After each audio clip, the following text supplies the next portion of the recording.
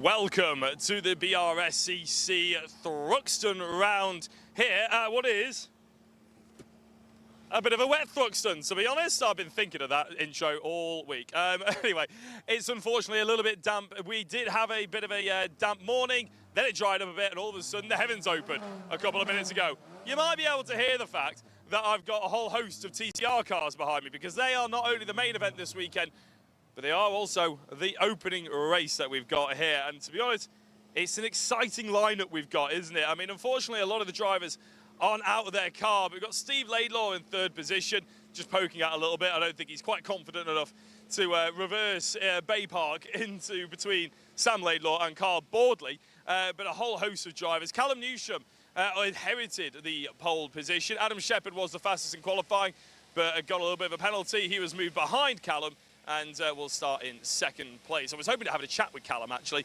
because he's chasing down a driver who's qualified in third, Carl Boardley. Carl Boardley leading the championship. It was by 16 points, but now after qualifying and the amendments made, it's now by 14, which is pretty much nothing. Carl was very happy to be sat in third place.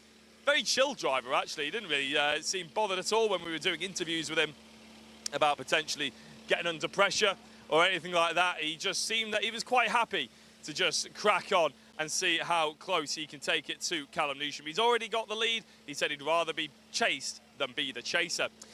Steve Laidlaw, Sam Laidlaw. Now, if you want to go and have a look at the TCR UK social media pages, then you'll see a bit of a joint interview that we've done with those two. And it was a very entertaining interview, actually, as a total. It looks like drivers are actually going out of the assembly area. So I think it's about that time we start thinking about the grid. We start thinking about what we got to go for at the Brscc here at Thruxton. But the TCR UK is coming up next.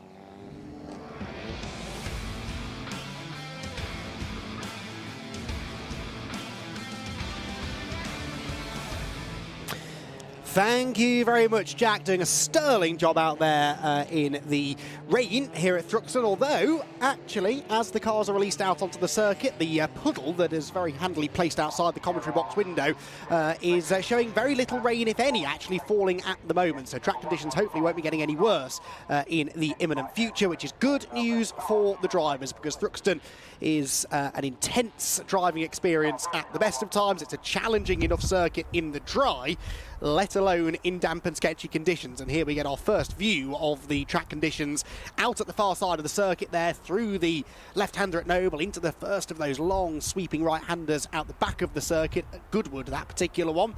And as you can see, there is a bit of a puddle on the inside line there, but generally the drainage here at Thruxton is pretty good, and it needs to be, because it's not the kind of place that you want to be hitting standing water and aquaplaning off the circuit. This then, the first of 3 races this weekend for TCR UK. Those of you who have been tuned in all season long will be familiar with the format now. Qualifying, a 1 race on the Saturday, 2 races on the Sunday.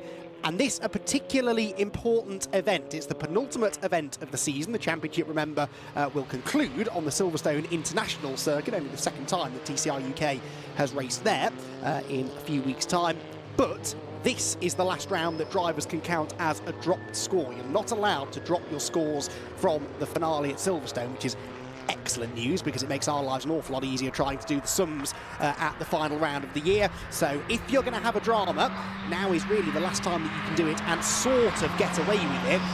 Lots of drivers, of course, have had the odd bad results so far this season. If you look at the drivers in championship contention, Carl Boardley is dropping 51 points, because he's had by far the most consistent season of any of the front-running drivers. In fact, any driver on the grid. 51 points he's dropping means that he's had lots of sort of top 5 finishes. In fact, has never yet finished outside of the top 5 in any race this year.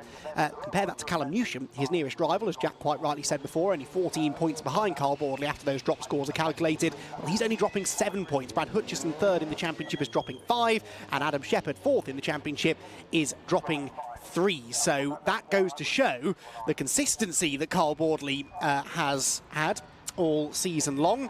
And, well, you'd think that might be hurting him, but actually he's outscored everyone so handsomely that even by dropping so many points, he finds himself 14 points clear, arriving here at Thruxton.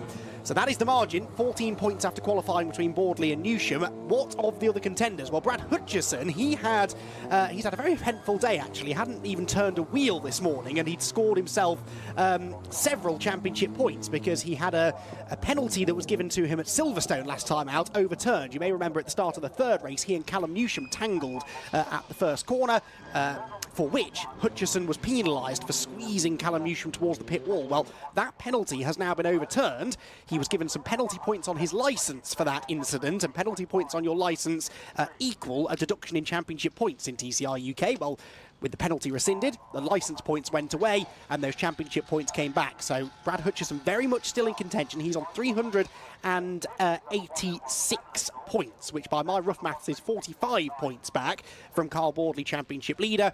And 20 points further behind him, realistically the last of the title contenders, is Adam Shepherd, who has made a very last-minute decision earlier on this week to come and race here at Thruxton, and hopefully we'll have him back out for the Silverstone Showdown as well at the end of the year, because you never know, he could still find himself fighting for a championship, and certainly deserves to be, really, given the pace that he has shown on course to a handful of victories, 4 race wins so far this year for Adam Shepherd. So the cars then lining up on the grid. They will have a moment or two here, the teams, to rotate the tyres, send them back on their way. Wet tyres, I would imagine, all round. It's a damp and greasy circuit, not fully wet out there, but certainly too wet for the slick tyres, you would imagine. And they'll have to maybe manage those tyres a little bit over the course of the race, the 20-minute race, because as the track dries out, the tyres will start to overheat. It's renowned for being an abrasive circuit, a bit of a tyre killer, Thruxton anyway, and the drivers will have to be mindful of that over the course of the race.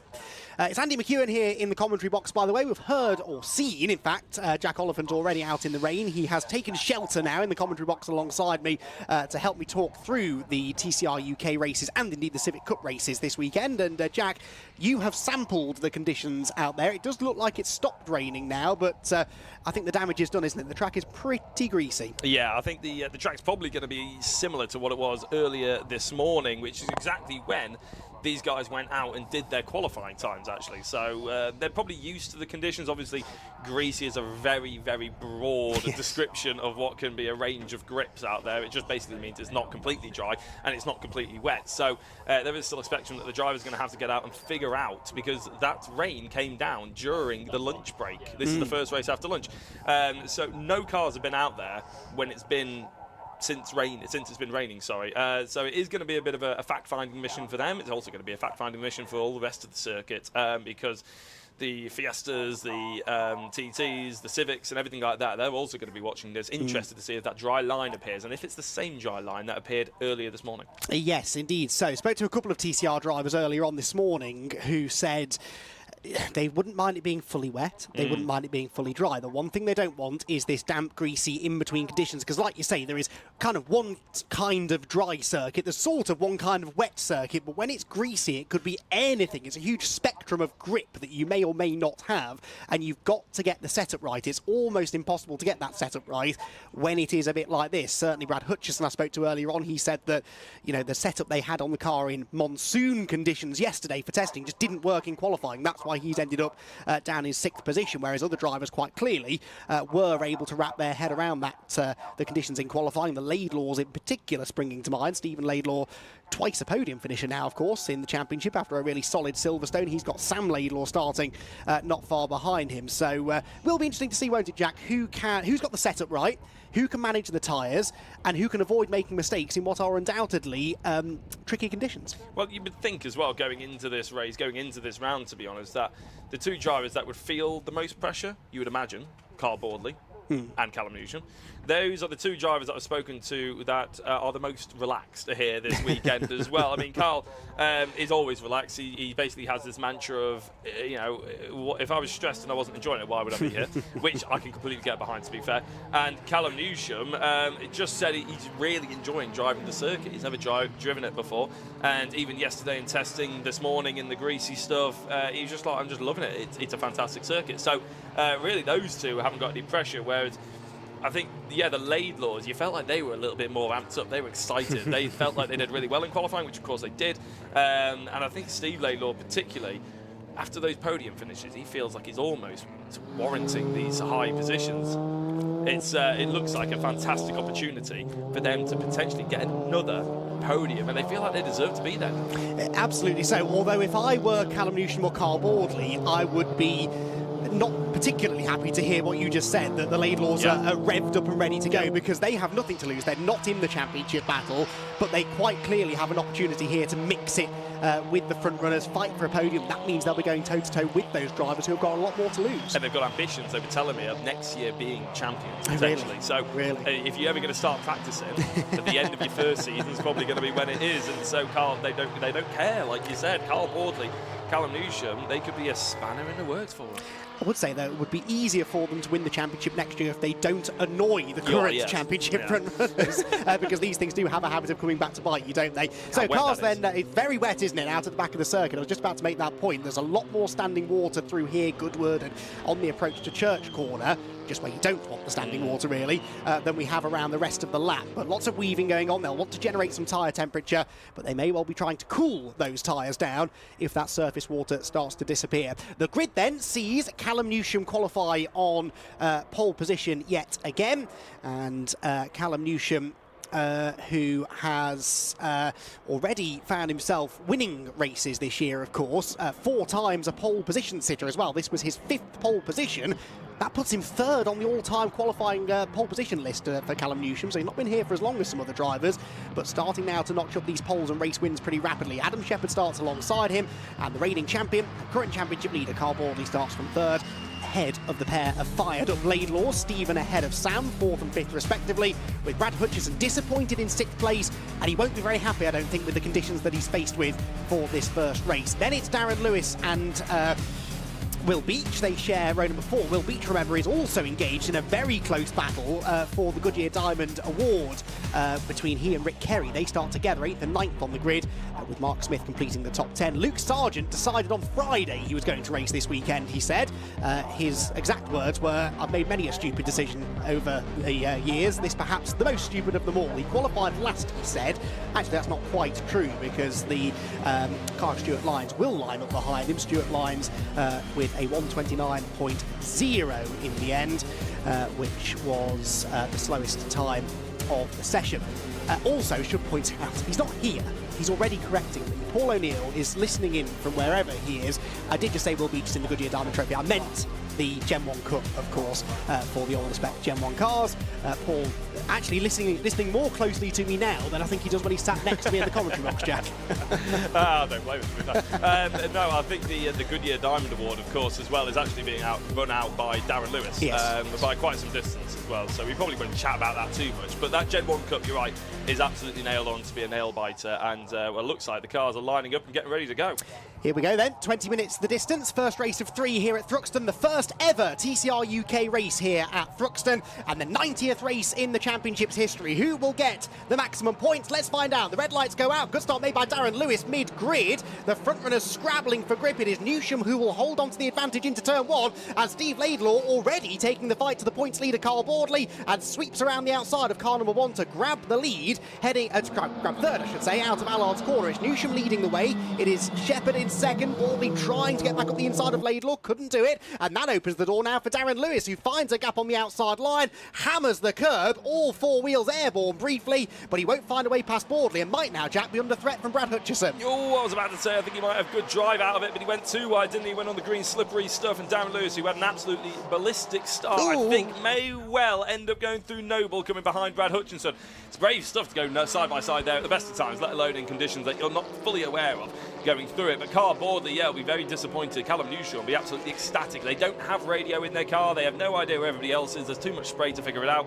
But if he could know Callum Newsham, he'd be breathing a big sigh of relief, because that's now 2 cars in between him and his championship competitor. Oh, deep breath through Church for the first time. A very wet circuit. You can see the spray out at the far end of the track. Visibility down in the field will not be great, but Callum Newsham does not have to worry about that. He's got a completely clear view of the chicane, because he arrives there as the race leader leader at the end of lap number 1 then. Shepherd in second position. Shepherd had a fuel pressure issue in qualifying. He apparently had the same issue at Silverstone last time out, and they're not convinced that they've got that issue fixed, or at least they weren't about an hour ago when I spoke to him. So hopefully that car keeps itself together. It's running in second place at the moment. Steve Laidlaw is third. Boardley down to fourth.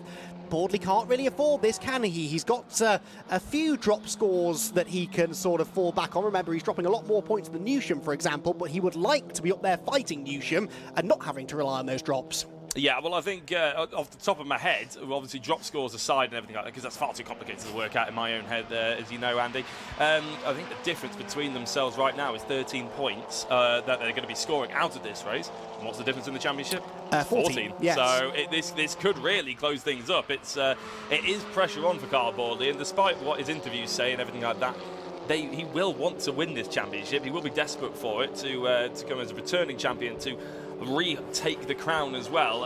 He won't want to see Callum Newsham walk away from this particular weekend going into Silverstone, and all of a sudden Carl is the one chasing him. I would say that I think if the checkered flag were to fly now, which it won't, thankfully, this would become a drop for Carl Boardley, but it wouldn't make a huge difference. Only a couple of points either way. Will Beach there very wide through Church Corner, but look, he is ahead of Rick Kerry, so that's crucial. Will Beach, who was out-qualified by Rick, getting ahead in the Gen 1 Cup. Callum Newsham's made a big mistake at the chicane, though. Outbreaks himself. Here comes Adam Shepherd with a run, and may well be able to challenge for the lead as they cross the line. They are almost side by side, but Newsham just about keeps the Hyundai in front. That mistake, though, is music to the ears of Adam Shepherd, who now really feels that he's got a chance to seize the lead. Yeah, Shepherd, I don't think has done a full race run without his car braking in testing, so that's not, I'm trying not to put the curse of the commentator, but that's the realistic perspective he was looking at. He's clambering all over the curbs, he's all over the back of Callum Newsham, and he could do a good job here if he gets out of the complex cleanly. Going into Noble and towards Church is going to be difficult, but yeah, you're right, Steve Laidlaw's got them right back up. Yeah, that little bit of side-by-side through the first couple of corners has allowed the third-place man to close in. So Hyundai Cupra, two championship contenders. You'd have to say Shepherd is still an outside bet for the championship, and then Steve Laidlaw with nothing to lose. They've dropped Laidlaw slightly through Noble into Goodwood Corner. This is where that Cupra is so stable at high speed, and I think a run is being generated here by Shepherd. I would not be surprised to see him attack into the chicane. Yeah, he just needs to get a clean exit through Church, doesn't he? Don't get any slides on, get the power on nice and smooth as well. They're so wide. Callum Newsham, I can't believe it. It's like heart-in-mouth moment as they almost touch that grass. But Shepherd trying to hunt down the Hyundai. It's not going to be this time round, is it? We know Callum Newsham's late on the brakes. We know Adam Shepherd are, but being late on the brakes is exactly what hurt Callum Newsham, just a lap ago. So he does need to be careful on that. This time, if anything, it's Shepherd who missed the apex ever so slightly. There, meanwhile, is Carl Boardley. He's creeping back into this as well. Not that far behind Steve Laidlaw now. So top four all in one shot as they cross the line. Brad Hutchison a little bit lonely in fifth. Then you've got Darren Lewis ahead of Sam Laidlaw. So Sam Laidlaw struggling a little bit compared to his qualifying form anyway, slipping down into seventh place. Then it's Beach ahead of Kerry, the top two Gen 1 Cup drivers, and they were separated by just under a second as well at the end of that previous lap. But all eyes quite rightly on this lead group because they're very close together, and it has championship implications, pretty major championship implications if Newsham were to lose the lead. Yeah, Sam Laidlaw, just by the way, is right on the back of Darren Lewis actually, so there is a little battle there, but it's not really for anything particularly massive in terms of championship, but it is particularly massive for Sam Laidlaw's confidence and obviously look to go into the future as well. Darren Lewis, who started on 7th place, was well up to 5th, I think, not quite getting into 4th. He was challenging for 4th against Carl Boardley, wasn't he? But he didn't quite make it around the outside of the complex. So Darren Lewis having a really good race regardless, but Callum Newsham is absolutely on it, isn't he? He's got this pin that he seems to find some consistency now, as well as Adam Shepherd's car seems to have broken down once more. I wonder if that's a return of the fuel pressure gremlins that have been plaguing him of late. You have to suspect it is, and those problems don't really seem to resolve themselves, so I reckon he may well have to dive for the pit lane. And that's probably now realistically championship over. Well, he doesn't bail for the pit lane just yet, hoping maybe that it was just a temporary blip, but he's slow across the line again, and Adam Shepherd now losing touch with the leading group. Well, that obviously takes the heat off Callum Newsham. It promotes now Stephen Laidlaw, though, into second place, and Stephen's had a reasonable bit of pace. Also worth pointing out that the fastest lap it was actually Adam Shepherd who set the fastest lap, wasn't it? I thought it was Brad Hutchison. There is Hutchison, if anything, slipping back into the clutches now of Darren Lewis and Sam Laidlaw. But Adam Shepherd, well, the car now seems okay, Jack, but what experience have you had of things like fuel pressure issues? Is it an intermittent thing, or is it something that tends to just lose your pace and take you out of the race? Well, to be honest, I never really had any problems with the fuel. I had a lot of problems, often self-caused. You said that, not me. Yeah, but to be fair, my team always set a car. Not to say that Adam Shepherd's team haven't done this, but it just seems to be struggling. Now. I mean, I think he said going into yesterday that they had a fuel pressure problem, so they put a high fuel pressure pump in or something, and then it was a low fuel pressure problem, and then they keep swapping and changing, and they just cannot seem to find the gremlin that's actually causing this so often. So Adam Shepherd, I think, will probably just for his own frustration and sanity, I reckon, just retire and come in and see if he can find out what's going on, because it's just going to get worse from out there. Yeah, I think so. If they come in and maybe make a bit of a temporary fix, they can send it back out, do a bit of testing, find out if it's worked. Whereas if he keeps on plodding around, then there's a good chance he'll end up breaking down completely and get stranded out on track. So I would not be surprised if he heads in this time. Bad news for Shepherd then, not only for his own championship hopes, but also it really now helps one of his big rivals, Carl Boardley. Boardley inheriting third position, with it 30 championship points, and this would no longer therefore become one of Carl's dropped scores either. So this is now genuine. So he's losing 10 points at the moment to Callum Newsham, who just set a personal best lap last time around, but that wasn't quite the fastest lap of the race, so no bonus point for Callum there. But actually, I'd say, Jack, that Carl staying in third place is no certainty, because at this point in the race, he looks a little bit quicker than Laidlaw. Yeah, I was going to say, and as soon as they start fighting each other, obviously, then you start to think about maybe they're going to slow each other up. I don't think they're going to get caught by Brad Hutchison, though, because Brad is well off the pace. We can't even see him in the shot there, to be honest. I think he's about 5 seconds behind these drivers, which is, from Brad's high standards, not really where he wants to be. I did interview him earlier on, actually. You might be able to find that on the TCR social media pages and stuff like that, and it was the most somber I've ever interviewed Brad. I mean, he still had a big smile on his face, you know what he's like, but he was definitely not one for wanting to talk too much about how qualifying went. I doubt he'll want to talk too much about the race. I mean, it's still a strong finish, 4th place, but he just doesn't look like he's got any kind of shape or pace to move forward from there. And he picked up some really nice momentum through Silverstone, hadn't he? Which you worry now he's... And Croft, indeed. Yeah, you're right. So the last couple of events, he really had scored well and had emerged, very much so, as a title contender. He still is, but really could have done without scoring Newsham and Boardley in this race. But these, as I said, pre-race, these were exactly the conditions that Brad Hutchison did not want to be dealing with, because the car just didn't seem to work in these conditions yesterday. Down towards the complex he goes, under real threat now from Darren Lewis and Sam Laidlaw. Steve Laidlaw under a bit less pressure maybe now from Carl Boardley than he was a lap ago, but the gaps really seem to be ebbing and flowing, don't they? Because I think drivers are making a couple of mistakes out there. The conditions, of course, changing by the lap, and those tyres, Jack, are going to get worse and worse and worse with every lap that they run. Yeah, and the rain is not coming down anymore either, so the track gets drier, the tyres get hotter, they're wet tyres obviously, so like we said, they're just going to get worse and worse. What is good for the rest of the paddock, though, is the fact that they're kicking up all this water behind them and then potentially pushing it onto the grass rather than onto the circuit. But from our perspective, it may well dilute the action a little bit, mightn't it? It depends on who can find the wet parts of the circuit. Carl Boardley's experience might well come into play there, because he has ran in these sort of conditions plenty of times before, whereas Steve Laidlaw is new to this championship and maybe new to sort of managing these tyres. So it's one of those things. I think we've got about 10 minutes to go. So we're only halfway through this race, and this is probably the battle that we really should be focusing on, because Darren Lewis versus Sam Laidlaw, of course, is really very, very tight indeed. And Brad Hutchison is probably just hoping and praying, to be honest, that these two keep falling over each other. Well, yes, on that lap, Hutchison was actually faster than Darren Lewis behind him by about half a second. So perhaps with the arrival of Sam Laidlaw on his tail, Darren Lewis is getting a bit distracted. That's just allowing Brad Hutchison to stretch his legs ever so slightly. They all take a very wide line there into the complex, the Campbell, Cobb and Seagrave complex of corners, scene of many a drama over the years. Good overtaking opportunity, but quite difficult to run side by side through there. And crucial, Jack, that you get the exit right, because in dry conditions at least, you don't really lift off the throttle between here and the end of the lap at the chicane. Well, that's it, exactly. So people are often so keen to try and get the move done before they even get to the second apex, because they want the third apex to have a nice clean exit, because you're pretty much flat all the way into the final couple of corners, that they end up sort of flying over the curbs or sort of trying to nudge themselves in where potentially noses don't belong. Luckily, we haven't had any of that so far. I mean, we did have Carl Baldley having a cheeky look up the inside of Darren Lewis, but he actually waited to do the move a little bit later on than that. So, yeah, we haven't had too many commotions, which, to be fair, in these conditions is actually quite admirable. It is, really, yes. Although you wonder whether maybe in the dry they might be a little bit punchier. It is the first race of the weekend as well, sometimes the quieter of the three. Remember, tomorrow morning, our second race of the weekend, we'll have a top 10 reverse grid. That's basically the whole grid, so that could definitely spice things up a little bit. Through the club chicane we go then. Hutchison through the second half of this lap, losing a little bit of time to Darren Lewis, and by the end of the lap the gap has come down, but only by a tenth or so. So Brad Hutchison still secure-ish in that fourth position, and really does need to try and keep hold of this fourth position at the very, very least. Bank some points and go into tomorrow still halfway at least in the championship fight.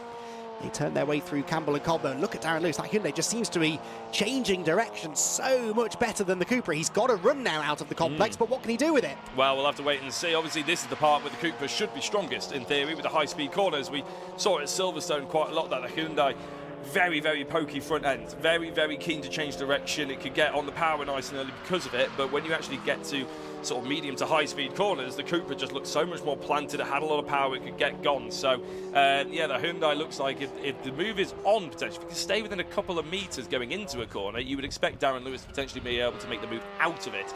It is just staying within those couple of tenths going into the final complex and then going into the first complex. And not getting too greedy as well. Yeah, look at the gap. Exactly, yeah, the gap goes back out again through Church Corner, and if you are a little bit too eager on the throttle, you lose traction, lose momentum, and lose your chance to attack into the next corner. Adam Shepherd surely now losing his chance of competing realistically for a championship. He's in the pit lane, the team there to receive him, but the bonnet's going up, and I don't think we're going to see a lot more of Adam Shepherd over the remaining 7 minutes. Well, we might see him out there on circuit just to see if there are any little fixes that they can do. They might as well go out there and try and circulate. Does it fix it? No. Come in, try something else. Because if you just take it back to the grid, take it back to the paddock, you can fix something. You don't know if it's going to be fixed by the time you get out there in the second race. So, yeah, it's crucial testing time for him, but that is now, unfortunately, all it is. I think so. Right then, Darren Lewis again likes using that curve, doesn't he, through the left-hand part of the complex, then peaks to the inside at Seagrave, but that's not really the quick line through the corner. It looks good on the way in, but on the exit, Hutchison will have an extra mile an hour or so, climbing up now towards the left-hander at Noble. Again, Darren Lewis hammering the curves. Yeah, he just clatters it, and it's a bumpy area of the circuit as it stands is Noble. I mean, I sort of understand he's trying to take the shortest route possible, but, and to be fair, he's a little bit closer than we saw a lap ago, so maybe he knows something that I don't, but I just think it looks a little bit unsettling as they go through there. But he is in with a really good shout here. If he can stay in that distance coming out of Church, that's the crucial thing. This is where the Cooper looks stronger than the Hyundai, but it looks like, yeah, there we go. Brad Hutchison's probably bailed out just enough of a gap to secure himself another lap in the position. Yep, stays ahead then by a good few lengths by the time they arrive at the chicane, and very late on the brakes, Darren Lewis. They really do take a wide line in. Look, the rain is coming back down again now, so that will help with tyre management, certainly cool the circuit down a little bit. Adam Shepherd closes the door, doesn't want to get wet. Genuinely doesn't want to get wet because that will lead to condensation inside the car. If he does go back out, that wouldn't be ideal.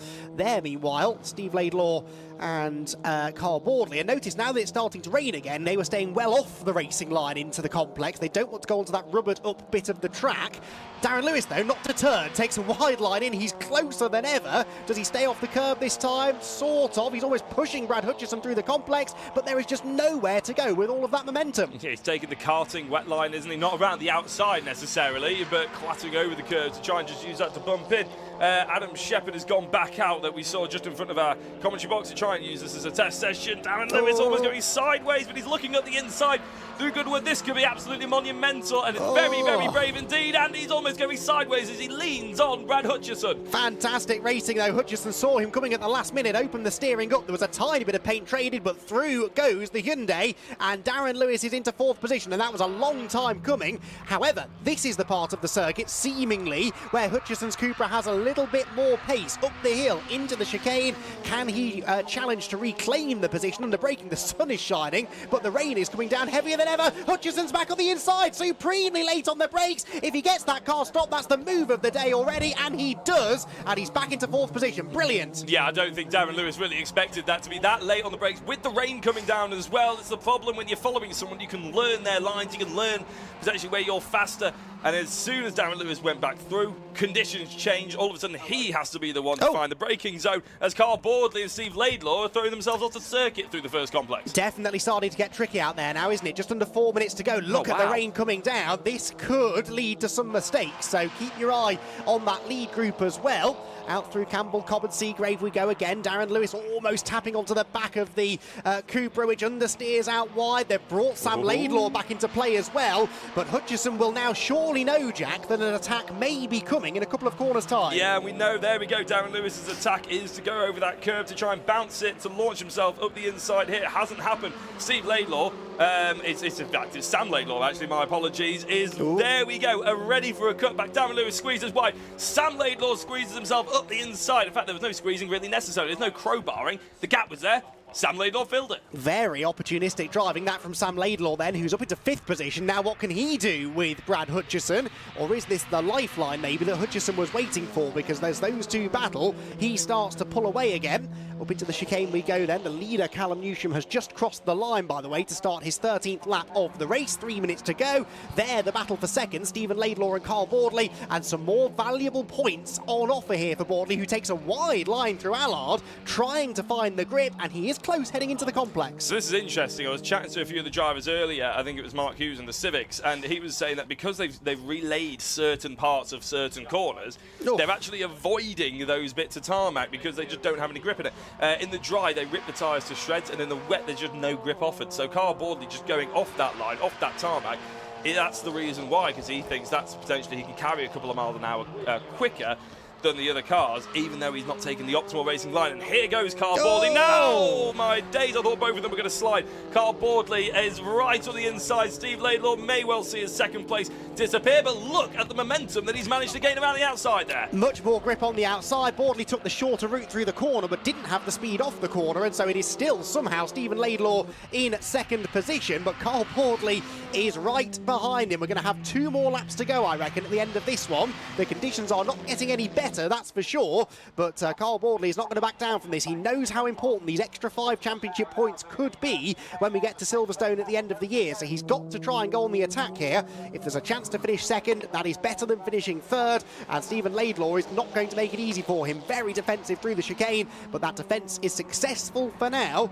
and he hangs on to second position as they cross the line and go on to the penultimate lap of the race. Again, Boardley takes the wide line through Allard, tries to carry the momentum up the hill, but he's going to have to regroup here and think of something else. Yeah, is he going to have a little lunge into the complex? No, Steve Laidlaw, good car positioning there, making sure that Boardley was forced to go around the outside. Laidlaw taking all the apexes. It looks like Boardley's trying to go for that wider line to carry some momentum, but as they go through the final apex there through the complex, Steve Laidlaw played that one to perfection. This is going to upset. Oh, hello, we'll talk about stat in a minute, Andy, because Brad Hutchison versus Darren Lewis is back on, which means Lewis has gotten past Sam Laidlaw once more. Yes, he has. He wants to get past Brad Hutchison, who quite clearly is the cork in the bottle here, but they just can't find a way past the Cupra.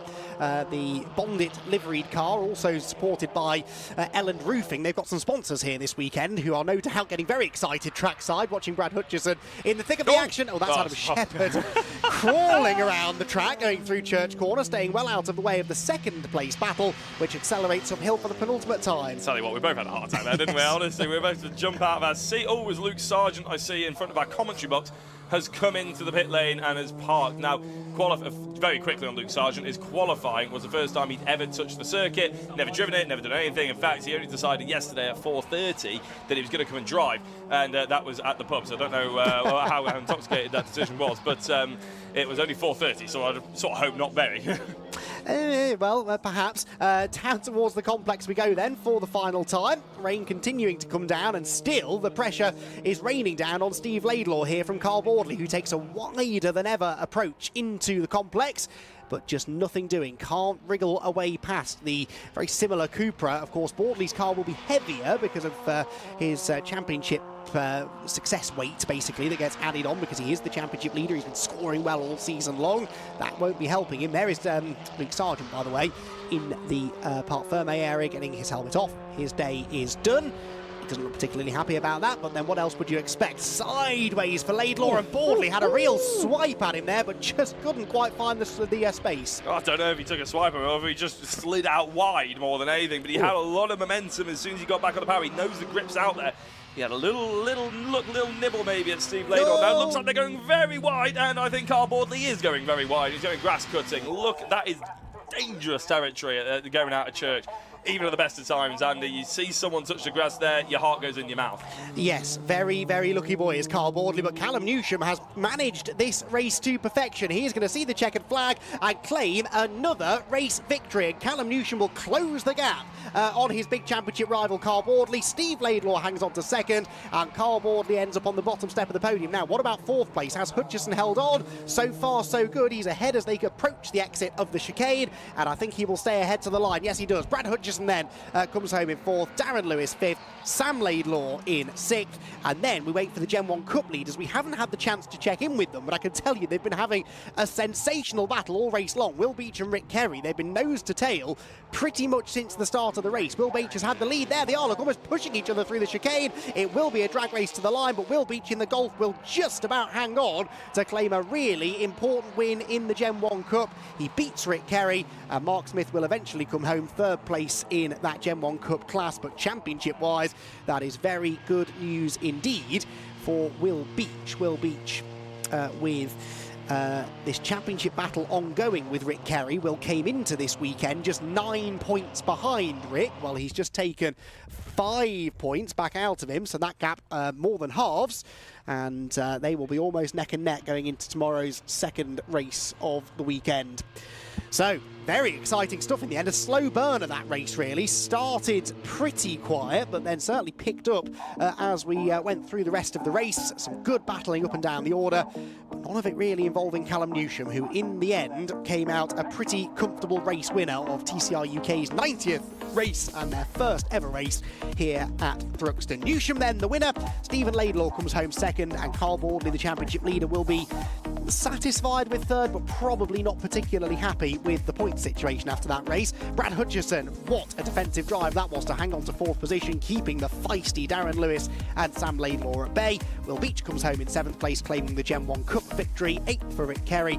He was second in the Gen 1 Cup, so only, what now, 4 points, I reckon, between the two of them in Gen 1 Cup Championship. Then it's Stuart Lyons in ninth, and Mark Smith in 10th position will be provisionally your pole sitter for race 2 tomorrow morning. Luke Sargent, as we said, retired to the pit lane, and Adam Shepherd, the luckless Adam Shepherd, another non-finish notched up, and that now really is, I think, the final nail in the coffin for his championship hopes. So, dramatic stuff in race number 1. As I said, more TCR UK racing to come later on in the weekend, and their second race will be tomorrow at 3 o'clock, actually, their second race, and then the third race at 5:20, so a very short turnaround time between races 2 and 3 tomorrow, and that second race will feature that reversed grid, as I said, so always the potential for some drama in that one. We believe it might be even wetter as well for the races tomorrow, so that will be an extra little challenge thrown the way of the drivers, but one that I'm sure they will be up to facing. And actually, I have to say, driving standards in that race, very, very impressive. We didn't really have any off-track excursions, major ones anyway, no contact, no drivers losing control, the odd little error. But generally speaking, they handled those conditions very, very well indeed, and none better, perhaps, than Callum Newsham, who picks up his 5th career win, does Callum Newsham. So one more, and he will be joint 4th on the all-time wins list alongside Jack Constable, Alex Lee, and Adam Shepherd, actually. So when you consider that, 4 of those victories have come this year, Callum Newsham really coming of age in 2024. Has always been quick, I think it's fair to say. The team have done a great job of prepping the car to make sure he's had far fewer of those mechanical issues that have plagued him in the past. Well, we can hear all about how his race went, because we can head down now to Parc Fermé to join Callum and Jack. It's a race win for a very happy Callum Newsham, posing for photos as he deserves to do. We'll wait to let him get his helmet off, get the Goodyear hat on, get all the branding, as we're seeing Carl Boardley in the background start to park up as well. He sees his championship rival take the top step of the podium. Will be a little bit painful for him, but He's a cool, calm character. I'm sure he won't mind too much. There's obviously the Diamond Goodyear Awards as well, and the Gen 1 Cup. I didn't know whether you actually got me in the footage there, but I was just trying to read that off my phone. We'll have a chat to all of those drivers. And Callum Newsham, a massive congratulations. I mean, the pressure from Adam Shepherd early on, and he withstood it all. That was pretty mega. Yeah, he was all over me at the start, wasn't he? I was making a few mistakes. But yeah, no, I'm happy with that. I drove pretty well. I was just managing the tyres, so I didn't want any blowouts or anything. So, but yeah, it was good. You got a big amount of fans as well, just stood behind the camera. A big wave from the Newsham Nutters. I mean, it's brilliant to have that kind of support going into the crux of a championship, isn't it? Oh yeah. These guys are mega. They come to every single one, and yeah, I couldn't do without them. But yeah, it's good result. We got to touch on the changing conditions. I mean, it was obviously started out very greasy. It then tipped it down. Now the sun's out. You just don't know what it's going to do next, do you? I thought it was drying up. It was drying up, and then it started raining. And I was like, oh, that's good. I thought did the tyres help with the when it started raining? It cooled it down. Yeah, it cooled it down. Yeah, there's a bit more grip, but yeah, it was good.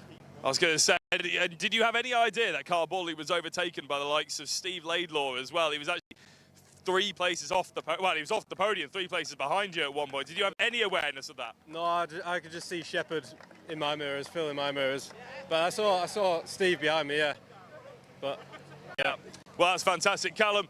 Well done on the race victory. We'll have a chat to you shortly, I'm sure, on the socials as well, on the podium. Right, I believe we've got to shoot to another race because the cars have just got out. It's some more, I think, historic racing.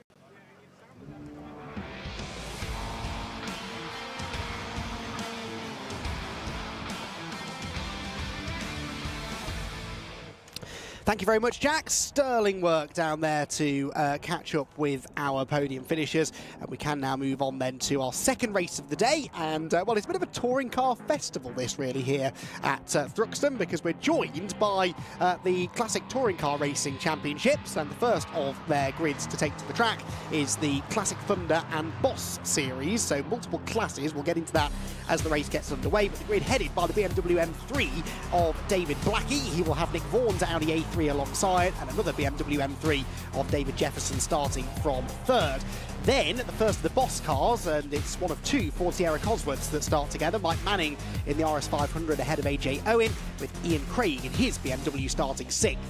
Piers Grange in the Ford Escort. We see Piers racing with modified Fords quite a lot alongside the Brscc. He starts 7th alongside Ross Craig in a Honda Civic Type R. Joey Binks and Ollie Allen together on the next row ahead of Josh Lawton and Martin Reynolds, row 6.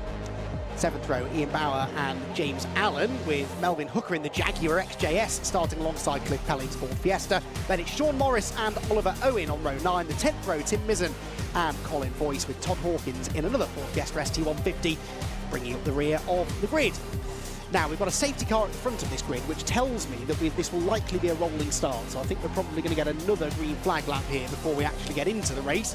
That is often the case with particularly powerful classic cars such as these. They prefer a rolling start over a standing start, which gives us more time to build up to the race and also gives me some time to introduce my co-commentator for this one. It's been a long time since I've shared a commentary box with Martin Haven, but Martin, thankfully, that long wait to work with you again is over. Great to have you here for what is set to be a great weekend.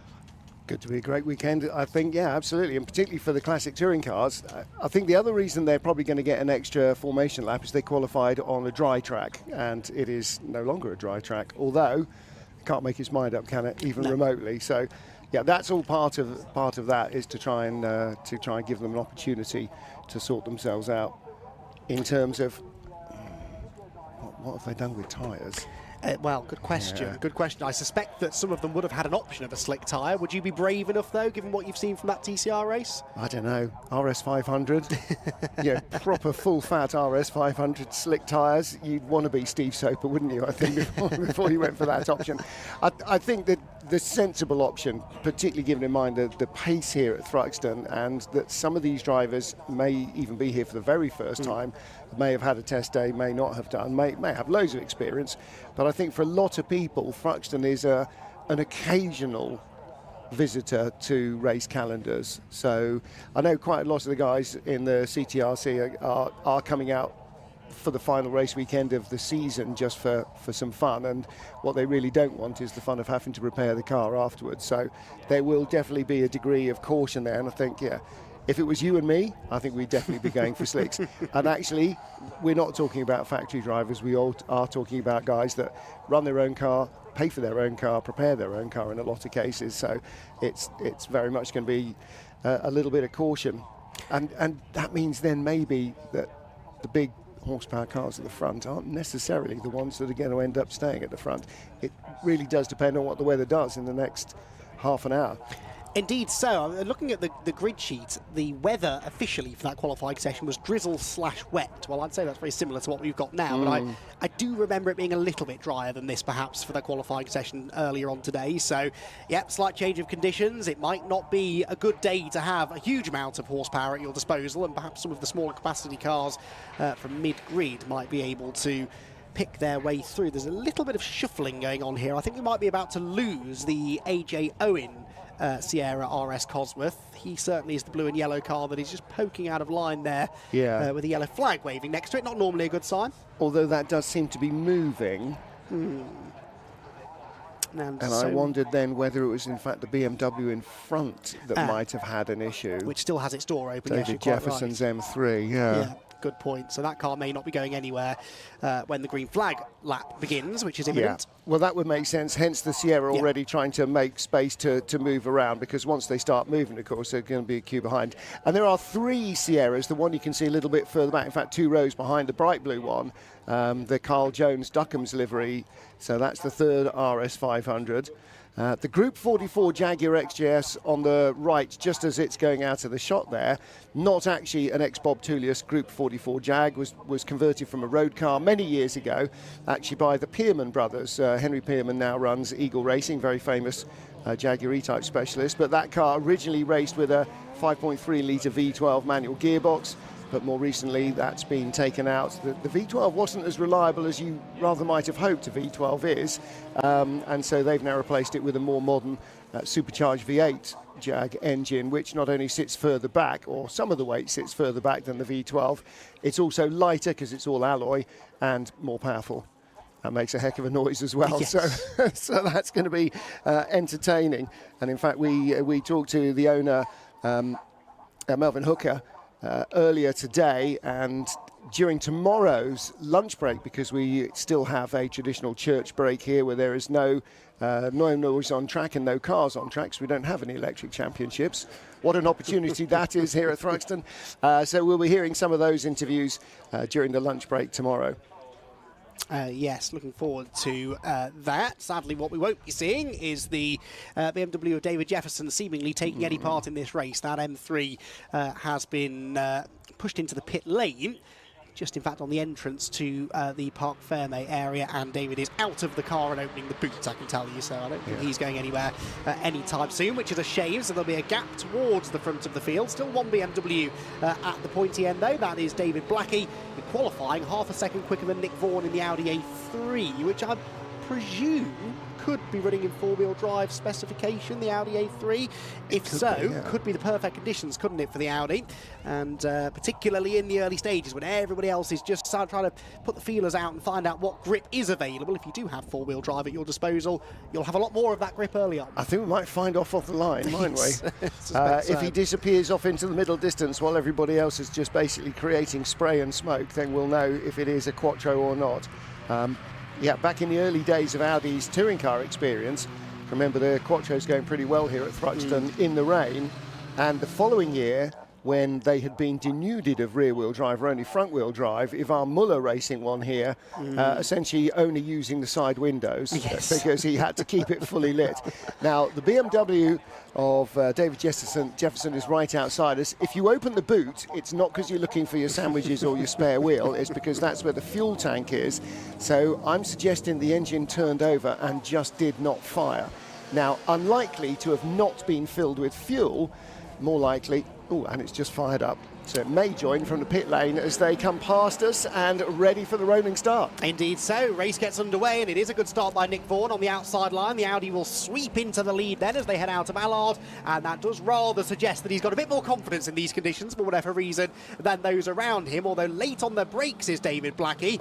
Closes back in on the Audi, which actually is a little bit wide, so we've got a good prospect of a scrap between the two of them. Then side by side between the two Sierras behind, Mike Manning and AJ Owen. That is Manning on the outside, the Tetsuka liveried machine, and a huge slide from AJ as he tried to get the power down and was not able to do so in a straight line. Now, part of this might just slightly be that there have been different choices on tyres. That might have been AJ being a little braver and hence spinning up the rears, or maybe just on a slightly tighter line because the Texaco car was on the outside and he wanted to avoid it, and as a result steering more as he applied the power. But yeah, there is definitely going to be some variation in how confident drivers feel. If this is your first time here and there was less spray in qualifying, then I would imagine you're going to be fairly tentative. Not tentative at all was Nick Vaughan there, very wide through Church Corner, a position lost by AJ Owen against, I think that was Piers Grange sweeping through, and there for second place, Mike Manning on the charge, sweeps up ahead of David Blackie. The BMW, which started on pole position, cannot live with the Sierra in a straight line. No, he's telling me this morning, Mike, that that's clocking well over 145 up Woodham Hill. And the problem is, of course, when you come up Woodham Hill, you're sitting so low in these cars, you're basically seeing clouds, hedge, trees. Oh, there's the chicane. He said, I haven't got it right once yet. Well, that looked pretty decent. He has moved up into second place. And again, it's just the grunt of that RS500. You know, the BMW might have a much more advanced chassis and suspension, but boy, it's going to struggle once the turbo gets chiming in on the RS500s. Oh, my word. And David Blackie really trying to take advantage of perhaps a little bit more agility through the complex for the BMW to try and get up alongside the Sierra, which has its indicator flashing. I don't think Mike Manning's got any intention of pulling out of the way. He's probably just had to do a bit of arm twirling in the early stages, has knocked the indicator on and has probably no knowledge that that is flashing. But anyway, he is closing in on the race leader, I would say. That gap was 1.1 seconds at the start of the lap. Appears to be a little bit less than that as they head towards Church Corner for the second time. Yeah, I think you're probably right. And Mike's got a lot of experience in that car. It is a genuine Eggenberger car, as raced in period by the guys like Pierre Dudonné and particularly Steve Soper. And so it's a proper factory car.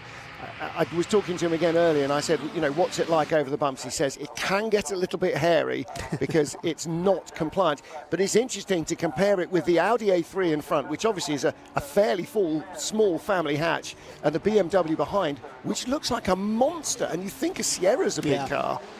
Yeah, absolutely, and goes to show, doesn't it? Cars do get bigger as over time. That certainly has happened, but that Sierra, what it lacks in size, perhaps, certainly makes up for in horsepower, and that horsepower showing there as Mike Manning closes in by about 4/10 that time, steals the fastest lap away, and 3/4 of a second was the gap. It's less than that again, though, Martin, as they arrive down at the complex. Well, the lead trio are starting to pull away, but you're right, Piers Grange in that Mark II Ford Escort, the white car with the blue highlights, closing in. He's taking AJ Owen with him, and Josh Lawton coming up behind AJ Owen as well, and Josh started in 11th place, so he's now up to 6th position, and just behind him the first of our Honda Civics, that's 169 Ross Craig in his that's one of the original Type R's, isn't it?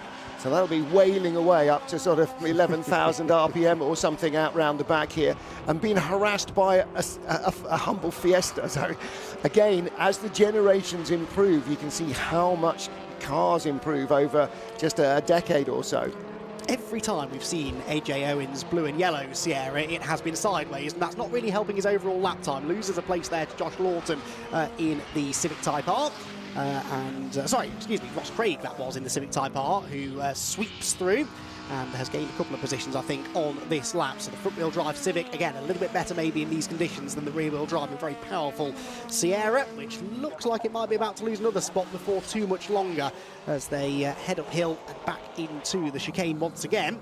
The Honda Civic now suddenly looks like one of the fastest cars on the track because it's almost on the tail of Piers Grange, who sits in 4th position. So this is a good battle in the offing here. Piers Grange is under threat, definitely. Josh Lawton looks to the inside line, couldn't quite get the move made at turn 1, but surely, Martin, it's a question of when, not if. Yeah, I don't think it's even when, is it? It's happening all the time. He's absolutely got the car underneath him. And yeah, it doesn't look exactly like a standard showroom Civic. That's one of the more modified cars. If you can identify a Civic part on it, I think you're doing a lot better than the rest of us, apart from the doors.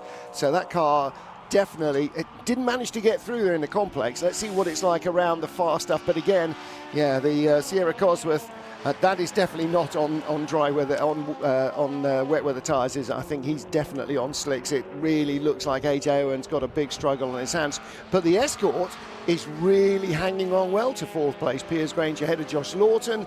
And here AJ Owen with Ian Craig show his nose on the inside. He's got the traction because two rear-wheel drive cars, so they both got the same issue. But they've both got the same advantage, is that the front wheels are only trying to do one thing, and that's get you round the corner. Yes, that being said, though, it's the front-wheel drive Civic that has just gained a position at the expense of Piers Grange into fourth place, so much better traction through Goodwood, made the move stick into Church Corner. Behind them, AJ Owen, for now, does keep Ian Craig at bay. Ross Craig is next in his Civic Type R. One of the EP3 shaped cars, and AJ Owen's got it all crossed up into the chicane. Did well to keep control of the car, not for the first time actually, but that thing is skating around like it's on casters. I'm beginning to agree with you. I think maybe he's gone for not the best tyre choice. That car has got no grip at all. How he's keeping it on the track, I don't know. Well, ASM Vehicle Recycling hopefully won't be doing anything to provide bits for him, but it is lively, isn't it? But he was barely in front of them as they came out around the far right-handers, the bottom of the hill, and then by the time they got to the chicane, he'd opened up, you know, another half dozen car legs. The Sierra might be a bit of a handful, but oh boy, does it pick up its skirts and go. When it's going in a straight line, and that's what it was designed to try and do as much as possible, it's absolutely fine. And again, AJ Owen creeps away from Ian Craig and Ross Craig. So Ian Craig in the grey and white checkered livery, and Ross Craig in the blue and white checkered livery, and slipping inside him, Ollie Allen, trying to show his nose with that Type R Civic. But you've got to be really brave to be on the inside, and the problem with being on the inside is you actually put the guys on the outside at jeopardy. So the quicker car's now going by AJ Owen. He's lost 2 spots, but here comes the hill. So here comes the single trump card of the RS500 Sierra Cosworth. He picks back 1 place, and he'll be right on the heels of the car in front. In fact, he might even be looking to go around the outside at the top of the hill. There was a slow Fiesta in that group, possibly a lapped car staying out of the way. Flames spitting from AJ Owen's car as it is off the throttle into the chicane.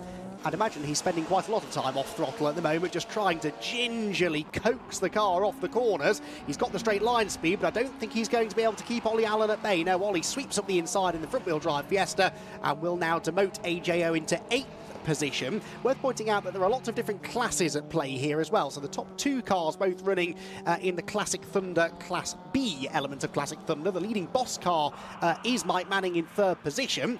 And then the next of the class leaders is Ross Craig in his Honda Civic Type R, leading in Classic Thunder Class D. That car there, number 169, 9th position overall, but leading in its class. There are plenty of other class leaders further back as well, the likes of Allen in the 224 Civic, the number 91 BMW of Oliver Owen leads in Classic Thunder Class C, and lots of those classes with just 1 or 2 entrants. But it doesn't really matter at this stage of the race, does it, Martin? If you find yourself a playmate out there on track, the idea that they might not be in the same class as you doesn't seem all that relevant. No, it really doesn't, does it? Because again, the class is not related to the grip or the amount of cornering ability you've got. It's predominantly power and weight and age related. So yeah, you can see Mike Manning there just slip back again into 3rd place. David Blackie has got by him, so that was the change for 2nd place. The Puce BMW going by the Texaco Sierra. And again, I think an awful lot of these cars, tyres in period would have been confidential tyres, so they would have been made by Pirelli specifically for that Ford Cosworth rather than for any Group A or even any Group A Ford. So other teams running Fords will have used their own tyre supplier. And if you don't have exactly the car that the car suspension was designed for, then you end up with something that's not quite what Steve Soper had. And then, of course, you factor in that the driver isn't Steve Soper either. So it becomes increasingly difficult to keep the pace up in these pretty greasy conditions. I saw that all these cars had their wipers back on. Looking outside at my telltale puddle, it's not raining in the pit lane, but that obviously as at Spa, Silverstone and everywhere else, doesn't necessarily mean it's not racing out in the quick stuff. No, and even if it's not raining, there is still the spray to contend with, and as you now come up against lapped cars, they will be kicking up some spray onto your windshield, so there's always something to be mindful of out there.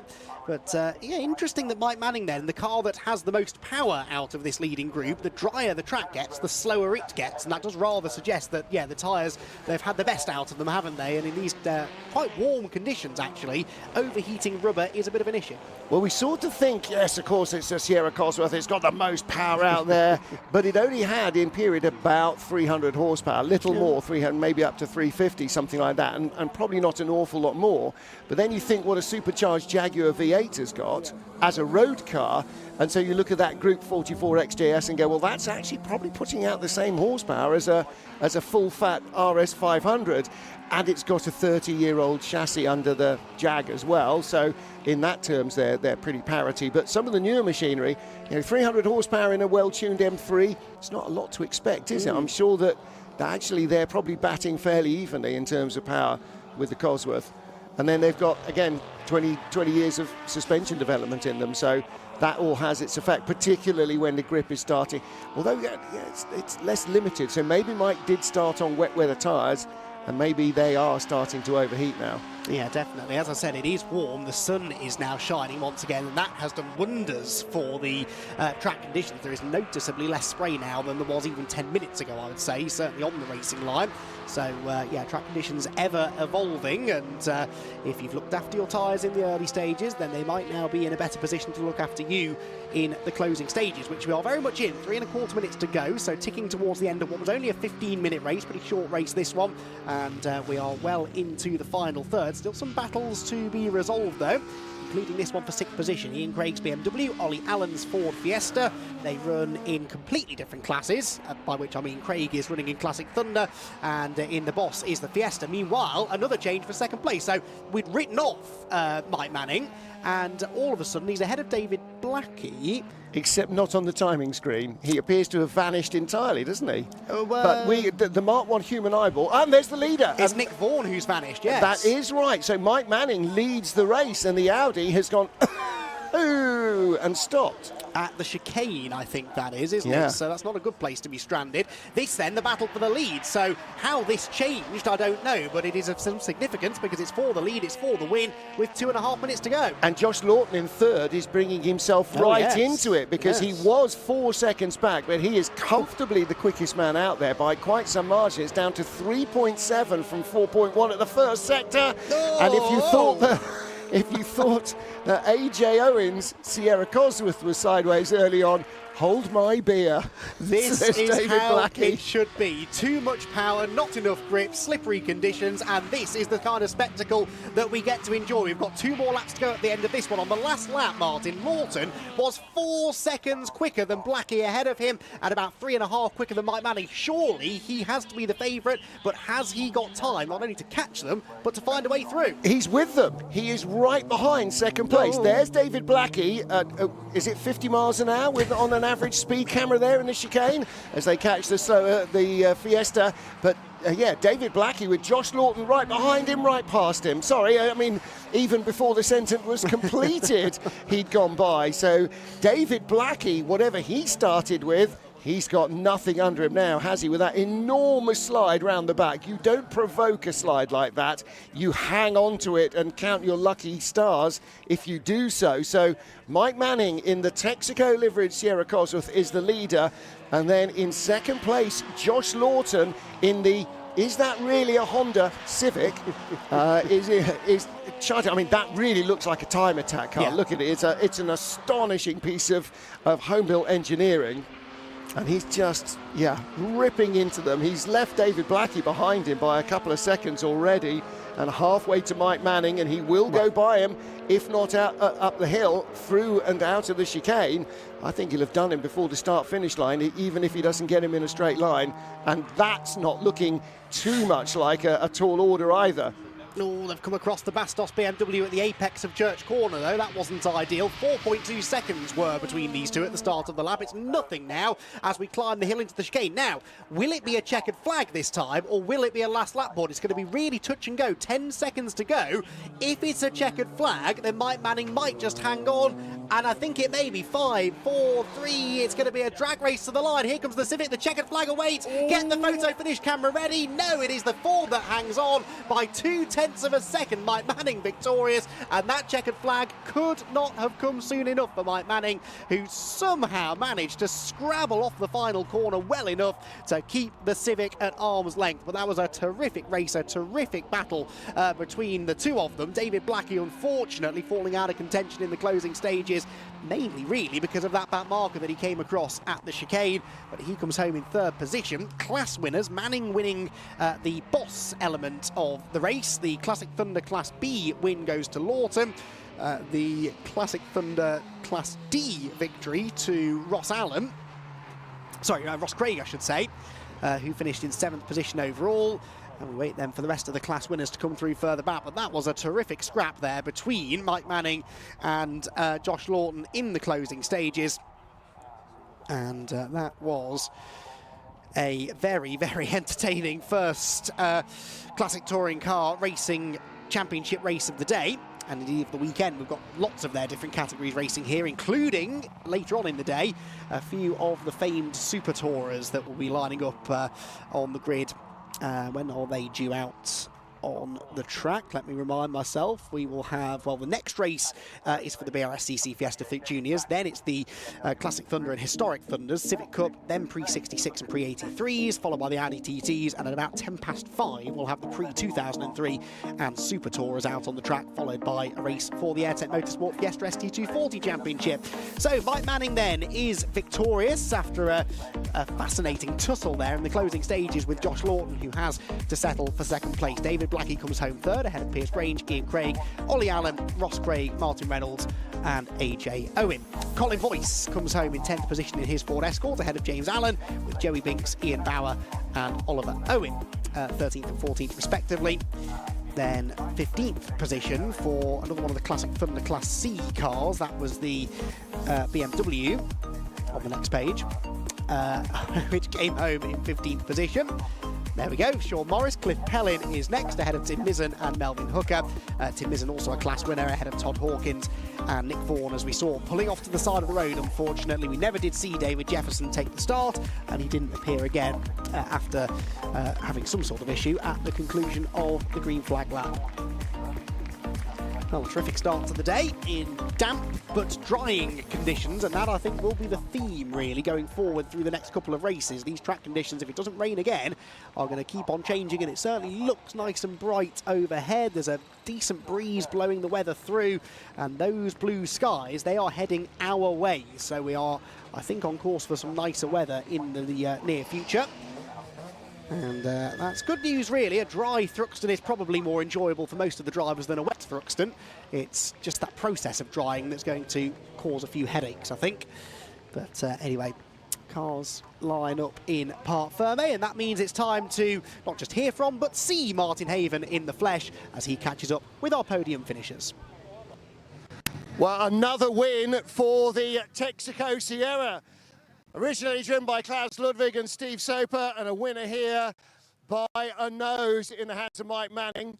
So while he gets his helmet off, second place we've got the Civic of Josh Lawton, and in third place the BMW of David Blackie. So who's going to get out first and talk to us all? Let's talk to Josh. Actually, Josh, if you get your helmet off, come and have a chat with you. That was good. That was absolutely astonishing. Well, you might be unsurprised to learn that you got the fastest lap of the race, and the second fastest lap of the race, and the third fastest lap of the race. And if he qualified 10th, that was close. Another lap, you'd have had him. Yeah, exactly. We just got the yellow flag. I was just gaining and gaining.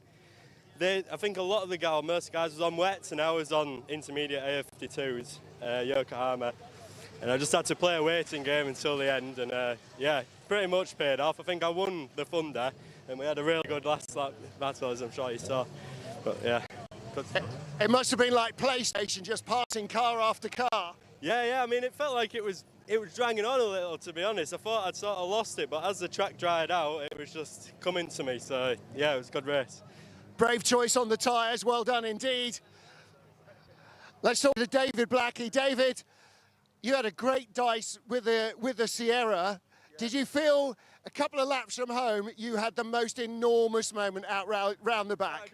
Yeah, it was. It was one of them. I left off, or I keep my foot in it, and I just kept my foot in it. Luckily, the car just kept going around that corner, lovely. But no, it was perfect. It worked well, luckily. So what did you start on wets? Yeah, I was on wets. Yeah, pole, but it's getting too dry for the wets now. It's just last 5 laps we're really struggling. Yeah, that was our guess. That big moment, that was the wet saying, no, you've had your time. All right, congratulations, top 3. And let's go and see if we can catch our race winner. So, moment for Mike Manning.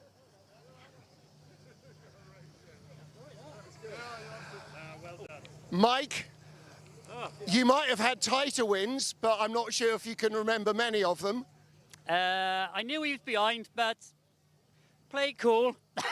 I could beat him on the straights and pull away, and then the last little bit, I see the yellow flag out. I thought it's in the bag. So yeah. Just in time. What did you start on tyre-wise? Wets, and they were going off a bit to the end, same as everyone else's was, but hey, it was good. It was the sensible choice. I think it was probably the only choice, wasn't it, given the light switch power delivery of this thing? Yeah, 100% in the wets. Yeah, it wasn't maximum power, but hey, it worked, so it was all good. All good. Good day. See, that's the advantage. You can turn the power down when you don't need it all. Brilliant stuff. Congratulations. There you go, race winner Mike Manning. What a handful this thing would have been on full chat, but he had the option just to bail out on the power, and the wet weather tyres were absolutely the way to go.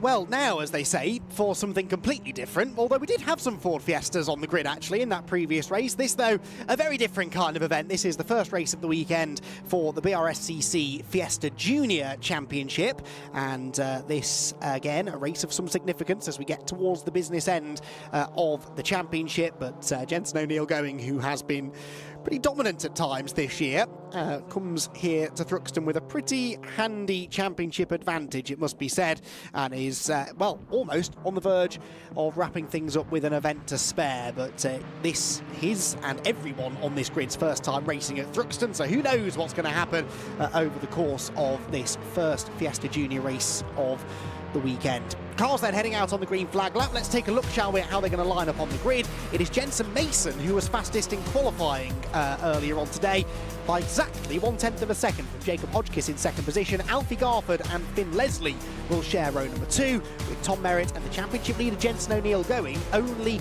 6th on the grid. He was one of several drivers who were saying that their qualifying plans were scuppered, rather, by some yellow flags in qualifying earlier on today. Henry Foote and Jack Sant share the 4th row of the grid, row 5 for Archie Davis and Ben Doughty, with Billy Blockley and Jack Burgess on row 6. 7th row, George Foxlow and Callie Clifford. The 7th row, Daniela Sutton, who's managed to stay on her wheels this time, unlike at Silverstone last time out. She has Hayden Gray for company on row 8, Harry Lindley and Aaron Beattie row 9, with Maggie Webster and Bobby Holmes completing the 20-car grid. Now, I mentioned Daniela Sutton there, the Brscc Fiesta Junior Scholarship winner last year. Daniela joined me in the commentary box, actually, at Silverstone last time out after rolling her car in qualifying. She wasn't able to take part in the races, and she came and joined me in the commentary box. Her dad, I believe, not here this weekend, watching from home, recovering from a pretty serious operation, I believe. So we wish him the very best on his recovery, and I'm sure he's cheering Daniela on. Yeah, I don't doubt it. I was chatting to Daniela and her stepmum this morning. So stepmum is now team manager. Her previous best result in the championship is 5th, I believe. So I was suggesting that if she goes any better than that, then obviously he's not going to be allowed to come back anymore. Yeah, but Dad, when you're not there, I'm even better than when you are. So we wish him all the very best and a speedy recovery. And again, the junior scholarship is up for grabs again this season or this October for the 2025 season. So again, if you're watching tomorrow during the break, we'll be hearing from Daniela and a whole host of the other Fiesta was collared by Fiesta Junior drivers going, interview us. I mean, that's how enthusiastic these young drivers are. So we'll be hearing from some of them during the lunch break tomorrow as well. And yeah, Daniela definitely espousing the opportunity that the scholarship has provided. And again, it is open. The competition will be held again in October for the drive and the other prizes that are for not just the winner of the competition for 2025. She said, even if you don't win, it is a fantastic experience because you get to go out and drive the race cars and meet a whole bunch of other young hopeful drivers, young aspirants. She said, you know, just that experience itself was worth its weight in gold. So if you have any interest in getting into junior levels of relatively low-cost motorsport, then look for the details online on the Brscc website, because that is well worth your time. And somebody is going to win it. And you know, you're not necessarily going up against Max Verstappen and Lewis Hamilton. So there are lots of drivers with fairly wide-ranging experience and lack of experience as well. Some have done very little indeed. So yeah, go and have a look on the website for the scholarship details. Yeah, absolutely, and it's great to see much increased interest in the scholarship, as there has been in the championship in general over the last few years. It really has gone from strength to strength, and a 20-car grid here at Thruxton, one of the smallest grids we've had all year, as you might expect, really, as we get towards this end of the season, but still, there was a day where the Fiesta Junior Championship will be grateful to get to double figures on their grid. So really huge congratulations to the whole team at the Brscc. Because they have turned this now into genuinely one of the most popular junior racing championships in the country. And we are hopefully about to see why, because not only is it affordable, not only is it accessible, but it does rather tend to provide some really exciting racing. Now, Martin, have you just spotted a gap on the grid? Yes, I don't think there is an Archie Davis where there ought to be one. That gap ahead of the sort of puce nose of Billy Blockley should have car number 87 in it, and doesn't. Because car 87 was in the fence in qualifying, I do now remember. That's right, he was. So he's on the grid sheet, but he wasn't here. And who's starting 20th? Bobby Holmes.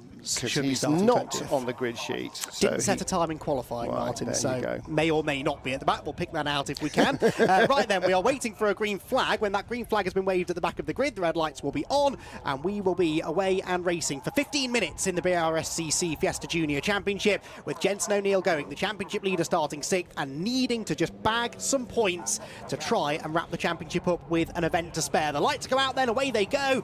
Pretty even start by the looks of it from the front row starters, and on the inside line you reckon it would be Jensen Mason who would hold the advantage into Allard. Pin Leslie there trying to come across and close the door on Thomas Merritt, which he wasn't able to do, so Thomas in the blue number 12 car sweeping through on the inside line, but so far so good for Jensen Mason. He's got the lead heading for the complex. Yeah, ahead of Alfie Garford, who came through from 3rd on the grid. That inside line maybe a little drier than the outside line, so the blue car that starts on the outside, Hodgkiss, has not made it through into 2nd. He's made it through into 3rd place, and the championship leader, Jensen O'Neill, going up to 4th position, 272, the grey car with the puce stripes, side by side for 7th-ish. And that is 138 Henry Foote, and Jack Sant alongside him and trying to get in on the action. Right behind is Ben Doughty.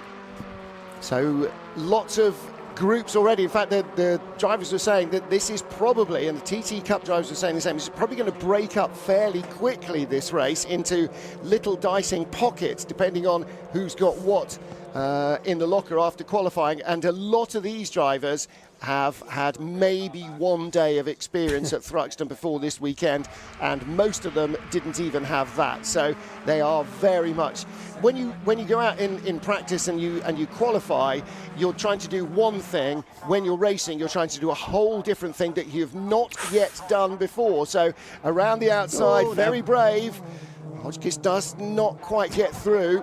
Well, he didn't get through the chicane, I'm afraid, No. Martin. He went straight across the runoff area and rejoined in second place. Now, I reckon that might be frowned upon if he keeps the place. He is, I think, lifting to wave back through Alfie Garford, so realised that he gained the place by going off the circuit. Heads up driving that from Jacob Hodgkiss. We've seen that from Jacob before. Slots back into third, but of course that bunches that group together and allows Jensen O'Neill going and Finn Leslie to join in the fun. They all arrive at the complex together. Very defensive line taken by Hodgkiss. He does keep O'Neill going back. And Jensen here really in a difficult position, Martin. He's trying to defend this championship lead. He doesn't need any heroics today.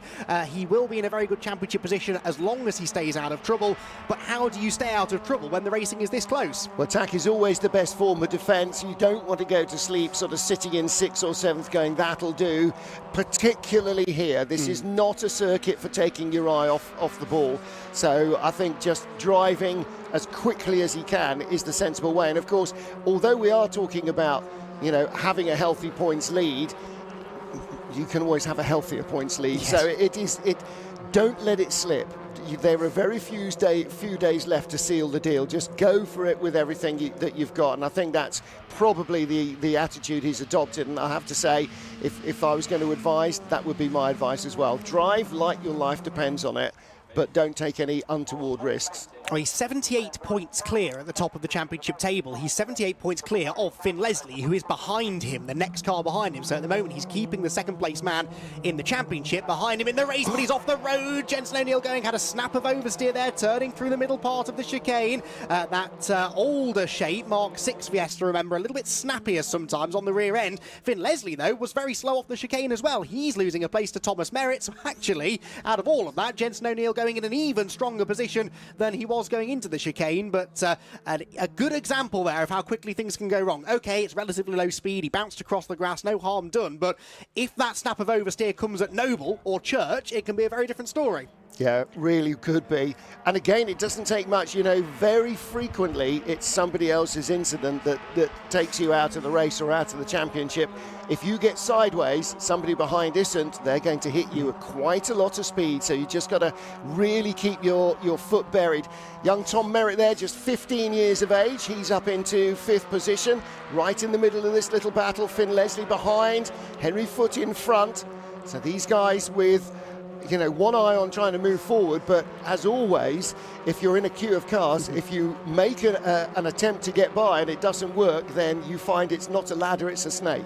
Especially in these cars at this track, because they are not the most powerful of cars. They are limited, actually, in horsepower, being a junior category. And this is a high-speed circuit, but a momentum circuit. So if you do go for a move that doesn't work, the momentum you lose can cost you 2 or 3 positions between there and the next time that you hit the brakes, which might be in 2 or 3 corners' time. It wasn't a great run through Church there for Finn Leslie. He's under threat again now from Thomas Merritt into the chicane. He does manage to sail back through on the inside line, but this is a track now, Martin, that really isn't showing me a huge amount of spray or standing water. If anything, a hint of a dry line now starting to appear, and a lot of the junior drivers have told me they are a little bit concerned about tyre wear, and the drier the track gets, the more of an issue that could become. Yeah, I think it really is quite dry. Now, the advantage is, of course, that track temperature is pretty low, but when you're cornering at the speed that you're cornering here, the surface temperature is less of an issue. You're hopping the curbs, just keeping his nose in front, just getting his nose in front is Jacob Hodgkiss, squeezes in front of Alfie Garford, and this is just a 1.5 seconds before, or in front of the, ahead of them rather, is the race leader. There's some words in there, make your own sentence up, cut and paste. Jensen Mason, there he is in the dark green car, or very dark green car, ahead of this little battle, and Jacob Hodgkiss finally gets himself back to where he actually qualified in 2nd place. Now obviously in his head, right, done that, now I've got however long remains in the race. I'm sure he's sort of not quite aware, but has a vague idea, just got to catch the leader and catch and catch and catch. So he's got inside 10 minutes, so 2/3 of race distance still to go.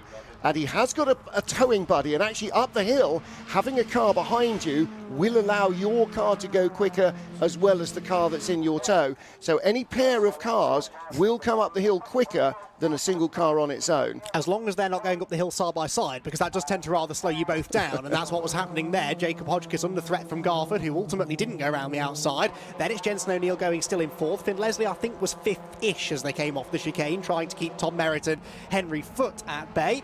And yes, he is. The red car comes through next in line, 5th place. Now, despite that battle for second place, Jacob Hodgkiss 1.3 seconds back. At the beginning of the previous lap, Alfie Garford was in second. He was 1.45 seconds back. So the gap is coming down fractionally. And again, with 8 minutes remaining, you know, another 4-5 laps, they have to sit down. If you're in third place there, or at the tail of a little group like this, you have to go, okay, I'm just going to bide my time. All you need to be is in contention coming up the hill the last time, and then you can make your move out of the tow. Yeah, that definitely, I expect, will be the case in a category where, again, drivers were telling me the slipstream is worth 7 or 8 tenths of a second a lap. Now, 7 or 8 tenths of a second is not a lot of time, but on a lap around here, in a class as evenly matched as this, that can make a huge difference, particularly if you time it right on the final lap. And 7 or 8 tenths, of course, at the line could be the difference between first and third, the way we're going, so, or 5th, 6th and 7th and 8th. So, yeah, all of that works. The real problem is, of course, you're talking about a lot of young racers, some who have got relatively limited experience, and all they want to do is get ahead of the machine in front. But this queue of 4, this could really work well. And the championship leader, Jensen O'Neill being passed around the outside. Are we going to see that move completed by Finn Leslie? Not quite, and Finn has to straight line the chicane, and so does Jensen Lewis didn't quite get through. Now, did he make it through the tyre stacks? Finn Leslie did hold the shot. There is the championship leader. So he made it through in one piece and actually only lost 1 spot, at least so far. Henry Foote up to 6th position, and Tom Merritt in the blue car back down to 7th place. He's got sort of shuffled down that queue. He had worked his way to the tail, to the nose of it. Now he's down to the tail of it. But that was the sort of moment that Jason O'Neill does not need to be having, where somebody else is just tagging him under braking. There's been a couple of moments that he could have done without in this race already, really. He's been done well to survive them. Finn Leslie sets a fastest lap that he won't be allowed to keep because he didn't really do the club chicane in the manner that he was supposed to, so lap time, I'm sure, will be disallowed as a result. But that was contact there between the top 2 in the championship, remember. Finn Leslie has now got himself ahead of Jensen O'Neill It will only be worth a couple of championship points over his rival, but as they say, every little helps, and Jensen does rather look like he might continue to slip backwards here, just not really at home in these conditions, seemingly. So we'll monitor that situation as we move into the final third of the race, which we'll be doing very shortly. This, by the way, the lead group, 1.1 seconds was the gap. Jensen Mason back to Jacob Hodgkiss at the start of the lap. A little bit less than that, I'd say now. Well, don't forget that at the start of the previous lap, it was 1.38. Yes. So that's come down by very nearly 3 seconds, and they are literally right on him. And again, as you said, with these cars limited to the same horsepower, and again, it's the championship contenders who are going left, right, and centre. Did Jensen come through? Yeah. Yes, he did. He's just under the timing pylon. So he made it through, and now here comes Tom Merritt. So he's going by on the inside of Henry Foote. Neatly done. If you've all got 75 horsepower, for argument's sake, then a slipstream gives you 85 horsepower, and so those 2 cars in second and third are definitely going much quicker. And again, Tom Merritt on the outside as Henry Foote comes back, doesn't make it through. Campbell, Cobb, Seagrave, and then heading out into the country through Noble. All, of course, named after land speed record greats of the previous past.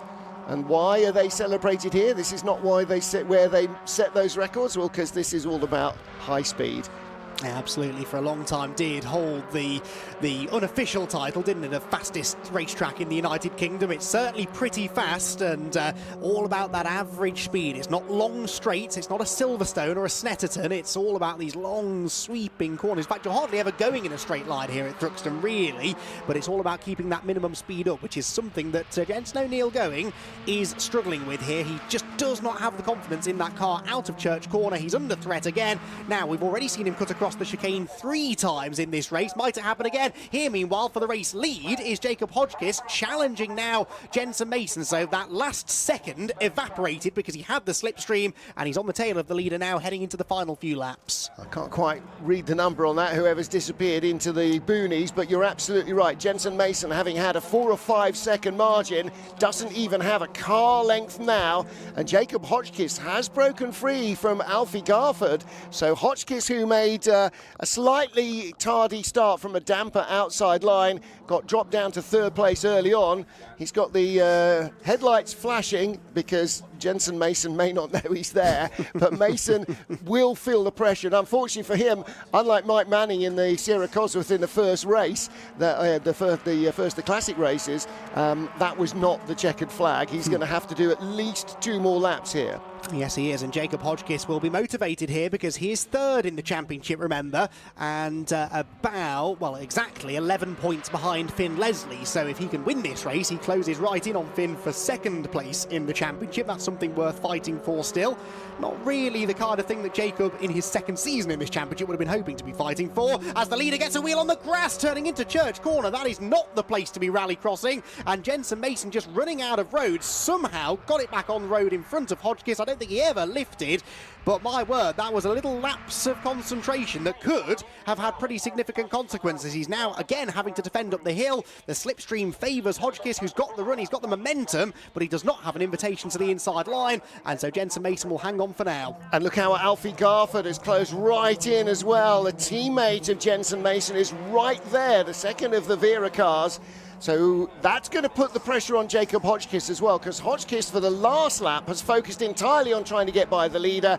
Now he's got to have a weather eye on his mirrors as well, and Alfie Garford can really help his teammate here. Finn Leslie does take the fastest lap away from Tom Merritt, who's now back up to 5th and had just set it on the previous lap. But it's whether the green and black cars can stay ahead of the blue one, and Jacob Hodgkiss is going to have to go over, under, left, right, up and down, and still find the door closed. This is going to be a real test for Jensen Mason, because it doesn't look like maybe the pre-race tyre pressures were quite right for the conditions. Maybe his tyre temperature is now getting a little bit too hot.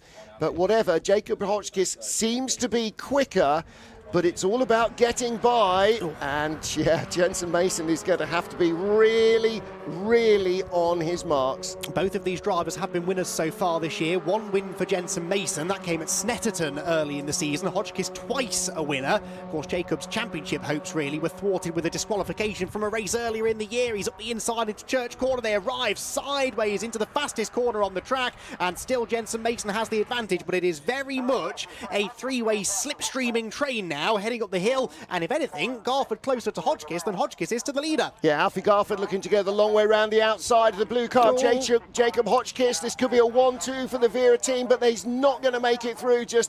As soon as you get out wide there, the track just starts to level out and drop away, and it's like adverse camber when you're trying to brake and turn at the same time. So he drops back a fraction, but if Jacob Hodgkiss needed a wake-up call to the potential danger behind, that was it. And just in that little defence, he's dropped back a fraction.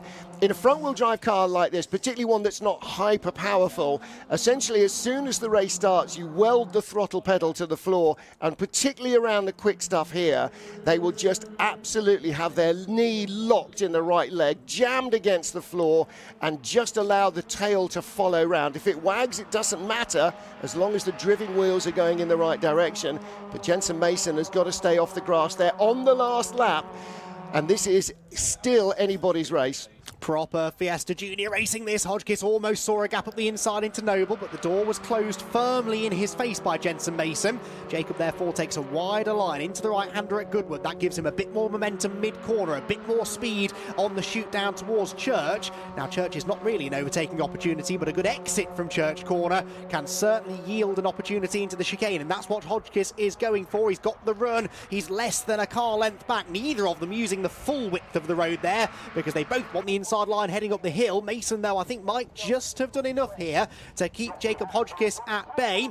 How late on the brakes will Jacob be willing to be? He will have to go the long way round. Later on the brakes is Mason, but the red flag is out. The race is being stopped right at the last corner. Wow. And that means that in the end it's all a little bit academic. Jensen Mason is going to manage to hang on then, and Jensen Mason is going to claim the victory here at Thruxton. That race will not be restarted, of course. The time had ticked down to 0, and so the race is run. Jensen Mason then the winner, Jacob Hodgkiss in second position, and Alfie Garford comes home in third, Finn Leslie fourth, fifth Tom Merritt, sixth Henry Foot, and Jensen O'Neill going ended up only seventh. So Jensen O'Neill going not the points haul that he was hoping for there, that is for sure, and he'll be a little bit disappointed that he's not been able to sort of put one hand on the championship trophy, because that was very much what he was hoping to do in this one.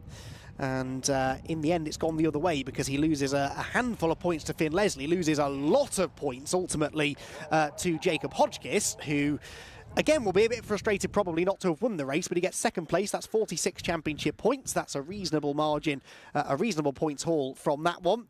And will it be enough for him to move ahead of Finn Leslie? Well, he was 11 points adrift of Finn.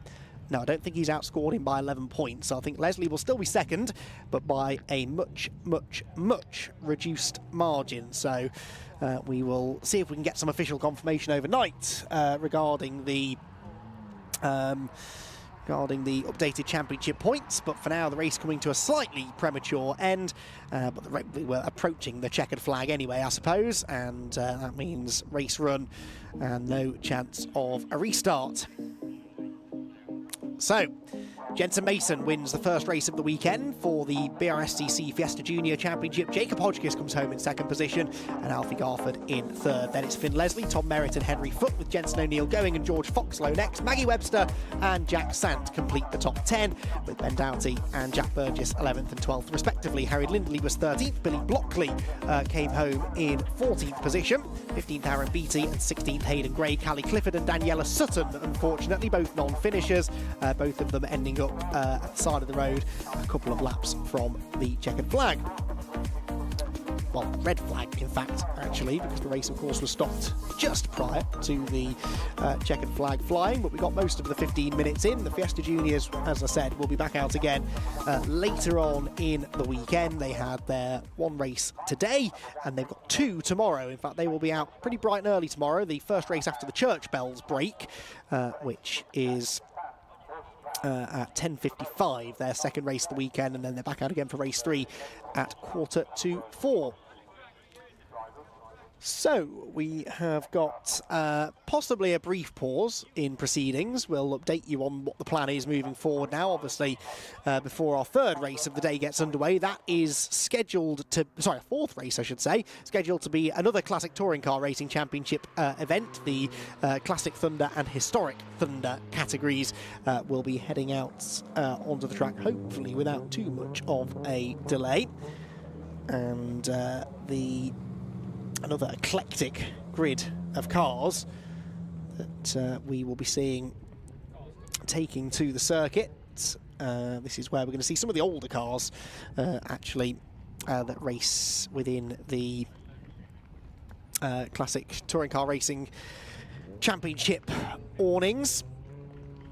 So cars then are back into Parc Ferme, and I believe Martin Haven is ready and standing by to have a chat with our podium finishers. So let's head once more over to him.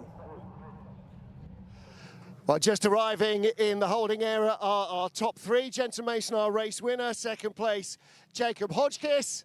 And third place, Alfie Garford. Now, they're probably not quite sure why the red flag came out. They will have seen the cars at the side of the circuit in the complex, but little congratulations from Jacob to Jensen. Jacob, get your helmet off. We'll have a word in a moment. I'll go and catch up with Jensen.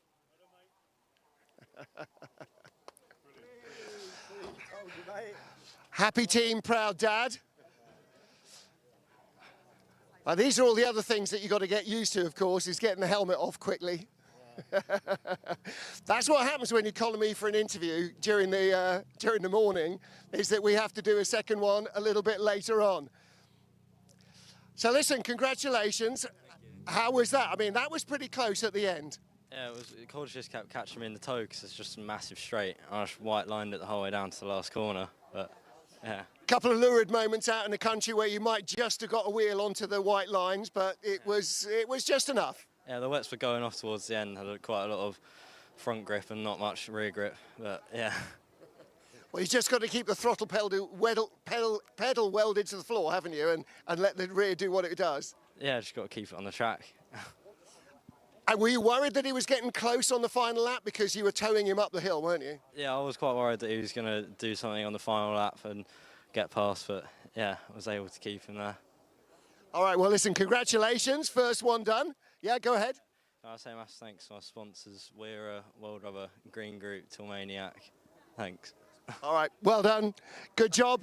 And, of course, the main sponsors of every young driver, Mum and Dad. Now, where have we lost Jacob to? Where's he gone? And Alfie. Alfie, come to me. Right, listen. No. You can talk to him later. So how was that? You were kind of watching it all develop and you kept dropping back and coming back into it. The tow's a big, big power here, isn't it? Yeah, I don't think we quite had the pace, but obviously with the tow round here, you've got so much time with full throttle on, so being tucked up behind another car helps. Yeah, unfortunately we weren't in there for the fight at the end because of, I mean, I went for a move and it didn't pay off, but that's racing, isn't it? So. Well, that's Thruxton, isn't it? The chicane is one of the key areas and you've got to give it a try, and if it goes wrong, then you've got to find your way through all the extra bollards. Yeah, there's the thought of go for the move and maybe end up in the wall, or go for the move and have to back out of it, or hopefully it pays off. So yeah, you've got to try it or you wouldn't be racing, so yeah. All right, top 3 podium result. Congratulations, well done. Thank you. Right, let's see if we can find Jacob. He's disappeared somewhere. Where's Jacob gone? Aha! That was close. Yeah, it was unlucky off the start. We couldn't get into third, so we dropped the position to Alfie. Managed to regain it, obviously cut the chicane, but gave us position back. But yeah, overall it was really close, good race. I'm glad with how it went, yeah. And using the tow is key, obviously, here at Thruxton. But unlike somewhere like Monza, where you just drag racing to the line, here you've got to deal with the chicane. So we could see on the last lap you were just praying that he outbraked himself. Yeah, I was close, I was nearly there. But, you know, there were yellow flags at one of the other overtaking zones as well, so we couldn't quite get there. But, yeah, it was a good race from Jensen, good race from Alfie, good race overall. So. In terms of tyres and the kind of mixed conditions, what's the key? How do you play with the tyre pressures? What do you do to try and get the best out of them? I think we made the wrong call on wets here. I'm pretty sure it was dry enough to put on cut slicks. But yeah, the play was just to try and keep them cool as cool as they can be. Sorry, as cool as they can be by going in the wet patches. But yeah, they were overheating near the end. We're losing some grip, but you know. Live and learn. That's what junior category racing is all about. Of course, yeah. Congratulations, second place and more chance to try again. So fantastic racing at the front, and again, massive slipstreaming efforts here at Thruxton, and you can see just a little bit of rubbing and racing has been going on. So these guys definitely are learning all the tricks. This place is a hard track to overtake on, particularly when there are cars parked at the complex and you can't use that. So it all comes down to the chicane, and the guy in front knows that just as much as the guy who's doing the chasing. Is your business ready to switch over to cloud telephony before the BT analogue switch off? If you're not sure, you can get a telecoms and IT health check from Maximum Networks for free, covering broadband, phone systems, IT support and more. Arrange your free audit today at maximumbnetworks.co.uk.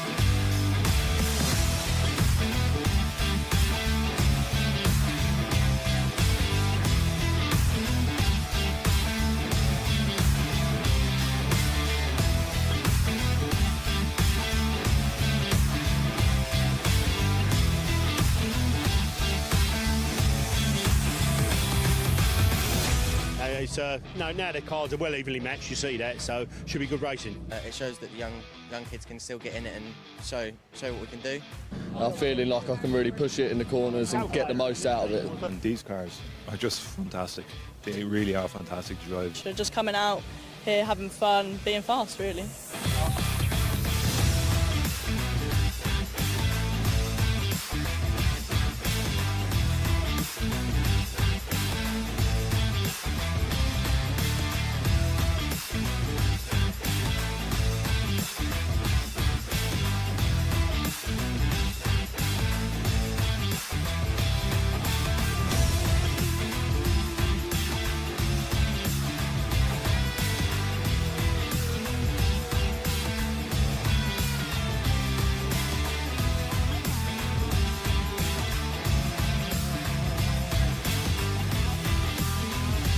performance for money, you can't beat the value. I mean, the nearest thing you're going to get to a mini touring car.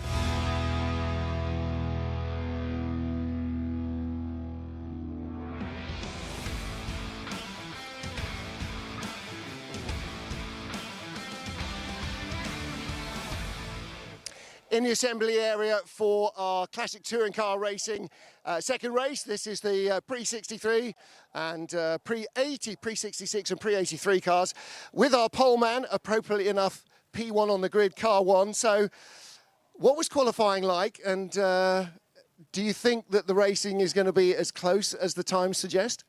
I think it'll be closer than the time suggests. I think it'll be very similar to qualifying, because it was very greasy and it's greasy again now. So I think it's going to be very similar. So that's probably, consistency is good. And what about the Escort? How long have you been racing this car? How comfortable are you feeling on a track that's as quick as this one is?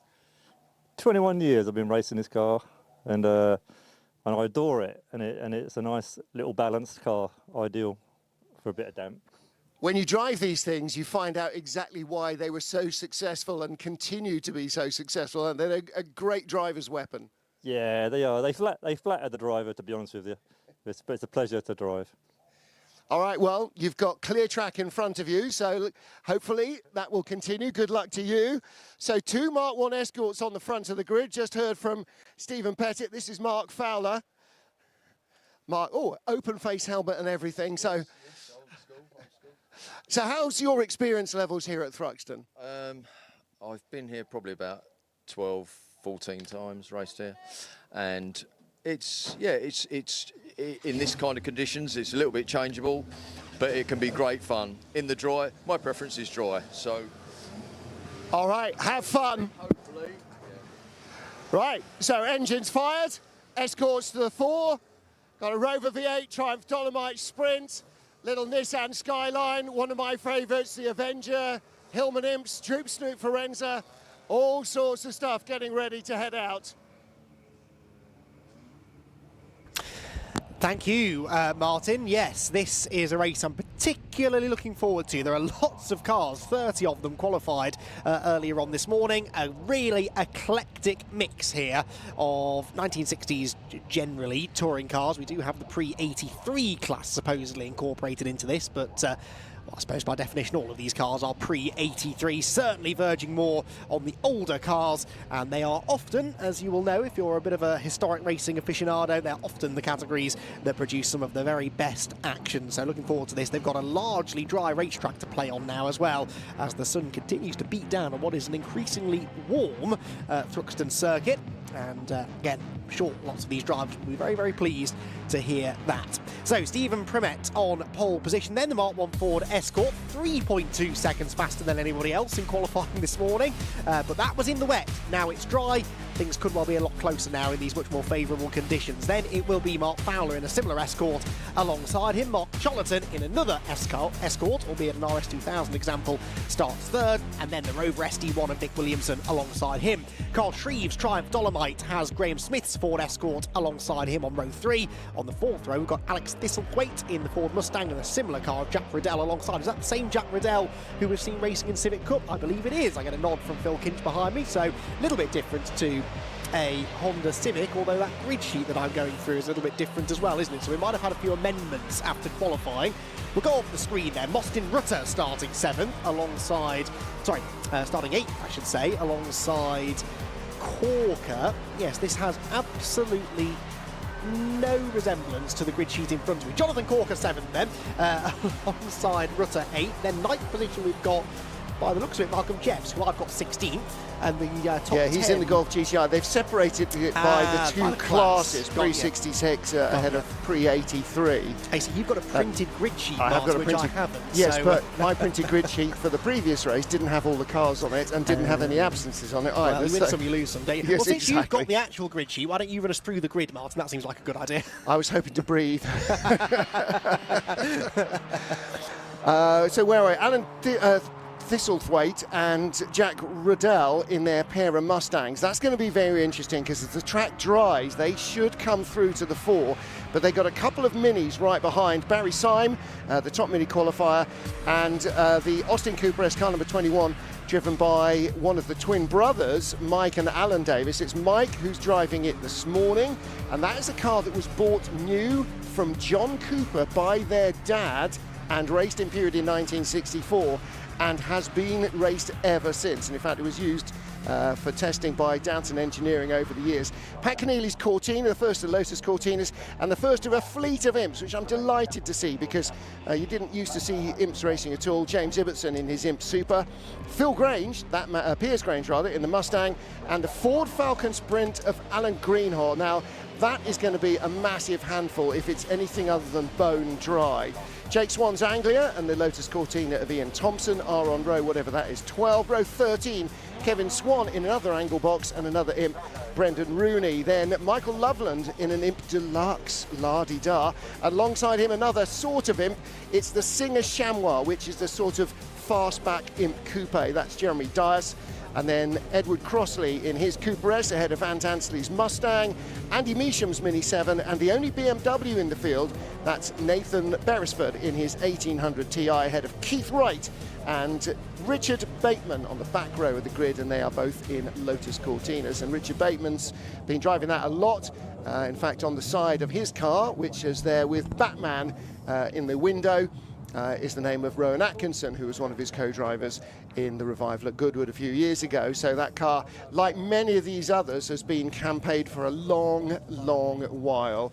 And of course, even if you have just a bare mini shell, you can build up a full FIA spec or international spec race mini from that, or indeed any of these cars. Lots of the cars that are racing now, historic Mustangs and Cortinas, particularly the Lotus Cortinas, a lot of them have been built fairly recently, but there are definitely some genuine ones. So the red Mini Cooper right in the middle of the second group of cars you can see there, that's the car of the twin brothers, Mike and Alan Davis, that their dad raced in period. So that was originally sold direct from the Cooper Car Company by John Cooper. That has got a lot of history. So they'll be looking to go well, beat the quick cars, stay ahead of Barry Syme in the pale blue car on the left-hand side with the white Cooper stripes, who is the top qualifying Mini. And then tomorrow, because only one of the brothers qualified it, it'll be Alan who has to start it from the back of the grid. So he's looking forward to the wet weather that is forecast for tomorrow. Away we go.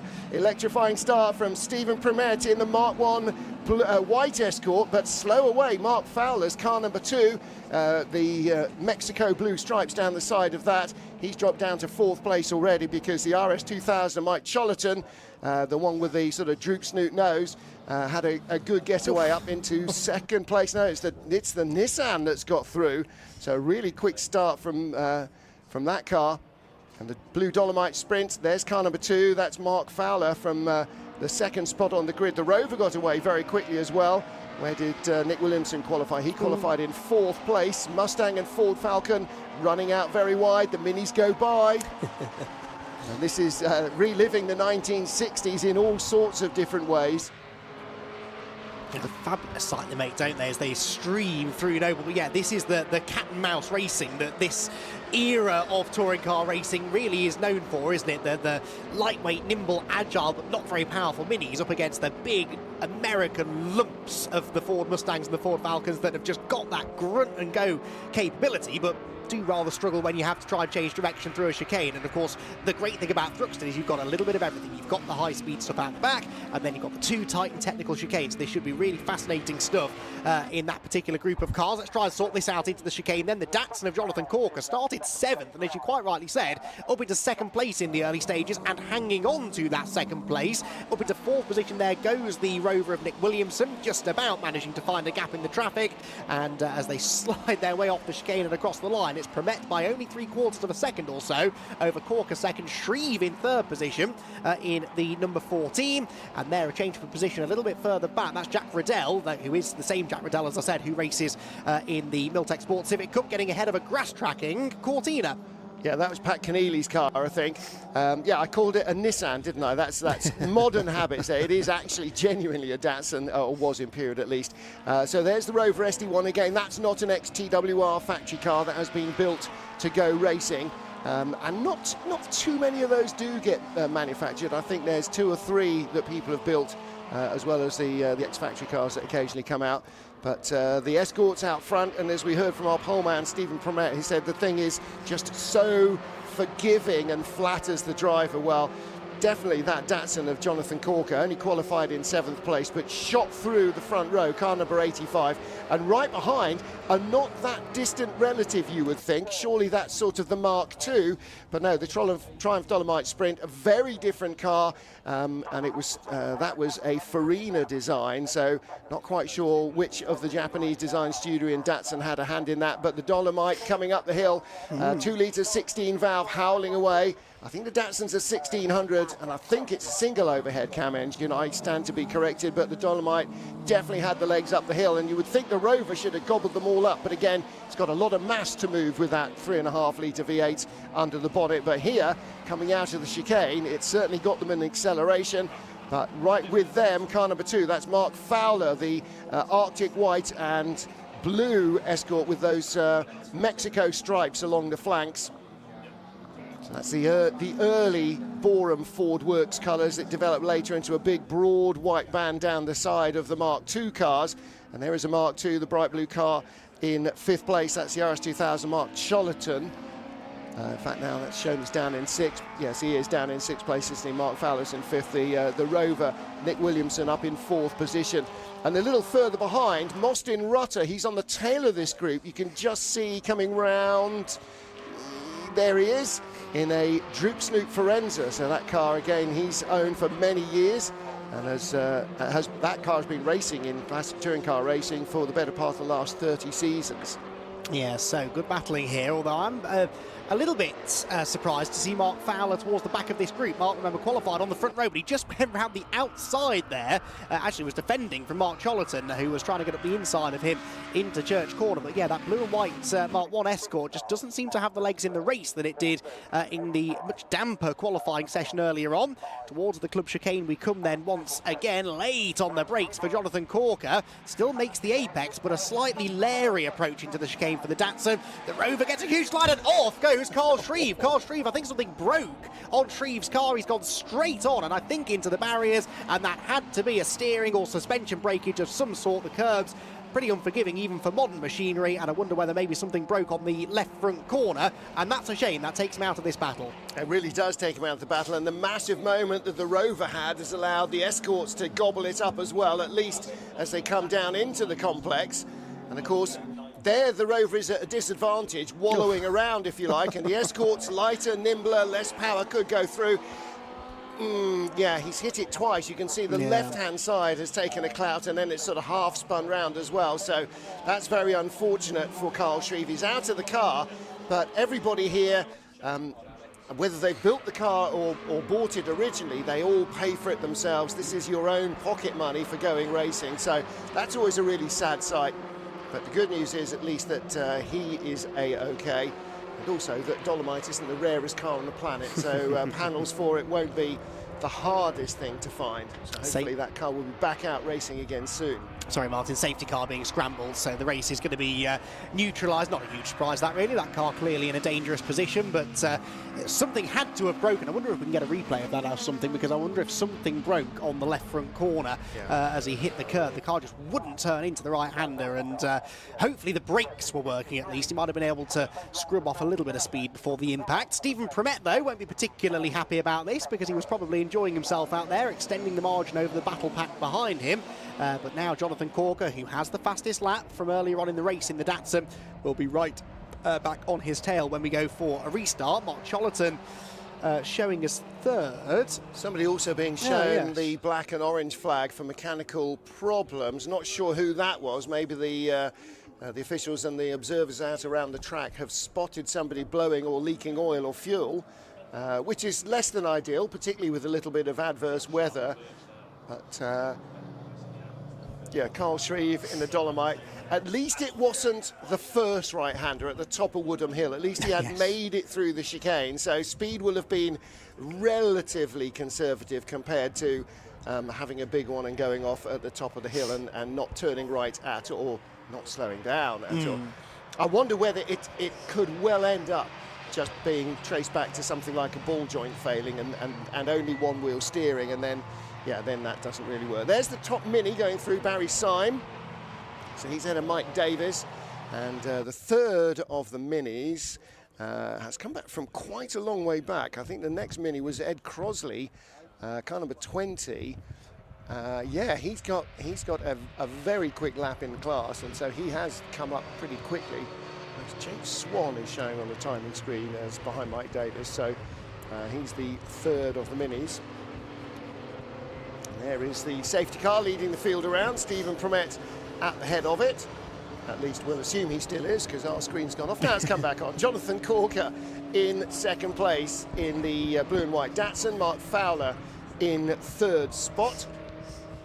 So Jonathan Corker from 7th on the grid. A corking start. I'll fetch my coat. Well done, well done.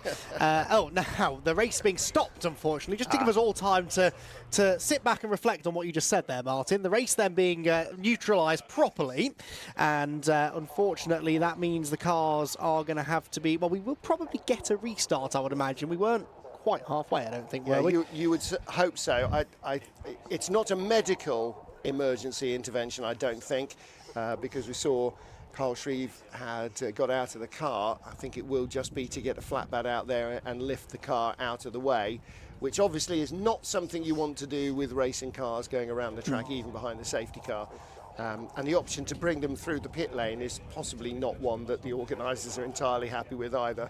Well, and that would be after the recovery zone anyway, wouldn't it? So it wouldn't really help you too much. There may, of course, be some barrier damage as well. We didn't know exactly how hard that car went into the wall. So a few things for the clerk of the course to be dealing with, and so they've taken the decision to stop the race, but we'll hopefully have some news of a restart for you as and when we can. So cars, well, where the cars are sent will be indicative of what's going on, and whether they're being sent back onto the grid or into the pit lane. There is a marshal waving a yellow flag at the end of the pit lane, but which way he's planning on directing the cars, I'm not entirely sure. Through comes the safety car towards the pit lane. Yes. Safety car, is he going back out? I think they're making this decision as we speak, but yeah, hedging their bets, keeping the cars parked at that end of the start-finish straight, so that should they need to go into the pit lane, they can.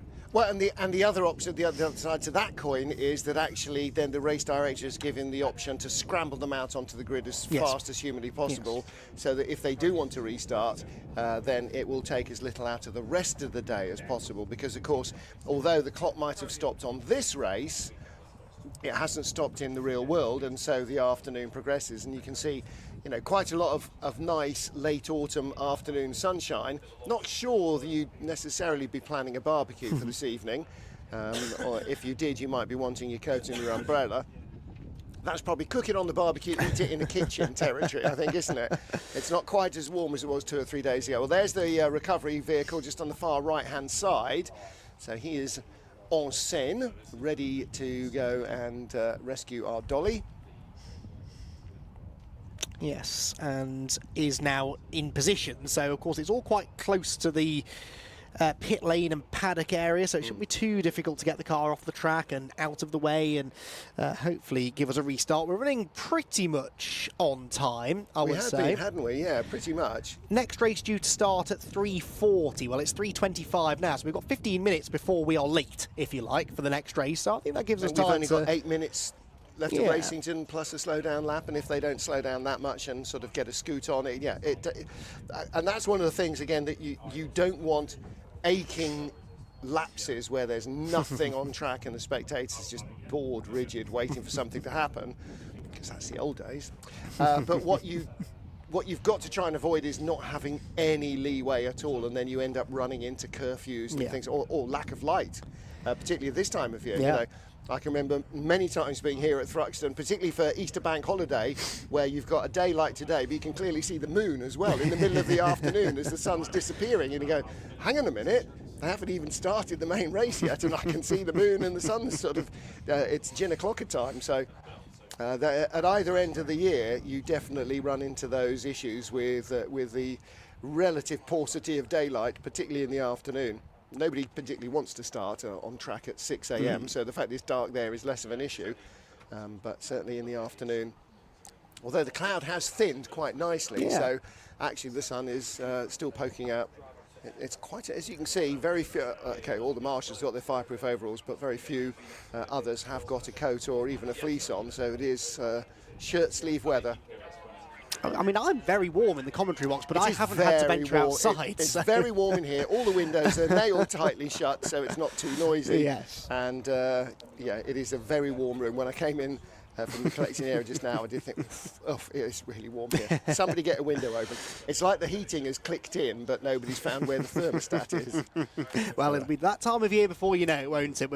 I think it already is for everybody. I think you might be right, yes. If you haven't got your heating on, then you're not a good dad, I think, these days. Indeed so. But yeah, we are rattling on towards the end of the season, which is a terrifying thought, really. We're in September, got about a month and a half or so left of the motor racing season here in the UK. Plenty more events still to come for the Brscc, though, of course, and a number of those will be given the live stream treatment. In fact, they've got 2 events on this weekend alone. They're also racing over at Donington Park, that event being live streamed. If you've got 2 monitors, then you can follow everything that's going on. We'll also have, of course, the TCR UK finale live streamed from Silverstone on the 12th and 13th of October, and then the final live streamed Brscc event will be the 2024 Formula Ford Festival, the Gerrit van Kerwen anniversary Formula Ford Festival, as it is known this year, on the 19th and 20th of October, and that is going to be a real highlight, as always it is, in the motor racing calendar, and that will conclude the Brscc's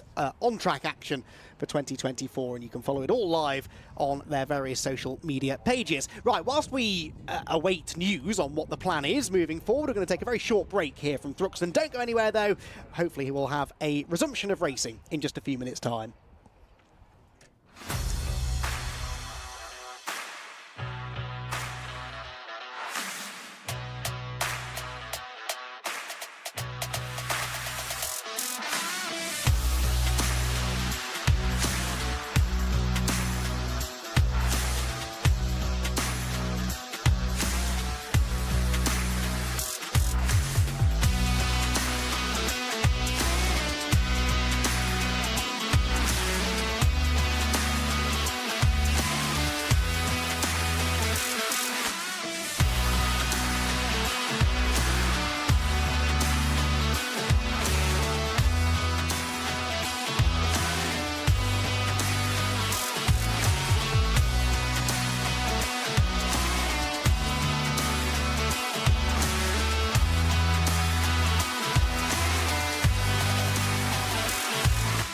The driving standards have just been absolutely outstanding this weekend throughout the whole field. Whichever package it is, Mark 1, Mark 3s, it offers fantastic close racing. They're all quite even, the cars at the front, so lowish power. These boys are incredible to race against. They don't give you an inch. They're not overly expensive to run. Again, will draw people to it. It's not just about the racing, it's about the experience as well. It's affordable, you know, anyone can come and have a go.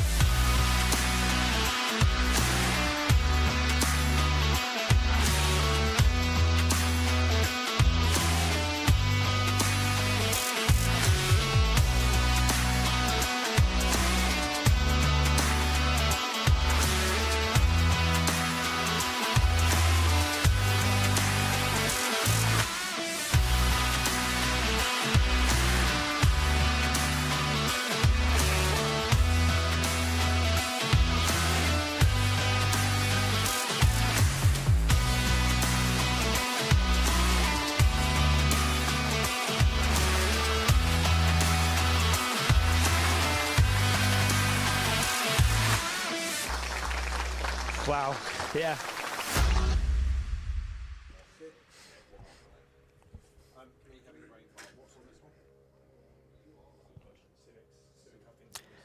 Welcome back to Thruxton, everyone, and well, what a brilliant sight that is. We've got cars back on the grid now ahead of a restart for this Pre-66 touring car race, part of the Classic Touring Car Racing Championships selection of series that are racing here with us this weekend alongside the Brscc and TCR UK. A red flag unfortunately flew after a little incident up at the chicane. That's all been dealt with, though, as efficiently as always by the recovery crews and the marshals, and that means we're ready for a race restart over what's going to be 6 minutes, so we're only going to lose about a minute or so of race time, and it means we get to see a resumption of the battle at the front of the field between, well, amongst others, Stephen Promet, who was leading the race. Now, of course, he's going to have a little bit more work to do this time around. If he's going to hang on to the race lead, I don't think he'll necessarily be able to escape from people like Mark Chollerton and Mark Fowler in quite the same way that he was on the first attempt to run this race. So hoping to see a little bit more slicing and dicing at the front for the lead, but it was already a very entertaining battle that for second place, wasn't it, Martin? Press the button. That's what comes when you get a professional in. I think, actually, probably car number one, Stephen Promet's biggest worry is where that wretched Nissan alongside him has come from, because the car alongside him on the grid with the blue nose, Jonathan Corker, qualified 7th, and there he was right behind him at the restart. Now we've just lost our Droop Snoot Forenza as well. Yes. That has peeled off into the pit lane from the back of the grid. Mostin Rutter. So he didn't make it back out. And whether the Rover V8 there in the centre of the second row, that was in third place ahead of a little slew of escorts. Whether he will be able to make inroads or not, I'm not entirely sure. But that could be interesting if he can really get that hooked up away from the start. Well, we go around on a final formation lap, and I'm assuming it's going to be another standing start for part 2 because there is no safety car.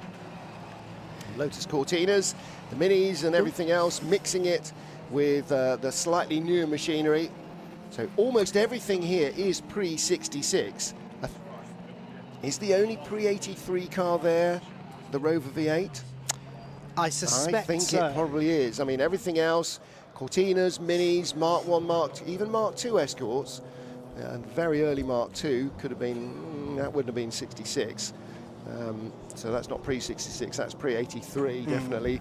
But a lot of the other, yeah, I suppose, okay, the Imps, they're more 70s as well than 60s, aren't they? Very late 60s, but not pre-66. So there's quite a lot of cars that you imagine are 60s cars that are actually probably 70s cars. But the Cortinas, the Minis, the Mustangs, very much in the early category, and the Ford Falcon Sprint as well. The big aircraft carrier that you'll see about halfway down the grid, that's very much in the pre-66 category.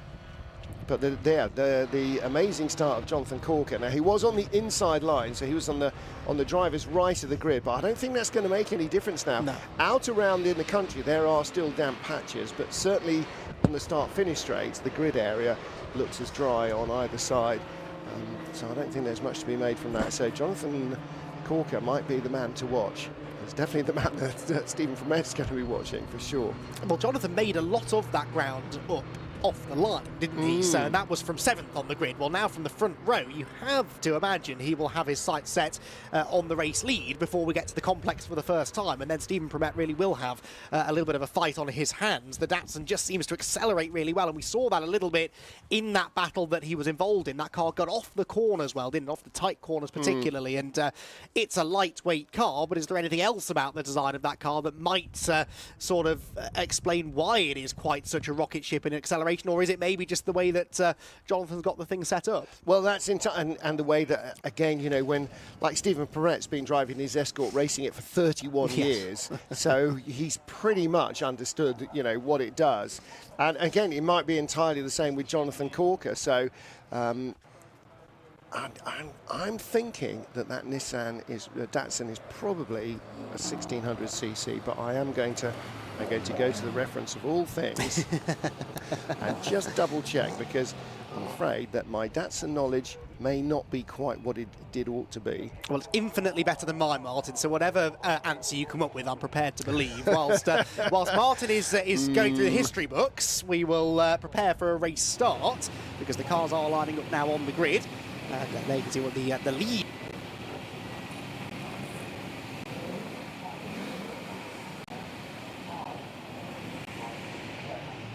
Faster in qualifying, will start alongside him on the front row for the restart. What have we found, Martin? I believe it is a 1600cc. Originally, certainly the road car was a 1.6 litre, well, a 1300, 1500 or 1600, so likely to be a 1600 four-speed manual box, so not that dissimilar from a 1600 Escort.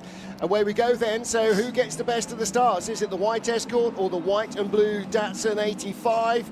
Looks like our front row starters are pretty even. There's contact in the back. Imp on Anglia. That's a very 70s combination with the Avenger in there as well. A couple of Lotus Cortinas, and there's the Escort that leads from the Datsun. The Rover on the inside in 3rd place. So that is Nick Williamson, who qualified in 4th, was running in 3rd. Somebody's having a big moment there. Right at the tail of the field as they just started to sweep through the complex. I'm not quite sure why. Left a massive black mark. I don't think it was the Falcon spinning its rear wheels up. There is the Ford Falcon sprint car number 77, and that is Alan Greenhalgh. Yeah, trying to sort of dig his way past some of the less powerful cars out on the back part of the circuit, but not really with a huge amount of success right now. And you can see even through the right-hander there at Goodwood, just that car does not want to rotate through the middle of the corner until, of course, he ventures anywhere near the loud pedal, and then it has all of the rotation in the world, but isn't really going forwards anymore. Side by side for 2nd position here, that's Nick Williamson's Rover with a good run through Church Corner. A very wayward Cortina, though, is pointing the wrong way. It's car 201. Pat Keneally. Yeah, Pat Keneally. He was going very well in the first part of the race, wasn't he? Qualified in 19th place, and he was up in the top half dozen, certainly in the second group of cars. But yeah, big grassy moment, full-on Code Brown. Race leader comes out of the chicane, Stephen Promet, and in 2nd place is the Rover. Is the Datsun. So back up into 2nd is Jonathan Corker, and now the Rover with the little nimble Escort snapping at his heels. So you got that white RS 1600 with the Mexico stripes, then you've got a yellow 1.6 litre Escort, then you've got the RS 2000, which is the predominantly blue car, the more modern boxy Mark II car, and they are snapping at the heels of the Rover, and right behind them the first of the Mustangs, and that will be Piers Grange, won't it? Might be Jack Riddell. Jack Riddell, yes it is. There's Piers Grange, the red one with Barry Syme, and then the red and then Alan Greenhalgh going around the outside of the Anglia. So Ford on Ford. Very different Fords that they built in America to the ones that came out of Dagenham. Indeed so, and that one being driven particularly flamboyantly, which is exactly what we like to see. There, meanwhile, Mark Fowler still battling away with Mark Chollerton, who has a little nibble at the inside into Church Corner. But we'll just see what can happen if that goes wrong, and so he backs out of the move. Actually, Fowler runs wide anyway and nearly opens the door for the newer shaped Escort behind. Now, Rover versus Datsun in a straight line. You would put your money, wouldn't you, on the SD1, and that is the safest place to put your money, it seems, because through will sweep Nick Williamson, and he sort of gets the car stopped for the corner. Doesn't really carry the traditional racing line, but that car is big enough to block the circuit and prevent, at least immediately, the fight back from Jonathan Corker. Yeah, proper motorcycle block pass, isn't it? He's only got 2,000 cc of spare capacity in the Rover over the Datsun. So Datsun comes back inside him in 2nd place. And again, proper David versus Goliath stuff. The Datsun, yeah, late 60s, introduced in sort of 68, 69 to the UK. You wouldn't have seen many in period. I've never seen a Datsun 510 race before, although they were fairly popular in Australian touring car racing, very successful in period, up against cars like Holdens and the Ford Cortinas. The early Holden Tiranas, I think, would probably have been rivals for them in period, but the Mark 1, Mark 2 Escort, very much more a European-based car, successful in racing, circuit racing, rallying, hill climb, sprinting, everything it turned its hand to. And the Datsun's actually a very similar layout. McPherson struts at the front, leaf spring live rear axle with panhard rod location and stuff, inspired by cars like the Escort and the 1600 Tii BMW, very much a market competitor. But of course, late 60s, early 70s, Japanese cars had a very much smaller tenure on any European sales market than they have had since. Ooh, my word, there was just about a gap there for Mark Chollerton to sweep past Mark Fowler, who for the 2nd lap in a row was quite wide through Church Corner. And here for the 2nd lap in a row, we've got Williamson versus Corker at the chicane, and this time Jonathan Corker manages to hang on. The Datsun is very squirrely but has a good run through the chicane, about to begin the final lap of the race, and I reckon he's closing on the leader, yes, by 9/10 of a second that lap, despite the battling that he was doing with Nick Williamson behind. So if Jonathan Corker can just keep Nick Williamson at arm's length, has he got half a chance here of chasing down the race leader? Well, I think he does, and I think Nick Williamson being kept at arm's length might not be by Jonathan Corker, but rather by Mark Chollerton in the Mark II Escort, the RS 2000, because he's just set the fastest race lap to close right in on the back of the Rover. Now, part of that will be the frankly ginormous hole in the air punched by the Rover, but it's a fairly aerodynamic shape, so maybe it's not giving more toe than he might get behind an Escort. There's Mark Fowler in 5th position, the Mark 1 car number 2. So that is our lead quintet. Stephen Promet heads out into the country. Jonathan Corker's with him, but the Rover is ponying along behind. Here comes that extra horsepower. Of course, 5-speed gearbox. It'll have greater top speed as well. So Nick Williamson in 3rd place. The first of our pre-83 cars is closing in on the race leaders. This could be a win for the Rover. It's going to be very spectacular if he somehow gets by both of them. And Jonathan Corker is now thinking about defending 2nd. Can't do it. The Rover's made enough room on the inside.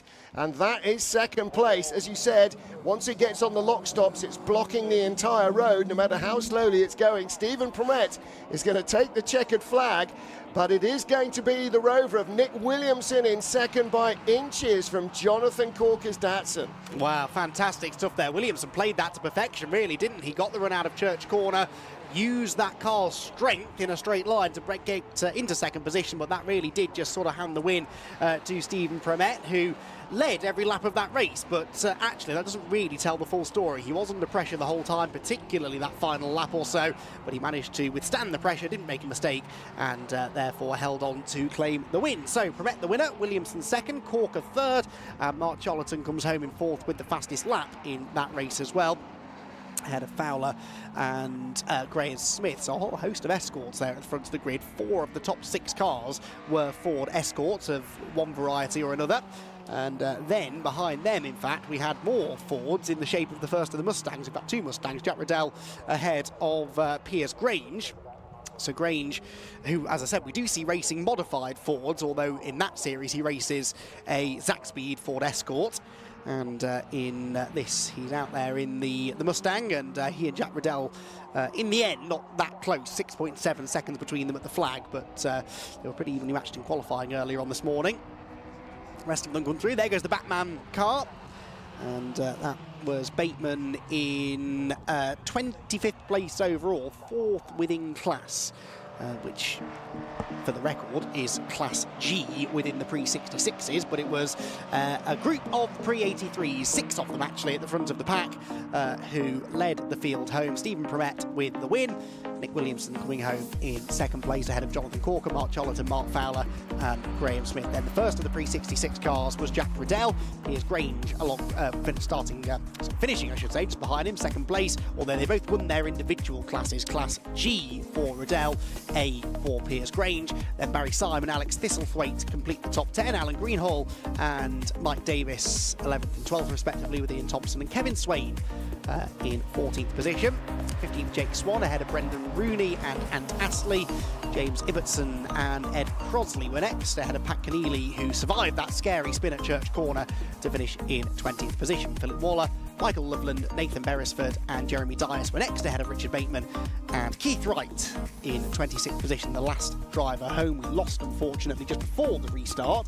Mostyn Rutter in the Droop Snoop Vauxhall Forenza, and we also lost the Dolomite of number 14, which I don't think we ever saw. Oh, that of course was Carl Shreve, wasn't it, who went off at the club chicane. I did see, by the way, some footage of that whilst we were at the ad break. He did, I think, clip the tyre stack at the chicane, which is what I'm going to guess broke the steering and sent him off into the tyre wall. So that was the reason for Carl Shreve's exit from the race, unfortunately. But hopefully he'll have the car fixed for race 2 tomorrow. So plenty more racing to come. It's the Miltech Sports Civic Cup coming up next. So back to more modern racing and one-make racing at that. But before then, we'll have a chance to hear from our podium finishers and, well, frankly, whoever else Martin Haven can grab down in the Parc Ferme area. Let's head out into the autumnal sunshine to hear from Martin Haven. With our race winner, Stephen Promet.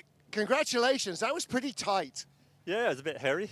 I was pushing as hard as I dare, and it paid off. So yeah, happy, very happy.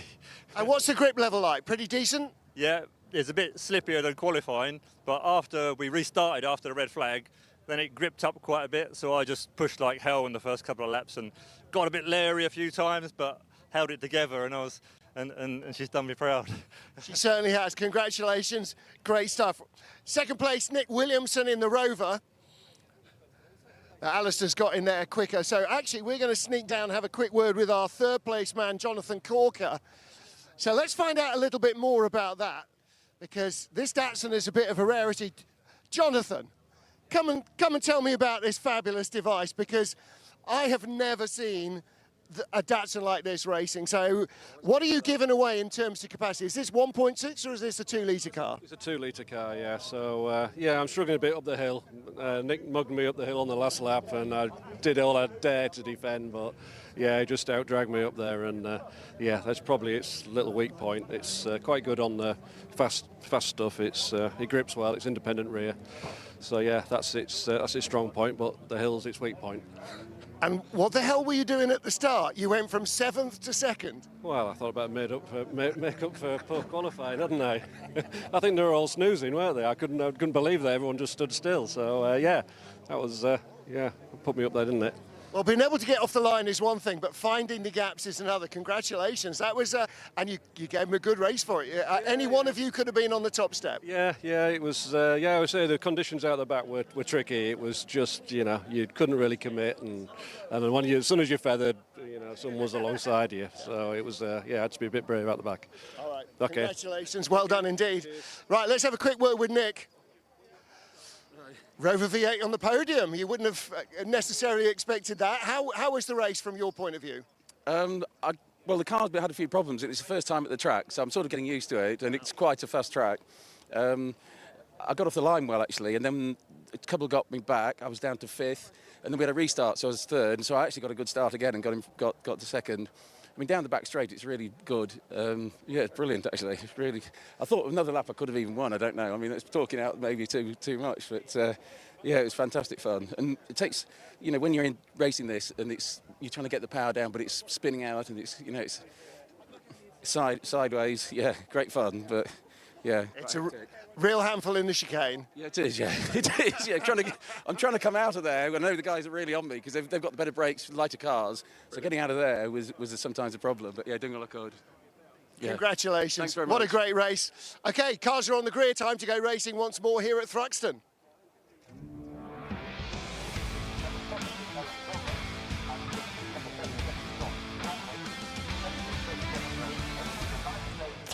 Thank you, Martin. Yes, cars well along on their outlap from the I'll start that again. Cars are well on their way to the grid from the assembly area, is what I was trying to say, on their outlap. Put those words into some other order, it might make some kind of sense. This is the Miltech Sport Civic Cup, and after a very wet qualifying session earlier on today, we now do have a very exciting 15 minutes, minute race, in prospect here for their first of 3 races this weekend. This is how they will line up for this race then. It is Max Edmondson who starts from the pole position, with Josh Files alongside the 2 heavy hitters really in the championship, both running with Area Motorsport, and both starting together on row 1 then. Alistair Camp and Liam McGill, row number 2, and Alex Kite and Dave Marshall sharing the 3rd row. Dave was right up there in the top 3 for much of the qualifying session, but as others improved, as the conditions got better, he ended up staying down in 6th. Then Spencer Stevenson and Lewis Kent line up on row 4. Row 5, Jamie Petters, good effort from Jamie, and Harvey Caton alongside him with Wes Swain and Jack Riddell. Hopefully has got out of his Ford Mustang in time to jump into his Honda Civic. A completely different beast this for him in his 2nd race of the day. Then we've got Harry England and Jordan Brennan. Owen Hillman a bit further back than you might expect in 15th, alongside Josh Bromley, with Aidan Hassan and Adam Durant on row 9. 10th row, Gary Townsend and Daniel Petters, with Charlotte Birch, William Butt and Simon Welch at the back of the grid. So, Miltech Sport Civic Cup reaching not quite the conclusion of the championship, but certainly on its way towards its conclusion now. We have 6 races left in the championship, and after qualifying earlier on this morning, saw Max Edmondson take the pole position, Josh Files starting alongside him. That gap now between the 2 of them goes up to 30 points in Max Edmondson's favour. We've had a green flag at the back of the grid. I think this is going to be the start of the race then. The red lights are on, and 15 minutes of racing then getting underway now, with Max Edmondson on pole position, heading towards Allard left corner and managing to stay out in front. So Max Edmondson then with the lead, and Alistair Camp moving up to challenge Josh Files for second position. And how's that one going to pan out? So we head towards the complex for the first time. The headlights ablaze for the Area Motorsports EP3s anyway. Campy on the inside line. I don't think he's going to take second position. Sweeping round the outside, Liam McGill, and actually Alistair Camp with a bit of a snap of oversteer through the left-hand element of the complex. Now under threat from the cars behind. Liam McGill is the next car behind, followed by Alex Kite. Petter's there ducking out of line to try and get past Wes Swain, but Jack Oliphant, it's a clean run through the first few corners, and it is a brilliant start that for Max Edmondson. Yeah, Max Edmondson doing exactly what he wanted to do, exactly what he needed to do, and was leading away from Josh Files. Alistair Camp, the top three haven't really sort of fallen over each other at all. I think that's Dave Marshall looking at the inside of the drivers, and as they disappear off into the distance, I'm not entirely sure who it is, but going through Church is going to look for a very sketchy time of it. It's the 97 of Alex Kite, isn't it? And luckily they managed to just about both get through, but Dave Marshall trying to put some moves out there. In fact, Dave started 6th, Alex Kite was 5th, so that may well just be the highest change of position that we're going to have on this opening lap as they go through the final complex for the first time. Yes, they do. Good lead already then held by Max Edmondson. Like I said, 30 points clear of Josh Files, who is running out of races now, really, to try and close in on him. That's Dave Marshall all over the grass. This group was side-by-side into the chicane. They're side-by-side out of it as well. Spencer Stevenson on the inside of Dave Marshall, leans on Dave, nearly ends up on the grass, does Marshall, but keeps his foot in it. And, well, that's typical Dave Marshall racing, that. He wasn't going to back down, tries to hang on around the outside into the complex, and that might just work. He'll have the inside line for the left-hand element of the complex, but Spencer Stevenson will have the momentum and will, I think, hang on to the position. Yes, he does. So Dave Marshall slipping back a little bit. 9th place, started 6th. We expected a bit better than that from Dave, but we know he's a real racer, and you can see already from the body language of that car, he wants to get that place back. Yeah, I've been talking to Mark Hughes, actually, who's obviously not racing this weekend, but he is here helping Dave Marshall, and he was saying that Dave was absolutely loving it, and he seemed electric on pace, but it doesn't seem to have sort of carried over into this first race of the weekend, does it? It's a bit unfortunate for Dave, as somebody we speak about a lot, but he's dropped down into 9th position. I was saying that he was fighting with Alex Kite, and I think that was right, but equally, Wesley Swain in the 92 is a little bit further back. It may well have been a 92 instead of a 97 that I could see. So I do apologise if I got those two mixed up. In fact, Alex Kite versus Lewis Kent seems to be, well, heating up. And Alex Kite up the inside of Lewis Kent. That's a late move. Lewis Kent not letting him through, but that was quite hard. That's actually Harvey Caton trying to get past Alex Kite. So another Area Motorsport car. So they are teammates in your defence. Just to confuse you even more, another Area Motorsport car right behind as well. So yes, the Area Motorsport cars, they do dominate the grid, and easy to mix up slightly. So Harvey Caton then not able ultimately to get past Alex Kite. There is Lewis Kent all on his own, and Caton late up the inside, can't make the corner surely, skates straight on, and he will lose a handful of places as a result. Takes to the grass, that grass will be wet, be careful on the rejoin. Harvey, that was sketchy, but does manage to get back on the road, albeit behind Dave Marshall and just in front of Wesley Swain. So that is Wesley Swain now on the tail of Harvey Caton, and in fact up the inside of Harvey Caton into Noble. Yeah, I'm surprised that Caton's actually thrown this much speed at it. If I was going, oh, there we go, there's a lot of squeezing, a lot of sort of shifting of the rear end, shall we say. Managed to catch it quite well going through Goodwood and Noble, so it looks like all these drivers are going to just about calm down, and maybe in the setting sun I'll be able to actually figure out which one is which, Andy McKeon, because there is a lot of pro alloys. Oh big moment there by number 12, Spencer Stevenson. That's going to cost him massively going through Church. Oh, that is not a good place to be having a snap of oversteer. And a couple of laps into the race, you wouldn't really expect that, would you? The rear tyres should be nicely up to temperature. But anyway, through the chicane come Alistair Camp and Liam McGill. Josh Files with the fastest lap of the race then, so that's fractionally quicker than Max Edmondson. I mean, only fractionally, less than half a tenth quicker on that particular lap. They're 3 abreast further back, though. This group just will not leave each other alone. And sandwiched in the middle there was Alex Kite. Through on the inside goes Spencer Stevenson. He will take 2 places for the price of 1 then, so it's Caton 6th, Stevenson 7th. Who's going to be 8th? That's Alex Kite, I think, in 8th position, and immediately trying to go back into 7th place. He goes around the outside of Spencer Stevenson, gets the inside line for the left-hander at Cobb. He's over the curb, he's sideways, he avoids contact with Stevenson, but now has his teammate Wesley Swain up the inside. Fantastic racing, and Wesley Swain hops and bobbles his way through. Kite and Marshall going backwards, and now Petter's getting involved as well. Yeah, I don't know where Jamie Peters sees a track, because I don't see some there, Jamie. He manages to get away with it.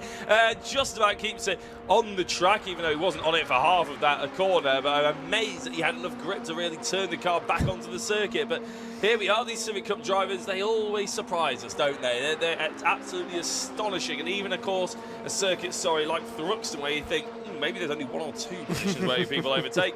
Here at the Miltech Sports Civic Cup, we like to throw that rule book out the window. Oh, my days, Mr. Swain. Wesley Swain, now he, of course, had that moment. That means that he'll lose momentum up the hill, although Dave Marshall under threat from Jamie Petters. So Jamie Petters, probably did have to lift out. So good point, actually. Saw Swain having the moment. Dave lifted, and he could be the one losing a place. No, keep Jamie Petters at bay. We should have been coming to Thruxton ages ago, shouldn't we? Why is this the first time the Civic Cup has raced here at Thruxton? This is phenomenal racing, and most of it happening towards the back end of the top 10, admittedly, but brilliant racing between drivers who we've seen on multiple occasions before, battling for podium positions. Jack Riddell is there behind them as well. So Jack Riddell in 11th position, fresh out of that pre-66 touring car race that he just completed, and he's got a grandstand view of Alex Kite launching up the inside of Jamie Petters. Tell you what, there's no love lost here, is there, at all between any of these drivers, but it is all very clean. Touch wood and everything else. Everybody in the media room, please touch wood. Because at the moment, it's fantastic racing. As Jamie Petters looks like he's going to be on the outside, but it will become the inside, of course. How hard will he hit the curve? Dave Marshall and Wesley Swain sideways. Going into, well, that was through Noble, wasn't it? And into Goodwood now, just about managing to sort themselves out, but there's still battles all over the place. You need about 6 eyes here, Andy. This is fantastic stuff, isn't it? But it's all about momentum. The right line through one corner is not necessarily the right line through the next one, and that is what's creating this great side-by-side racing. Spencer Stevenson again sideways. These cars are on the edge through Church. There was a slippery surface flag out, I noticed, at Church Corner, so I wonder whether there is a bit of fluid on the track. It could be there for debris as well, of course, but for whatever reason the cars really seem to be dancing around on the limit through the quickest corner on the track, and that of course generates a lot of action when we get up to the chicane. I think it's the quickest corner in Britain, isn't it, as well? It's not where you want a slippery surface sign, let's put it that way. Spencer Stevenson has certainly been showing that off, as we now see Wesley Swain getting ahead of his Harvey Caton, I think it is, going into the first corner. Dave Marshall is having to watch that one, probably licking his lips as they go down towards the complex. Which way does he go? Does he follow left? Does he follow right? Caton or Swain? And the FN2 of Swain is looking up the inside, but I think it's good momentum carried there by Harvey Caton. Oh, who pops up over the curb. Can't quite clear where's Swain, though, so Swain will get him back again through Seagrave. The back of the FN2 dancing around there, even at relatively low speed, but he has managed to get himself back ahead of Caton, so that is now a 7th position for Wesley Swain. Out in front, by the way, you're not missing anything. Still Edmondson by 1.7 seconds over Files. Camp in 3rd. Has got Liam McGill quite close behind him, in fairness. Lewis Kent on his own in 5th, and then everyone else battling for 6th. Well, actually, Spencer Stevenson checking out slightly in 6th now. It's really this group that are fighting for 7th on back, and Dave Marshall towards the back of that group, perhaps in danger of losing another spot. Yeah, I think he finds himself thoroughly engrossed in a battle that he probably is enjoying, but he'd rather it be a couple of places further up, wouldn't he? He'd rather be in this battle with Swain and Caton, to be honest, and they seem to be separating themselves just a touch here, as we've had a lap of, surprise, surprise, actually, no one lunging each other, left or right, or anywhere else as well. So that's why I think you're starting to see a little bit of a gap. That gap will be demolished as soon as someone takes a lunge. Yeah, absolutely. Spencer Stevenson will not actually be wanting to see them getting along behind. He wants to see them battling, because as they work together, maybe, they start to creep back onto his tail a little bit. Stevenson on that particular lap. It was his fastest lap, to be fair. Oh, it was, yeah, 4/10 quicker than the cars behind, so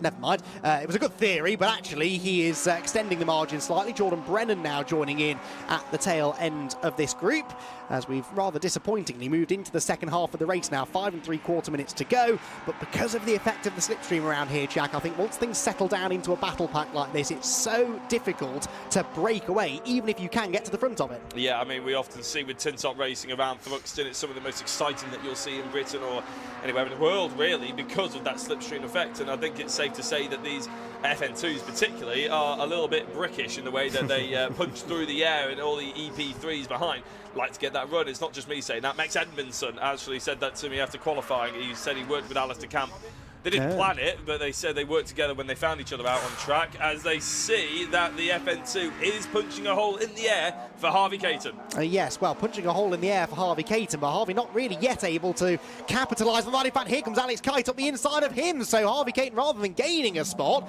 loses one to Kite, who found a EP3-sized gap where I wasn't convinced there was one, but he has managed to slip through and gains another position. So Alex Kite on the comeback trail now, really, up into 8th position, further up the road. Meanwhile, this is for 3rd position. This is Liam McGill. He's trying the Swedish shuffle, as popularised by Rickard Rydell far too many years ago to try and think of, but he didn't quite execute it well enough. Went off the road, and Alistair Camp manages to hang on, but that is a move you can make there at the complex. Go to the outside into Campbell, that's the inside for Cobb, but it didn't quite work on that occasion for Liam McGill. No, I was chatting to Liam actually quite a lot earlier on in the proper interviews and stuff that we were doing on social media. If you want to go catch any more in-depth interviews that we've been seeing over the course of the weekend, then by all means go to the Civic Cup social media pages. And Liam was saying that his qualifying... his qualifying and his practice pace never really turns into race pace. He feels like next season he's very much keen to think he can actually push for championships. He was aiming for 3rd. It hasn't happened, whatever reasons out there may be. Missed Silverstone due to the fact that he had a child, so that's a pretty good reason, I'd say, more than anything. But congratulations. And he's nodding his sort of, are you sure? Yeah, so he's not in the championship fight. He's not putting any pressure on anybody else, but he is showing that he is championship material for next year. Absolutely so. And Lewis Kent, I think, another driver who, if he sticks with this for another season, with now a full year under his belt, you would imagine would be up there contending as well. And he, I reckon, closed in on these two slightly on that lap. Liam McGill taking a lot of curb. Of course, they ride those curbs. It looks very spectacular. It looks very dangerous. But if they are starting to run out of left front tyre, that will help rotate the car, won't it, Jack? It will. I think there is a limit to how the amount that you should be taking, and that was probably on the verge, shall we say. It is very entertaining. We saw it a lot in the TCR race earlier on, didn't we? I can't remember who it was now. It was...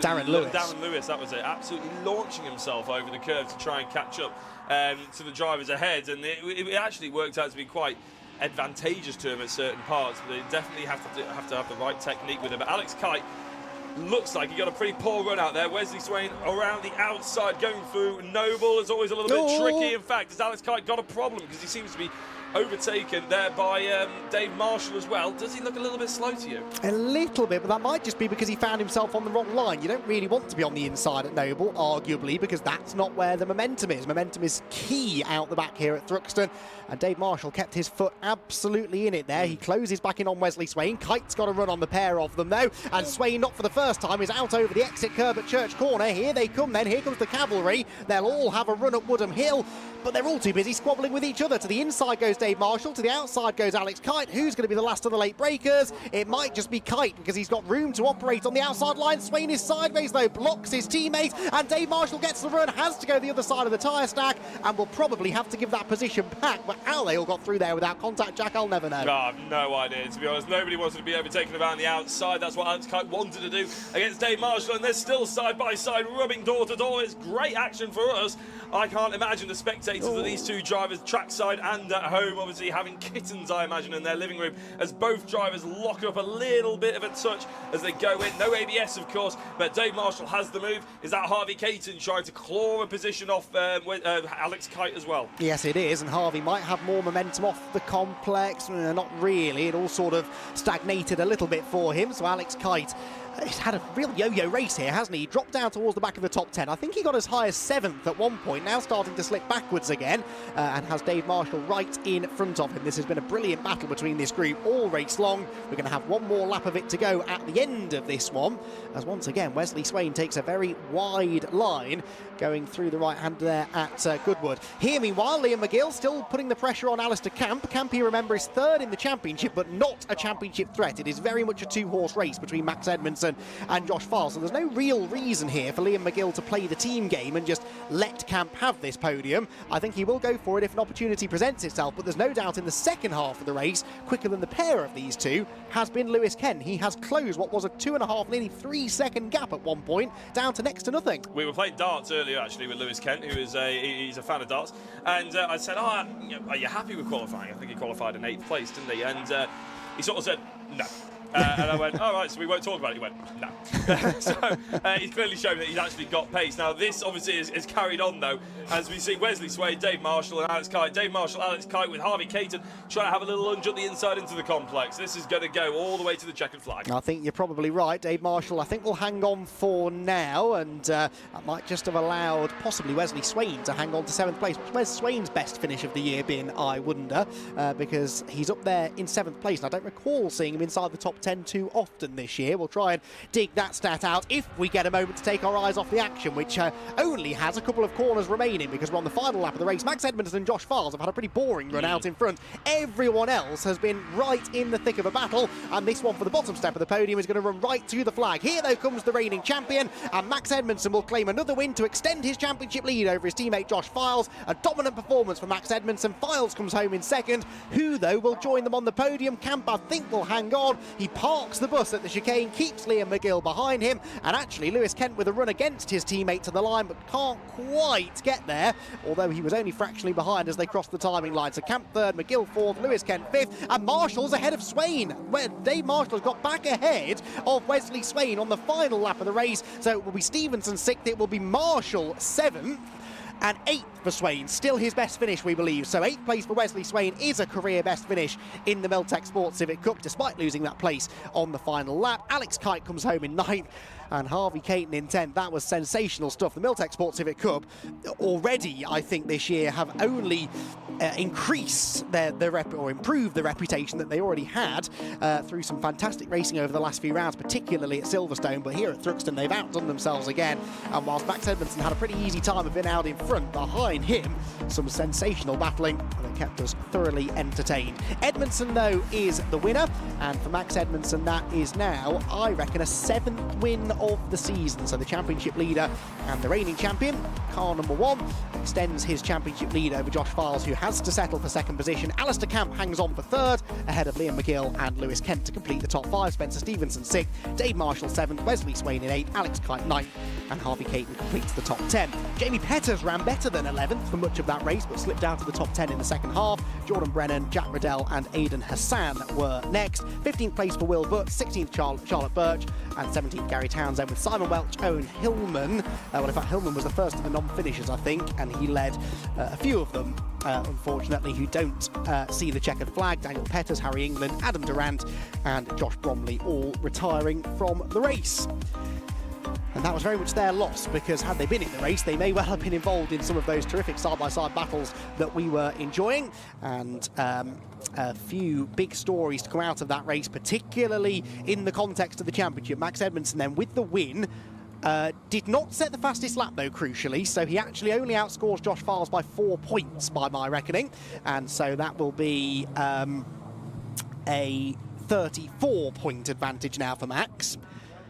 But I think I'm right in saying that it's the same rule on drop scores with Civic Cup, isn't it? They can't drop the races from Silverstone. So, you know, you could go to Silverstone with a 35-point lead.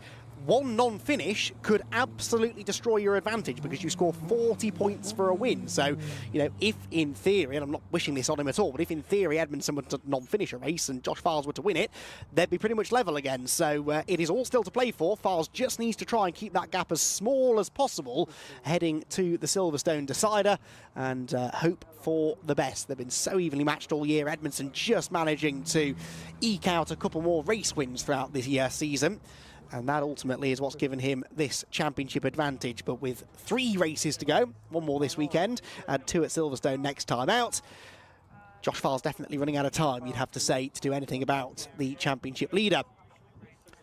So cars then have made their way back to Parc Ferme. That means it's time to head over to Jack Oliphant then, who is in amongst the podium finishers and ready to chat to them now.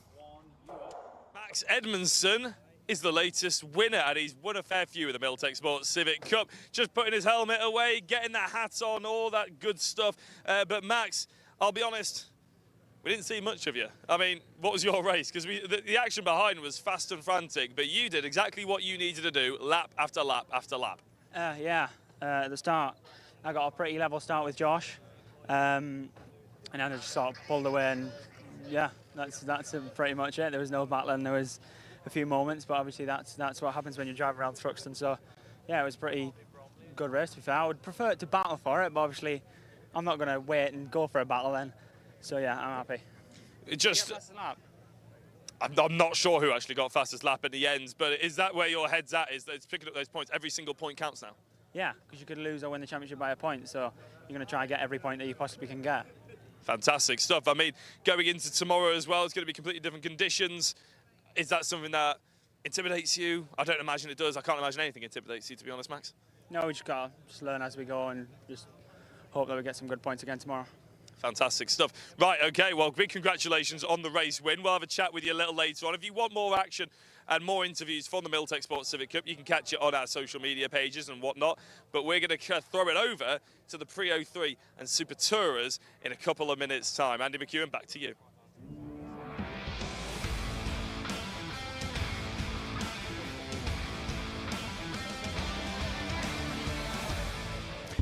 Yes, thank you very much, Jack. Well, contractually, I'm not allowed to say that this is the highlight of the day for me, but I'm very much looking forward to this race. It is certainly an era of touring car racing, this, that has a lot to answer for, you could say, because this is the reason that I am a motor racing fan. It's the reason I'm a touring car racing fan. It's the reason that an awful lot of the British population are touring car fans.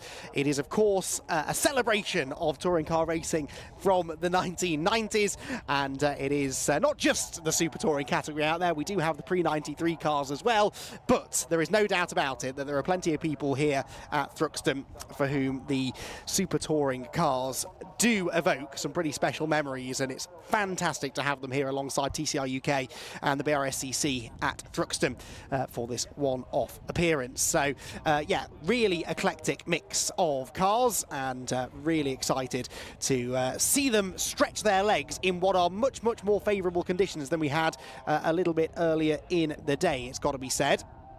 And that particularly, I think, is good news for this category, because we want to see these cars being driven as hard as they possibly can, and it will be a fascinating race, I think, actually, between not only the Super Tourers but the pre-93 cars further back, and there are a couple of contenders, I think, for class victories in both of those categories. On pole position is Stuart White in the ex-Tom Christensen Honda, which had several wins in period. Tom Christensen twice a winner in the year 2000, and the Honda will have alongside him the number 5 of Jason Hughes, which is one of several cars actually Jason Hughes has raced in this series over the years. Jason himself, a former British touring car driver back in the noughties, and Jason, who we've seen out in his MG that he raced at the time, but actually now out in a Vauxhall Vectra, think either a 1999 or a year 2000 Vauxhall Vectra,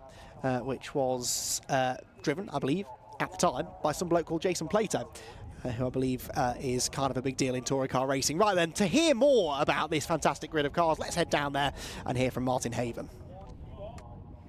Could there be anything better? We're at a sunny Thruxton, and we've got a grid with super tourers at the front. So a whole bunch of ex-factory cars. This ex-Tom Christensen SRE Racing Honda Accord starting on pole position. Got a couple of Vauxhalls as well. Ex-Jason Plato Vauxhall Vectra. Got an Andy Rouse built Mondeo lining up in 3rd place. And one of John Clelland's old girlfriends sitting here, the original Cavalier. That's always going to be spectacular. Alongside that, another of the Sport Hatch Vauxhalls, short-lived, and another Vectra. So these cars would have raced here in period as part of the British Touring Car Championship, but ranged up against them is a whole host of much more modern machinery. Liveries maybe not quite so well known, but in these conditions on this track, if you give these guys half a sniff, they're going to be through for victory as well. Getting the best out of the car, getting the best out of the tyres, and getting the best out of the tow is going to be absolutely the secret to success here. So a lot of the drivers are running cars on the Dunlop tyres that they're all using in the series, and the Goodyear tyres that were not original on the cars.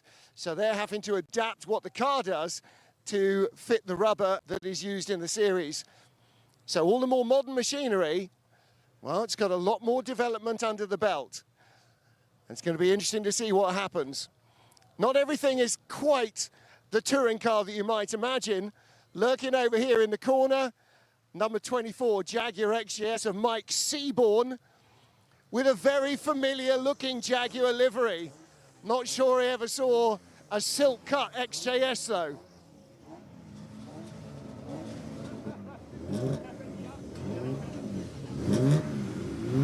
Thank you, Martin. Yes, well, there you go, up close and personal with some of the stars of the show. The cars now being released out onto the track ahead of what will be a 15-minute race this. Now, a lot of the attention, of course, is on the Super Tourers, but we've also got the pre-93 category out there. In fact, only a handful of actual Super Tourers out there. A lot of the cars that run within their kind of group are also the pre-2003 cars.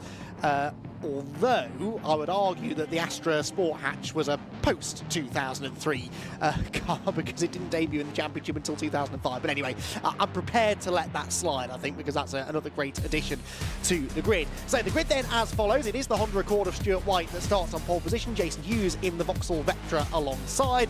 Then AJ Owen. We've seen him out once already today, now at the wheel of that ex-Andy Rouse prepared Ford Mondeo.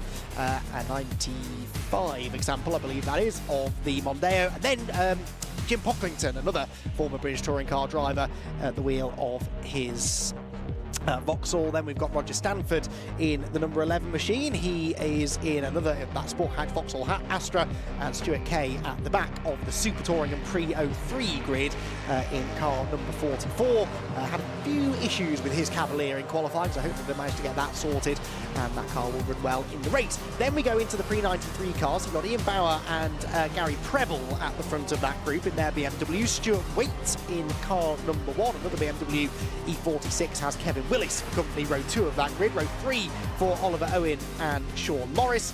Then it's William Davison and Kevin Granger. Will Davison, presumably the former BMW 1 late racer Will Davison, who had plenty of success racing in that category. In fact, I think was a former champion. Kevin Granger alongside him. Then it is Joe Dorrington and Mike Seaborn, with Graham Myers and John Hillier making up the next row of the grid. And yep, there they are, down on row 9 overall of the grid. Then it will be Brian Aldous and Michael Harris, Ian Knight and Anton Martin are next. Jamie Sturgis in car number 87. We see Jamie racing TCR machinery from time to time, not in TCR UK, but in some other series. He's got Simon Mann alongside him. And then right at the back of the grid, Michael Collins in another of those BMW M3s, that one an E36 example. Well, Martin Hayman joins me in the commentary box again. Martin, you would have commentated on some Super Tours back in period, maybe not in the UK, but across Europe in the European Touring Car Championship. In fact, I was watching an old clip of that the other day, just to get me in the mood for this weekend. But I was saying whilst you were outside, this is the era of touring car racing that made a motor racing fan out of me. And to see these cars still competing is a real treat. And out of so many people as well. I mean, you know, grandstand on a Saturday afternoon, 2 races with the 315 from Haydock Park in the middle. And I can remember John Cleland, even in period, saying that they used to go home after a race here at Thruxton, and they'd all sit down and watch it the next week, and they'd go, well, that was dull as ditchwater, what are they going to make out of this? And then you'd turn it off after 20 minutes going, oh my God, when did any of that happen? But half of it was the ranting and the raving, you know, Frank Sittner going off on one, Cleland going off on one, Mike Smith and all the others, you know. I do miss that. With the big household names at the time, and it made stars of them. Still, if you ask people to name a touring car driver, half the names they'll come up with, if they dredge their memory, were from this super touring era, because that's when they were megastars, and when drivers like Paul Radicic came across the globe to race in the championship in that ICS Rouse Sierra. So, yeah, and there was a World Cup for them, and the Super Touring regs just set everywhere on fire, and it was a phenomenal time. And that just sent a little picture actually to John Cleland of one of his old flames. he drives that car occasionally, and he has said to its owner, Jim Pocklington, he said, you know, it even smells like it used to smell. And this is one of the things that actually the factory drivers say about BMW M3s. The original 4-cylinder M3 had this insulation built in below the floor pan, or inside the car, above the exhaust, so on the floor pan, to stop it burning the inside of the car. And they all say, a Pucker M3 that has this insulation smells different from an M3 that looks pucker and has all the right bits, but built from a shell that wasn't made in the works. So the cars at the front of the field have all served their time and have all been TV stars, and they're going to get to do it again today. And again, you know, this is absolutely prime hunting ground for these cars. This was always one of the big turning points in the championship. Coming to Thruxton was always putting everybody right under the cudgel. Absolutely, they really get to stretch their legs around here as well, so looking forward to seeing that. We have lost, I'm afraid, Kevin Granger to the pit lane, one of the pre-93 BMWs, the E46 330 in the pit lane. So that car, I say in the pit lane, actually parked up just on the outside of Parc Ferme, so I think his race is done. Safety car leading them around. It's a rolling start for these cars, which I think, again, is sensible. You don't want to put too much stress through the drivetrains of the Super Tourers because they can be a little bit fragile, and finding spare parts for them not the easiest of things to do anymore. But the field led around by Stuart White in that ex-Tom Christensen Honda Accord, presumably the same Honda that Tom won a couple of races in the year 2000, one at Alton Park and one at Silverstone. In fact, did Tom not win the last Super Touring race at Silverstone? Well, that's a very good call. In the dark. I seem to recall that vaguely. That's a very good shout. Certainly was up there, wasn't he? So that car leading the field around. Of course, there are parallels to be drawn between the Super Touring regs and the TCR regulations that we're also celebrating this weekend, with TCR UK reaching its 90th race earlier on today. TCR very much was supposed to be a set of regulations to unify international touring car racing. You know, you could take your Cupra and race it in TCR UK, race it in TCR Germany, race it in the World Championship if you wanted to. That was very much the way things worked in the 90s too.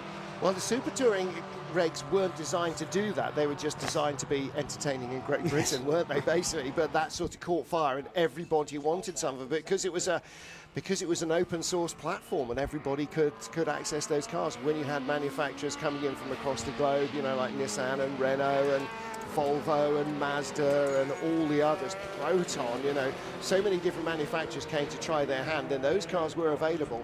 But TCR has been designed to be a little bit like the touring car version of GT3, where it's cost-effective, affordable, and the manufacturer can win races and win titles without actually having to field any cars itself. All it's got to do is provide them to customer teams. So TCR very much customer racing, but Super Touring, particularly at its final throws, highly aero-dependent, extraordinarily well-developed cars. I mean, you don't get ProDrive in and West Surrey in to build race cars unless they're going to be pretty extreme. And it's going to be interesting, actually, to see how they fare against the newer machinery, the slew of BMWs behind them, because that's going to be an epic battle. But if you can break away from that and try and latch onto the tail of the Super Tourers, that could be a whole new thing. Here we go then. It is going to be Stuart White in the ex-Tom Christensen car then that leads the field to green. Tom did, by the way, win both of the races at the Championship Decider at Silverstone in the year 2000, so managed to drag that out of the old memory banks. Here we go then, across the line, 2 by 2, and let's go Super Touring racing then. The Honda Accord on the inside, on the outside line, Jason Hughes in the ex-Jason Plato Vectra slots in behind him, and so it will be Honda from Vauxhall from Ford, the order as they head up and over the hill towards the complex. Behind them, the pre-93 cars rumble through. And what a great sight they make, a very BMW heavy grid, but a couple of Civics there towards the back end as well, looking to march their way through the order. But White leading the way, and it is Jason Hughes taking chase. Now in qualifying, Jason was 2.3 seconds slower than White, but that, Martin, was in very different conditions to ones that they are faced with now. Yeah, and I'm sure because it was qualifying and they've got a couple of races and it's a 2-day meeting and the cars aren't exactly cheap, or yeah, you won't be getting the spares down at Halfords this evening. They were being a little bit cautious perhaps in qualifying. Spoke to Stuart White a little earlier, and he was saying along with the car he actually has all the original setup sheets from Dick Bennett's at West Surrey from when the car was running, period. He said they were run on customer specific Michelin tyres, and he said it's a whole different car. He actually ran on some that were from the old Michelin warehouse that would have been like mahogany, but he said the moment they went on the car it felt utterly different. However, he's still got a handy lead and he has got the pace to come all the way down from Dumfries for this weekend. So again, shades of John Cleland then, who always had to load up the motorhome on a Friday night with the wife and the kids to come racing in the British touring cars.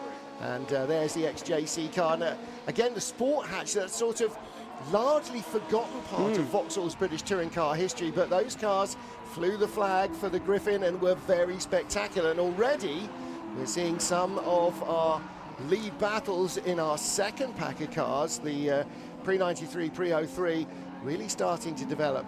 Yeah, AJ Owen, I believe, at the front of... No, sorry, he's the one there. Pocklington next, then Stanford, Roger Stanford, number 11, who has carted his way through the order, hasn't he, in his Vauxhall Astra. Then Stuart Waite in 6th position, so Stuart Waite, car number 1. The lead BMW is sideways out of the complex, just about hangs onto it, and that will allow Ian Bauer to get alongside. So Ian Bauer was the fastest Pre-93 car in qualifying. He lost the class lead at the start, but now sees an opportunity to get it back, sweeps to the outside, gets the inside line for Goodwood, and that little moment, quite big moment really from Stuart Waite, has ultimately cost him the class lead. It's lucky that it was slow there, because that was heading towards Code Brown territory, wasn't it? That was a big wake-up call. Stay off the edges, because although the tarmac has dried out, I bet those grass fringes are absolutely sopping wet. So there's the Cavalier of Jim Pocklington, 4th place, with the sports hatch behind. That's Roger Stanford. Then Stuart Waite closing in from behind, and look, what are we, end of lap 2, and they're already with the Super Touring cars. So again, it's that vintage that the Super Tourers have. Yes, in period, and to stand here and listen to them howling around the back in practice just rolled the clock back a quarter of a century. But it is a quarter of a century, and these BMWs are a lot more recent. Yes, they are, and they're nipping at the heels now of the Astra, which is rather delaying now. Ian Bauer, Stuart Waite, therefore, gets a run on him, and bringing with him Kevin Willis in the yellow BMW. As they all arrive at the complex together, they slip up the inside of the Astra, and in the end, I don't really think there's a lot that Roger Stanford can do about that. He will do his best to stay out of their battle and then resume his private scrap with Jim Pocklington once the BMWs have blasted through, which they should now be able to do as they head out onto the back part of the circuit. Of course, these BMWs should be in Listerine colours, really, shouldn't they? Yes. and a little older than they are to be in period with the Cleland Cavalier. But yeah, they've definitely got the pace. They've got the much more modern suspension, and it's not like, you know, even if they are built from a road car shell, it's not like proper factory racing items aren't available. So these things certainly handle, and I mean, that's threading the eye of the needle, isn't it, going through there. That was very close indeed. That has just allowed Bauer and Stuart Waite to pull away now from Kevin Willis. And Gary Preble in the Honda Civic, he was the second fastest Pre-93 car in qualifying earlier on today. But again, you'd imagine in the wetter conditions, the front-wheel drive Honda Civic might have been a bit more competitive. Now in the dry conditions, the rear-wheel drive BMW is able to stretch their legs and use all of the performance at their disposal. They weave their way through the club chicane. There go the leading 2 BMWs. There is Preble. So Preble actually has found a way past Willis. In fact, so too has Will Davison. So Kevin Willis losing a couple of spots on that lap. Yeah, and still our top 3 down to AJ Owen, our Super Tourers. AJ Owen in the Mondeo, but it's not going to be long before the Sharks are nipping at their ankles, is it? Now there's a car you don't see often on the road or on the racetrack, it has to be said. The number 192 car, that is the E36 Touring BMW of John Hillier. And he is not actually just battling with BMWs here. Got a bit of variety, haven't we? Got the Honda Civic just ahead and the VW Corrado of Byron Aldous, who is at the front of that group. Oh, no, and that's AJ Owen. Yep. AJ Owen pulling off in the Mondeo. That is just on the exit of the complex, I believe. Mechanical failure rather than driver error, it would seem. But that's a shame. One of the crowd favourite cars out of the race. Yeah, that's a real shame. Out of 3rd place, so that puts the Ian Bauer-Stuart Waite battle into context. That's now a podium battle. Gary Preble in the Honda, desperately trying to hang on. This is William Davison, and it was him that was threading the eye of the 3-way needle earlier in the lap. And he didn't only pick off those 2, he's picked off Gary Preble in the Honda Civic as well, which now moves him up to 5th position. So a flying run from Will Davison. And where did he start? Only 15th. So again, maybe a little tentative in qualifying, and again, I'm sure for a number of these drivers, first time here at Thruxton. Oh, and it's slippery. Okay, let's not be a hero. Yeah, absolutely. Save that for the race a bit later on. But Will Davison definitely now throwing some heroics at some of his rivals. He's round the outside there of Bauer and goes through pretty easily. That was the Swedish shuffle, wasn't it? An appropriate race to see that reenacted in. And out wide, not for the first time there, goes Bauer onto the grass. I reckon Gary Preble came through as well as a result of that. So the Castrol livery BMW slipping backwards a little bit. Will Davison, though, former one-mate BMW racing champion, and not in these kinds of BMWs, but still he knows his BMWs. He knows how to win in rear-wheel drive cars, and he's got one more of those BMWs to catch and overhaul, and then he could well be on the way to a class win. Yeah, and Stuart Waite's in third place, so it'll be an overall podium as well if he does get to the #1 machine. Still our fast 2 Super Tourers are way out front. Stuart White in the Honda and Jason Hughes in that kind of red and grey Masterfit era Cavalier, the last the Cavs before the Vectras. And there is the change, goes by Preble. Yes, he does. Yeah. So William Davison moved on, and that is Oliver Owen, Kevin Willis. Kevin Willis going up. Oh, hang on a minute. Right, where have we... Why? Oh, he's 441, of course, not 44. Ian Bauer, so ahead of Gary Preble. So that's, yeah. It doesn't say 441 on the car. It's 44 and a bit of gaffer tape. We've all been there. Let's not pretend we haven't. No, absolutely. Gaffer tape for numbers. It's a genuine, legitimate racing experience. And the reason for that is because Stuart Kay is running number 44 on his Vauxhall Cavalier, so it's to distinguish the two in case you can't tell the difference. And he's got his dabs in first, I guess. Yes, indeed so. We've lost the Corrado, I fear. Baronaldo is off halfway up Woodham Hill. That's why we had yellow flags there last time through, as here Gary Preble attempts to come back at Ian Bauer, but to no avail on the run around Noble Corner. Now, what lap times are Will Davison doing compared to Waite? Well, on the previous lap, he actually more or less matched Waite, but of course Davison was busy overtaking Bauer on that lap, so in clean air might now be able to go a little bit faster. Here, Bauer fending off Preble, the BMW quicker in a straight line, the Civic a little bit better through the corners. We've been talking about that all day, really, haven't we, in these CTCRC races. And then behind them, another good scrap here between Oliver Owen and Kevin Willis. So for 5th position, if you like, in the pre-93 cars, another 2 BMWs tied themselves together. But I'll be very interested at the end of this lap, Martin, to see what that gap is from Stuart Waite back to Will Davison. Is it less now than a second and a half? And also, Stuart White to Jason Hughes. That's gone out to 28 seconds. Wow. I was just looking at Jason Hughes' last lap in that red and grey Vauxhall. The leader did a 1:22, he did a 1:28. His last lap that he's just completed was a 1:30, but his fastest lap is a 1:23.3, so he's 6 or 7 seconds slower. So there's something definitely ailing that Masterfit Cavalier. So if it's coming past you now, make the most of it, because it might not be coming by again, I fear. And that will then move Stuart White, Will Davison, this battle we're looking at the tail of, up into second place. In fact, they're right with the Cavalier. There it is in front. So that is the red and grey machine, and it is definitely going very much more slowly than ever it was. It's actually lapping a whisker faster than these two in Sector 1, but I'm not sure that's going to continue. No, so the Vauxhall Vectra of Jason Hughes, I'm afraid, is ailing. He's lapping about 8 seconds slower than he was in qualifying, so definitely an issue with that car. Of course, a slowing red and white Vauxhall Vectra back in period here at Thruxton was not an uncommon sight. There were 2 races Jason Plato will tell you to this day he should have won here at Thruxton in the year 2000, only to be told to pull aside for Ivan Muller to hand the victory to him in the closing stages. That is a car in the fence, is it? At the yes, someone's been through the tyre stack at the chicane. Boy, haven't they? So who was that was in front of them? It could only have been Stuart White or a back marker. He's been through, He's been through. Yes, it must be a lapped car. Yeah. Who, I'm not so sure, but the car up against the barriers and going no further quite clearly. There we go. It's a BMW 153, which is Simon Mann. So Right, Simon Mann's been off. Now, whether he did that on his own or he was going through there side by side with somebody, I don't know. But what it does mean is the safety car is being scrambled. So Stuart White's 31.8 second lead evaporates. It will, I guess, no longer be over Jason Hughes, though, because I suspect that since the line, Stuart White and Will Davison have found a way through. Well, we'll pick that up further round. Good news is that that's not the only car. So 36 down there as Sean Morris. Right. But that's separately, isn't it? Yeah, that's Goodwood, Noble Goodwood, that he's pulled off, perhaps. So a few of them ailing in the closing stages. That's a bit of a shame. Well, I think that is effectively going to curtail our race, because if the safety car comes out now, it's not going to complete another lap once they've caught it before we run out of time. And so, you're right, I said it was Jason Hughes and the Cavaliers and Vector, of course. So Jason in second place, and as we can see, they're coming slower up the hill behind him. But Stuart White in the Honda is the car that the safety car will pick up.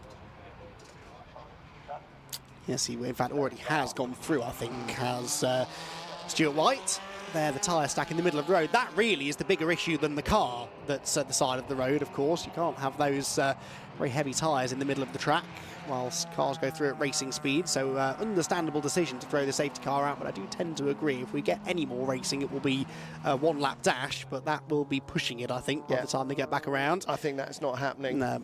Apart from the fact that the tyre stack isn't going to move behind the safety car, it's certainly not going to blow away on its own accord. It's going to need lifting with, probably not with manpower actually, that's a lot of tyres stacked together. I think it's going to need a little bit of a winch, so the wrecker is going to have to go out there. Yeah, that's effectively the end of it. The safety car will lead them to the line, because by the time they get there we'll be out of time anyway, I think. So I'm going to leave you to it and dash down to talk to our top three. Indeed so. They may well even choose to throw an early checkered flag if they think that the race is a bit of a lost cause. In fact, there we go, the red flag flies, so they're stopping the race. That will be race done. With 2.25 minutes to go, they're not going to bother restarting that one, which is a shame, but Stuart White won't be too bothered. He managed to keep his car out of trouble. It ran flawlessly, and he picks up a race victory. Jason Hughes will come home, well, possibly in second place, because they never did finish that lap. So the results will go back a lap, and I think he'll be reinstated back ahead of Waite and Davison. So I reckon Hughes will end up second. They're in a different class to the BMWs anyway, of course. So White will win the Super Touring element of the race in the Pre-93s. Class B won by Waite, Class C by Gary Preble in his Honda, and Class G by Car 91 Oliver Owen. And then Stanford and Pocklington would also pick up class wins a bit further back. So the car's then being guided back into Parc Fermé. And our first Pre-93, Pre-03 and Super Touring race of the day comes to a slightly premature end, but real treat it was to have the cars out on circuit. And Stuart White will be very, very pleased with the way that race concluded. So, Stuart White, the winner, and by 31.8 seconds in the end over the ailing Jason Hughes, who I don't think we ever really saw the best of in that one. Stuart White came home in third, ahead of Will Davison and Ian Bauer. They, of course, were the top three of the Pre-93 cars. Gary Preble then in sixth position was a class winner within the Pre-93s. Kevin Willis was seventh. Oliver Owen, a class winner too, ahead of Roger Stanford and Jim Pocklington in the Vauxhall Cavalier in 10th position. Joe Dorrington, Graham Myers, Anton Martin and John Hillier were next. In 15th position, we had Ian Knight ahead of Michael Harris and Mike Seaborn. Sean Morris and Stuart Kay were a lap down. Michael Collins likewise, while Simon Mann, AJ Owen and Byron Aldous, I believe, were all non-finishers, stopping out on track with one issue or another. Michael Collins was the one, of course, who went off. No, sorry, Simon Mann, wasn't it, who went off at the chicane to essentially bring out the red flags. In fact, no, sorry, it wasn't Michael Collins, because he has just appeared in front of me in Parc Fermé. So he has managed to get his car back undamaged. There you can see the forklift truck being used to reposition the tyres, as Martin alluded to. You can't really move those with manpower or marshal power in general. You will need some heavy machinery, heavy lifting machinery, and quite a bit of guidance from circuit staff to make sure that it ends up in the right place as well, which it does now. It's back where it ought to be. It will be very shortly. And after that, we will be good to go racing again. We've still got one more race to come today. It's for the AirTech Motorsport. Sorry, three more races, I should say, to come today. We've got the Demon Tweaks Audi TT Cup Championship. We've got, I think, the Classic and Historic Thunder race for the CTCRC as well, and then the AirTech Motorsport Fiesta ST240 Championship. I think there's been an amended timetable. since the first one was published. They've moved some of the classic touring car races around, but we will see who appears on track. And certainly next up, I can tell you, it will be the Audi TT Cup Championship for their first race of the weekend. So more modern one-make racing. One of the newest championships, in fact, in the United Kingdom is the Audi TT Cup Racing Championship, which began last year as a series. It's its first ever year as a championship, and what a big grid they have managed to amass. Right then, back to Parc Fermé then. Let's catch up, shall we, with Martin Haven and our podium finishers. We're in the carnage that is the collecting area at the end of the race, trying to organise all the cars. Super Tourers are all coming back in down here because they've got no turning circle whatsoever, so the marshals need to get them out. But first off, our race winner, Stuart White. So let's elbow our way in. Stuart, how was that? The car looked like it was pretty nice and tidy under you. Yeah, the car was perfect. Just wasn't probably quite as much grip as there was this morning, actually, in qualifying. I was surprised. Just moving about a wee bit more, but still really good fun. Just good fun driving it around here. I bet it is. I mean, it brought back a lot of memories for a lot of people. I'm sure you're enjoying that as much from the inside as we are from the outside. Yeah, hopefully a lot of people appreciate and want to see that going around Thruxton and get to hear it again. So yeah, it's good to bring it out. And you brought the sunshine with you from Dumfries, so... Oh, surprised the sun came out. But no, it's good to get the sun out and get the slicks on and get it going as it should. That's what you want. Excellent. Congratulations. Nice done. Well done indeed. So second place, skin of his teeth, I guess. We'll find out what was going on with Jason Hughes. Jason, your last... Oh, right, okay. Oh, sorry, you are. I'm going the wrong car. I need Jason. Here we go. Okay. So tell us about the race. What was going on with you? After the first lap, power steering, just lost all the power steering. Right. So you have to be like Popeye to steer it with no power steering. So I thought, right, that was it. So I was just trying to hang on, really. And luckily, hung on till the end. They were catching fast, weren't they? I noticed your last couple of laps were... Yeah, I could see that. I thought, well, they're coming now. If they get past, they get past. But obviously then, luckily, safety car. So tomorrow, rain, hopefully, and then we'll be all right. So check the power steering and have spinach for breakfast. Well, yeah, hopefully, because if there's no power steering, I'll definitely be on spinach for breakfast.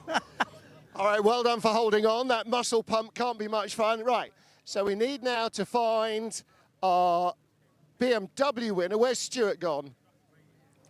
Right, where's Stuart?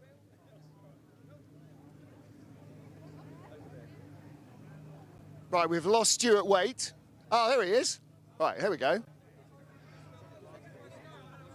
Right, I'll squeeze past Alistair. You were nearly there, weren't you? You were really nearly there. I was in that one. I know you were. Yeah, it was another couple of laps. It might have been a different story, but I'll take that. I'm not sure you'd have caught the Honda, but the Cavalier, the Vectra was really struggling. Yeah, he had the legs on the straight, but seemed to be better around the corners. But yeah, great to be following a car I grew up watching on the telly. I know, we're all in the same boat, aren't we? And so what do you do when you get there? You go, oh, I'm going to have to pass him anyway. I don't care who drove it once. Absolutely, and you got someone coming up pretty quickly behind, and you've got to get on with it. Well, and that was the thing, actually. It didn't take you guys quite as long as we thought it might do to catch the Super Tourers. So the more modern machinery has definitely got what it takes here, hasn't it? Yeah, I mean, obviously technology's moved on a long way, but our cars are quite old in comparison to the Super Tourers, and obviously a lot less advanced from a technology point of view. But yeah, they're pretty good for what they are. Just bigger cojones than in the driver. Absolutely, especially around here. Congratulations, well done. So overall podium. And yeah, super touring cars in the sunshine at Thruxton. This is one of the greatest tracks that these cars raced on in period. It's just great to have them back and to show off in front of the crowd. And hopefully tomorrow, who knows, they might get a break in the weather as well.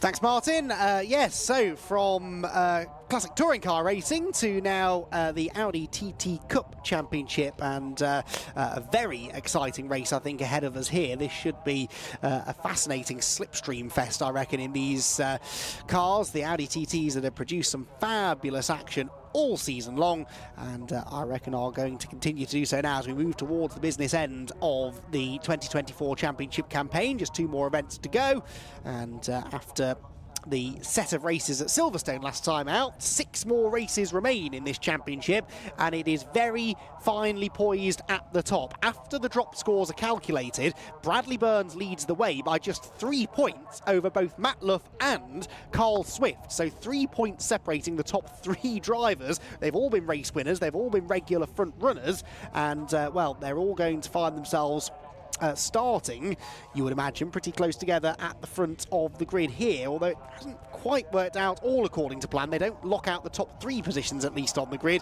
but they are all starting on the front couple of rows. Bradley Burns coming out on top in qualifying. That will net him a bonus point, so actually you can make that now a 4-point championship lead that he's got over Luff and Swift, with those 2 sharing the second row of the grid. The interloper is Sam Heading. Sam Heading, who's been one of the revelations of the second half of the season.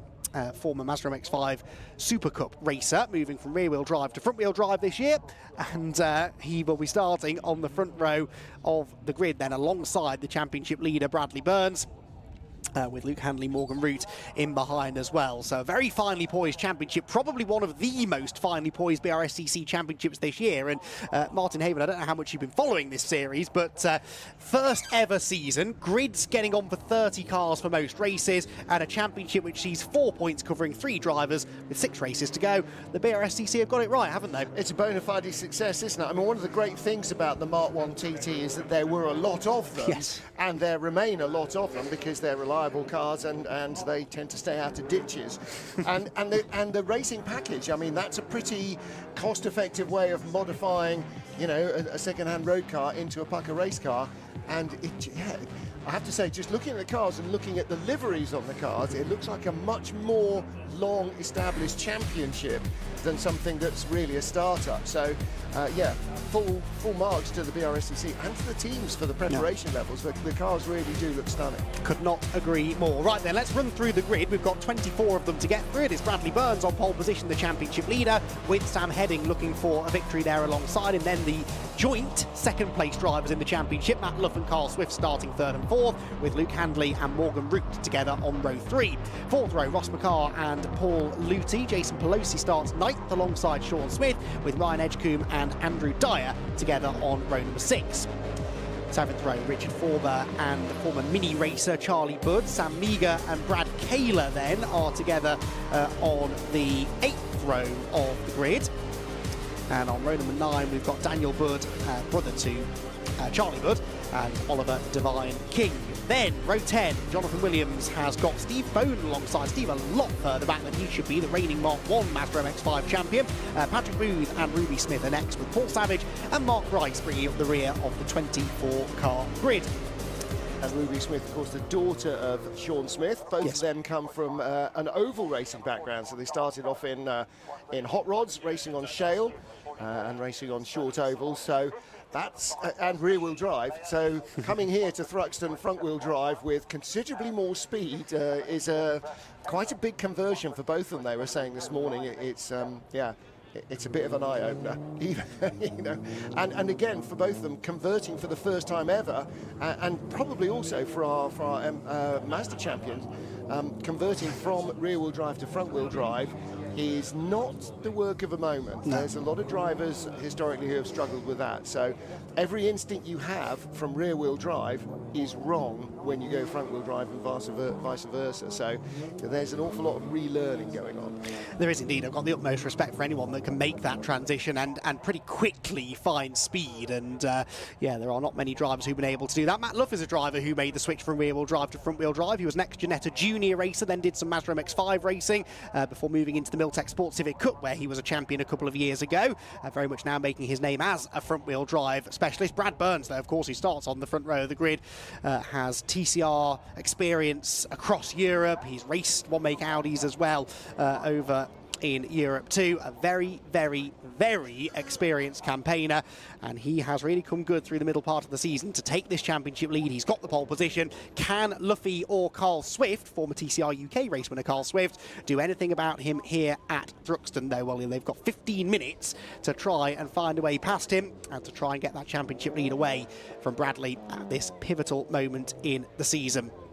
So, the calm before the storm, the last couple of rows of the grid starting to fall into place. The green flag, I believe, has been waved, and we are watching now for the red lights on the starting gantry. There they are. They will go out now. We're away and racing in the Audi TT Cup, and it's a good start made by Brad Burns. Not a great start, though, from Sam Heading. That allows Matt Luff through on the inside line, so Luff through into second position, and Carl Swift must go with Luff. He's got the outside line through. Allard should have the momentum up the hill, and I reckon he will now break into third position, which means the top three in the championship could well be in the top three positions after the first few corners. Swift is actually having a little bit of difficulty there, getting around the outside of Sam Heading. Behind there is a little bit of a collision, I'm afraid. That's the number 52 car. That's Paul Luty then, who's been involved in some contact. Bouncing across the grass, I think might be the 22 of Jason Pelosi. Those two tangling then going through the complex. There's a third car, one of the Rob Boston cars, Morgan Root on the grass. He, I think, also sustained damage in that collision, so that's a shame. A few too many of them, all looking for the same bit of real estate, but for the leaders, Martin, a clean start, and the top three in the championship already going after each other. Yeah, you can see it was a real arm wrestle, wasn't it, there, all the way through the complex and out into the country from those lead quartet. And I was about to say that when it was damper, the inside starting line seemed to work well, closer to the pit wall, but that wasn't anything to do with traction. That was Sam Heading just not getting it right away from the grid, from the outside the front row. That was really down to the driver getting the clutch and the revs right, I think, rather than anything in terms of other traction. So they stream out around the country, already heading back up to the hill to the chicane, and the leaders are through. Oh, and someone goes straight on at a real rate of knots. Who was that and where did they end up? That's the real question, because they arrived at the chicane an awful lot quicker than they should have been. Wait and see who doesn't come through maybe then at the end of that opening lap. Of course, there were a few walking wounded further back, weren't there? We'll try and pick that out in a moment, but the rest of them cycling through and up towards the complex for the second time of asking. Burns leads, Luff second, Heading third, so Swift did not find a way past Sam Heading. And I suspect, maybe to your point earlier on, Martin, that again is Sam Heading, another driver who's made the transition from rear-wheel drive to front-wheel drive, and one of the hardest things to wrap your head around when you do that is how to get the car off the line. It's a completely different starting procedure in a front-wheel drive car, and maybe Sam, only a few rounds into his front-wheel drive racing career, still wrapping his head around that. I think it might have been Ryan Edgecombe. He's dropped down to 12th place. He lost half a dozen spots at the end of the lap, so... but he did come across the line, so he may have ventured off into the southern reaches of another county, but has come back on into the chicane. But it is Brad Burns out front, who has the lead at the moment from Matt Luff. And that's remaining fairly constant. Half a second isn't much. Certainly at this speed, you are very much starting to pick up the toe up the hill from second place. And again, you can see Matt Luff was closing in there just before Brad Burns hit the brakes. Sam Heading, Carl Swift, that lead quartet, again, they're going to break away from the two or three cars behind, I think, because it is, yeah, Sean Smith in seventh, the end of that little group, Luke Handley, Ross Maker and Sean Smith. That trio, they might struggle a bit to stay in contact as the lead quartet ease away, although already Carl Swift, the fourth place car, is just starting to drop back. He was looking to take second place on the beginning of lap one, but is now just trying to hang on to the back of the group. Yeah, Carl won the first 4 races of the season. Then he ended up on his lid at Alton Park, had to get a new car out for the rest of the season, and hasn't won a race since. So I think it's fair to say he's maybe not quite gelled with this car as well as he did his original chassis that was quite badly damaged at Alton Park. Almost a look at the inside there from Ross McCarr against Luke Handley. This for 5th position, so behind that leading group by some way already. And it does look to me as though Luke Handley is maybe a little bit slower than Ross McCarr. Ross just can't quite find the way through. But yeah, you're absolutely right. Carl Swift just becoming a little bit detached from the leading trio, and he can't afford this. He is, remember, joint second in the championship, needs to try and be taking points out of Brad Burns and Matt Luff, and that now is looking increasingly less likely. But as that battle rages at the front, there are still plenty of scores to be settled further behind. Yeah. And this is still the battle for 5th place. 51 Luke Handley, Ross McCarr right behind, and right behind them 21 Sean Smith, just keeping his nose in front of Andrew Dyer. Dyer was right on his bumper all the way up. If you turn the headlights up, he would have melted the paint off the back of the car in front.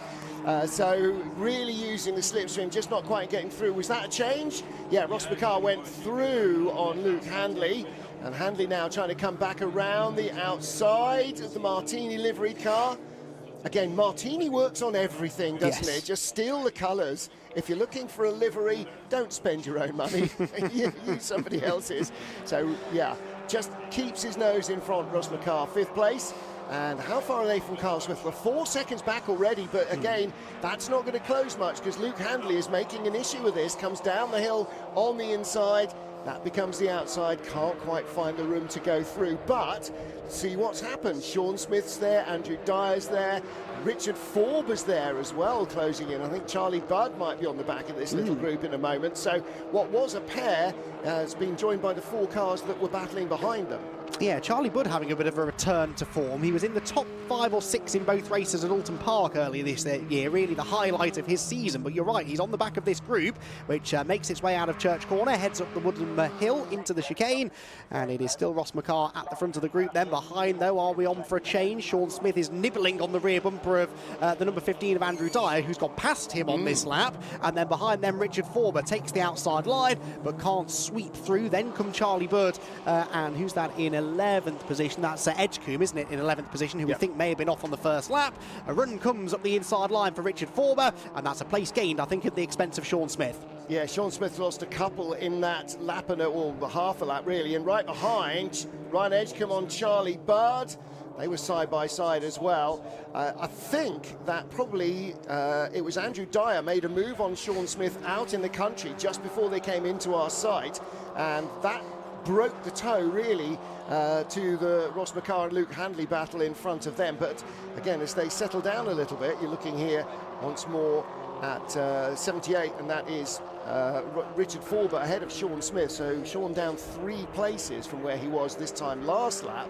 And that's the problem with Thruxton. If you're eased offline, then it's like being restrictor plate racing in NASCAR. You're hung out to dry and everybody else goes steaming by. If you have to breathe off the throttle in the country, then you might as well be throwing the anchor out the back of the car. Yeah, you do see that a lot here, don't you? If a driver makes a little mistake, it's so costly, especially when the racing is as close as this. It's slightly less close at the front, though, than it has been. This gap's been hovering around half a second, Burns back to Love. I reckon it's maybe gone out a little bit in the wrong direction this lap. Let's see, across the line they go. 0.586 becomes 0.727, but a bodywork there gets kicked up by the leading group heading through as they accelerate up towards the complex once again. So we're at half race distance more or less. Bradley Burns leading and Matt Luff behind. Matt crucially has set the fastest lap. That is worth a bonus point. So he's limiting the damage being done by Brad Burns out in front, but really needs to be outscoring Brad. This run of momentum that Burns has had of late. He won both races at Croft. He won the first 2 races at the very next event at Silverstone, was second in the 3rd race. So he's only dropped a couple of points really over the last couple of events. And Luff really would have seen this as an opportunity maybe to stop him in his tracks. And it might yet be, as you said, Matt Luff has got the fastest race lap, and every time Burns tries to make a break, Luff is right back with him. And that slipstream, you know, it's a beautiful looking car, the TT. It's obviously had a lot of time in the wind tunnel as well to make it work well, but it still punches a hole in the air at the speeds they're doing here. And when you're up close to the limiter, anything that helps to pull you along without the engine having to stress itself has got to be helping.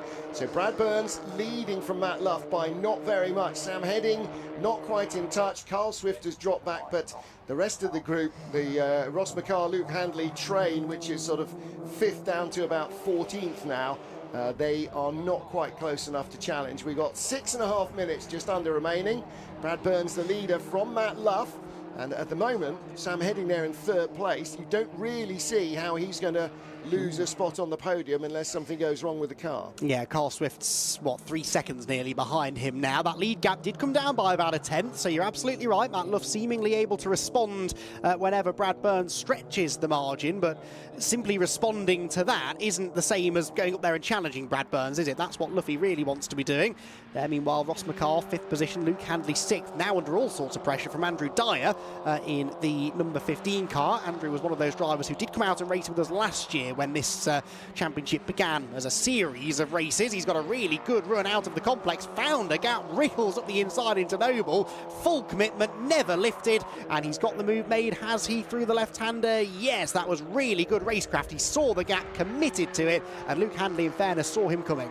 The problem with Noble is that it's not a corner in isolation. You have to set the car up on the exit for all the fast right-handers that follow. And the more offline you are going into these, the worse it's going to be in the long run all the way around the country. This is a long, fast right-hand corner with a couple of little chicanes interrupting it, basically. That's the entire lap at Thruxton. So if you're just anywhere other than ideal going into the country, then they'll be all over you. But he manages to keep his nose clean, keeps the inside line neat and tidy. And Ross McCarr goes through with a little bit of an advantage, but suddenly there's nothing because Ross did not make the best fist of the chicane, nearly gave that 5th place away. Andrew Dyer, Luke Handley, all over him now like a rash. I mean, he was pulling away as they were coming up the hill. So I'm not quite sure what happened with that Martini livery car. He outbraked himself. I think he was way wide of the apex at the first part of the chicane. That, of course, scuppered his run through the middle part of the chicane, and they were on him by the exit. So Ross McCarr has got Andrew Dyer now breathing down his neck. And this, of course, is where Andrew made that challenge against Luke Handley a lap ago. Can he do the same to McCarr? No, this time goes to the outside line. That's because he didn't quite have the same sort of overlap. So they stay single file through Noble. But if Ross McCarr is capable of making one mistake, thinks Andrew Dyer, then maybe I can force him into another bigger mistake and use that as an opportunity to slip through. They head out through Goodwood Corner, just under 4 minutes to go. So Dyer will know that this is probably the last overtake that he is likely to make in this race. They're, 8 seconds behind Carl Swift at the moment. So yeah, 5th is as good as it will get for any one of those drivers, unless some misfortune befalls the leaders, who arrive at the chicane now closer than they have been, I would say, for a few laps, Martin. Yeah, you're absolutely right. Matt Luff all over the back of the race leader, Bradley Burns, in the red and blue machine. Matt Luff in 2nd place, the silver car with the yellow highlights, and Sam Heading still in 3rd. And Carl Swift a long way back now in 4th position, 6 seconds, 5.5 seconds behind Sam Heading in 3rd place, but he is still clear of Ross McCarr and the rest. Now, normally the other 3 are still in view when you get that picture of Carl Swift coming around the left-hander, but he's starting to lose sight of them, never mind touch of them. And out of the top 10 now, Sean Smith. Ryan Edgecombe's got by him, Charlie Budd's got by him. So the ex-Hot Rod race being shuffled back down the order a little as the chasing pack still with Ross McCarr in front. So he managed to hang on out of the chicane that time. But maybe he needs to not look in the mirrors. I sense that might have been the issue, that just as he was getting on the brakes for the chicane, he had a quick check to make sure there was nobody inside or behind him, but then that leaves you that quick check behind. So you don't need to be much off at the chicane. A 1/10 of a second later on the brakes, and suddenly the car's about 50 feet further into the chicane than you want it to be. The chicane's not that big. No, it's not. So you really have to throw out the anchors then to make sure you don't make contact with the tyre stack, for example. But he's got a good little lead over Dyer this time, heading out of Church Corner. Going to be starting the penultimate lap this time around. So 2 more laps to go at the end of this one. And they head towards the braking zone, pretty equidistantly spaced out now, this group. Although closing in on the brakes is Dyer, because he has outbraked himself this time slightly. Sort of makes the apex, but he will drop away, I reckon, from McCarr. And Luke Handley might now see half an opportunity to start reapplying the pressure to Andrew Dyer, who of course overtook him so spectacularly a few laps ago up at Noble. So 2 more laps to go. The lead gap is back out to 0.6 of a second, so Luff can get close to Burns, but hasn't yet really been able to show his nose and try to make a move. Sam Heading now becoming increasingly lonely in 3rd. Swift's always really been a bit lonely in 4th position, and then this for 5th position. McCarr, Dyer, Handley and Richard Forbes are still tagging along with them. A lap and a half left to settle it. Yeah, 73 Ross McCarr seems to just ease away all the way around the faster part of the track. And then, you know, when he's halfway up Woodham Hill at the end of the lap, it looks like they're nowhere near him. I wonder if he's just got a little bit of a braking issue, because there's certainly nothing wrong with the car going quickly or going around the fast turns. It's when he gets to the chicane that they suddenly gobble him up. And if he knows that that's the issue, then he's going to have to be very careful. Here, leader again, Bradley Burns. Matt Luff, another fastest lap, down to half a second in it. But he's going to have to be within 2 or 3 tenths coming up the hill to the chicane. He really needs a much stronger toe than he's getting at the moment. What is it, 42? 1 to go, 42 seconds. This is, well, I don't know. Has Matt Luff actually looked like he's got a chance? He's not shown his nose anywhere so far. No, you do sort of get the feeling that it's all he can do to hang on to Bradley Burns here. Bradley controlling this race really nicely, not yet feeling the need to defend, not making that mistake of looking in the mirrors. And actually, it's Luff who makes a mistake that time, misses the apex slightly into Campbell. And that just puts you maybe a foot closer to the inside line into Cobb, the left-hander, and that scuppers your exit speed from there. Then you're offline into Noble, and one tiny little mistake, a foot wide of the apex, can lead to maybe 2 or 3 tenths of a second lost. And around a track like this, that can be all it takes. They've got a lapped car ahead of them. They will catch that probably at Church, Martin. I think that's Paul Savage, and if they don't catch him at Church, then they're going to have to pass him up Woodham Hill, because if you're the leader, there he goes through. You do not want to catch him at the chicane. So I think actually Paul Savage there slowing down on the fastest part of the track, seeing cars coming up behind him. He's pretty aware what's going on. I'm sure he will have had the blue flags as well. So final time up the hill, Bradley Burns, one hand on the win. Yes, and well, not yet one hand on the championship trophy, but certainly he will now almost double his lead over Matt Luff that it was coming into the race. So a significant victory this for Bradley Burns, who comes off the final corner then to claim his 5th win in the last 6 races. A 5th win of the year for Bradley Burns. Matt Luff comes home in 2nd position. Decent score, but would have liked to have got ahead of Bradley given the opportunity. Sam Heading comes home in 3rd, and it's a very lonely 4th place in the end for Carl Swift. Now, what of the 5th place squabble? Well, they're all over the curb through the chicane, but in the end they're going to cross the line, I think, in the same order they were for the last couple of laps. It is going to be McCarr 5th, Dyer 6th, Handley 7th, and Richard Forber in 8th position. 9th then for Charlie Budd. No, 9th Ryan Edgecombe got ahead of Charlie Budd there right on the last lap, so possibly even into the final chicane there, that position changing hands. But another really, really good race, and Bradley Burns, well, very, very impressive run that he is on at the moment. Bradley Burns, as I said, 5th win from the last 6 races, and if history keeps repeating itself, then he should win race 2, because the last 2 events he's won races 1 and 2 back to back. Of course, one of those events was Croft, which was just a double header. So there was no 3rd race, but last time out at Silverstone he managed to finish 3rd in the 3rd and final race.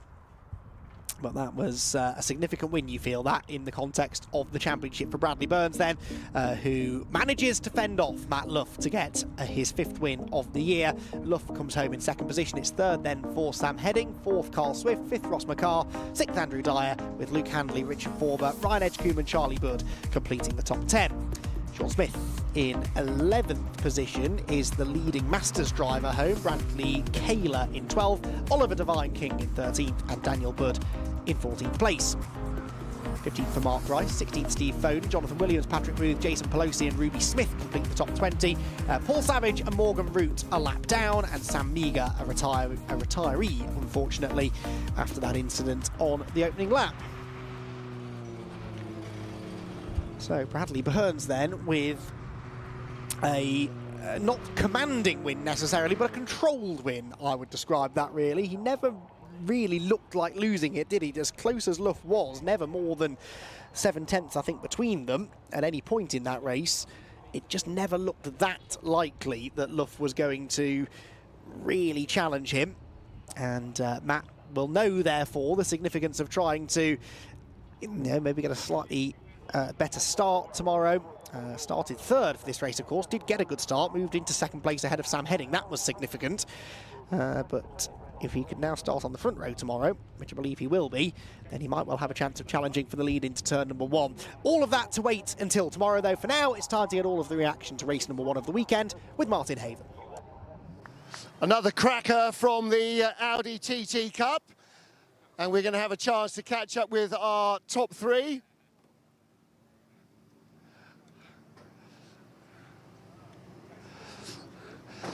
Well, you made the most of that, didn't you? You had the starting position you needed, you got the start you wanted, but you could never really shake them off. No, I got quite a good start. It was hard to see her lights, I had to be a bit further back. Yeah, just strung with the brakes a little bit, to be fair. Fast stuff I could get away, but Matt just caught me in the brakes, so something to look at there. But yeah, fast stuff was good and the car was really good. Good, because that's exactly what we thought. You were at the bottom of Woodham Hill, you were clear, and by the time you got into the chicane, they were all over you. So, yeah. Yeah, definitely. I think something on the brakes need to look at. The car felt good. It was obviously just like my end, but fast stuff was really good. But yeah, just glad to get a win. I bet you are. And added to that points bonus. Well done indeed. Right. So let's go and catch up with Matt. Second place. That was pretty hard work, though. Cool. Yeah, you can tell I'm sweating. Yeah, it's a bit of a stalemate, really. I think lap after lap we were doing the same times every single lap. I was closing a little bit in the complex. Then out the back he had the legs of me, and it was just a game of cat and mouse going back and forth. I'm happy to come away with second place. I think that's really good for the championship. Fastest lap as well. It would have been nice to get the win, but you know, I can't be too upset with second place. When you're getting the toe up the hill, when do you start to feel that toe working?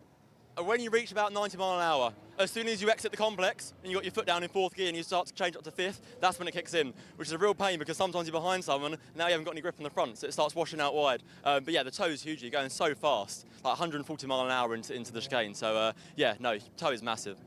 Properly exhilarating, and one more to go, and maybe different conditions tomorrow. How do you think about that? I mean, I'm a fan of the wet weather, so I think it separates men from boys. Yeah, if it's raining tomorrow, I'll be quite happy. All right, bring it on. Championship game is on. Congratulations on your second place. Right, let's find our third place man, Sam. Well, you were always watching the battle in front and you got close. What did you need to do you think, to really latch on to the top two? Well, it'd have been all right if I'd have got a good start, really. That would have put me more in the battle. But yeah, it's just we struggled for a bit of pace there. I think, obviously, yesterday we were top of the table, which is a bit of a shame because I think we struggled for a bit of heat there. But yeah, we'll have a look at the data, see what we're saying, go again tomorrow. So what are you thinking, tyre pressures or cambers? I don't know, I think it's more just heat because we haven't really been doing any testing running sort of behind cars. So I think you're behind cars for 20 minutes, everything just gets hotter and hotter and it just gets worse and worse. So yeah, well, hopefully I'll get a better start tomorrow so I can be up front. All right, and what about the prospect of rain? How do you regard that? Well, to be fair, I wouldn't mind it to be raining because we had the one wet run yesterday and we did all right, to be fair. Yeah, I just don't know, it was a bit boring that race, but oh well. All right, oh, well, congratulations. Got a podium out of it anyway. So, our final race, cars have already left the collecting area for the BRDC all-comers. This could be quite entertaining. It's the biggest spread of machinery you're going to see all day. So let's go and watch the action.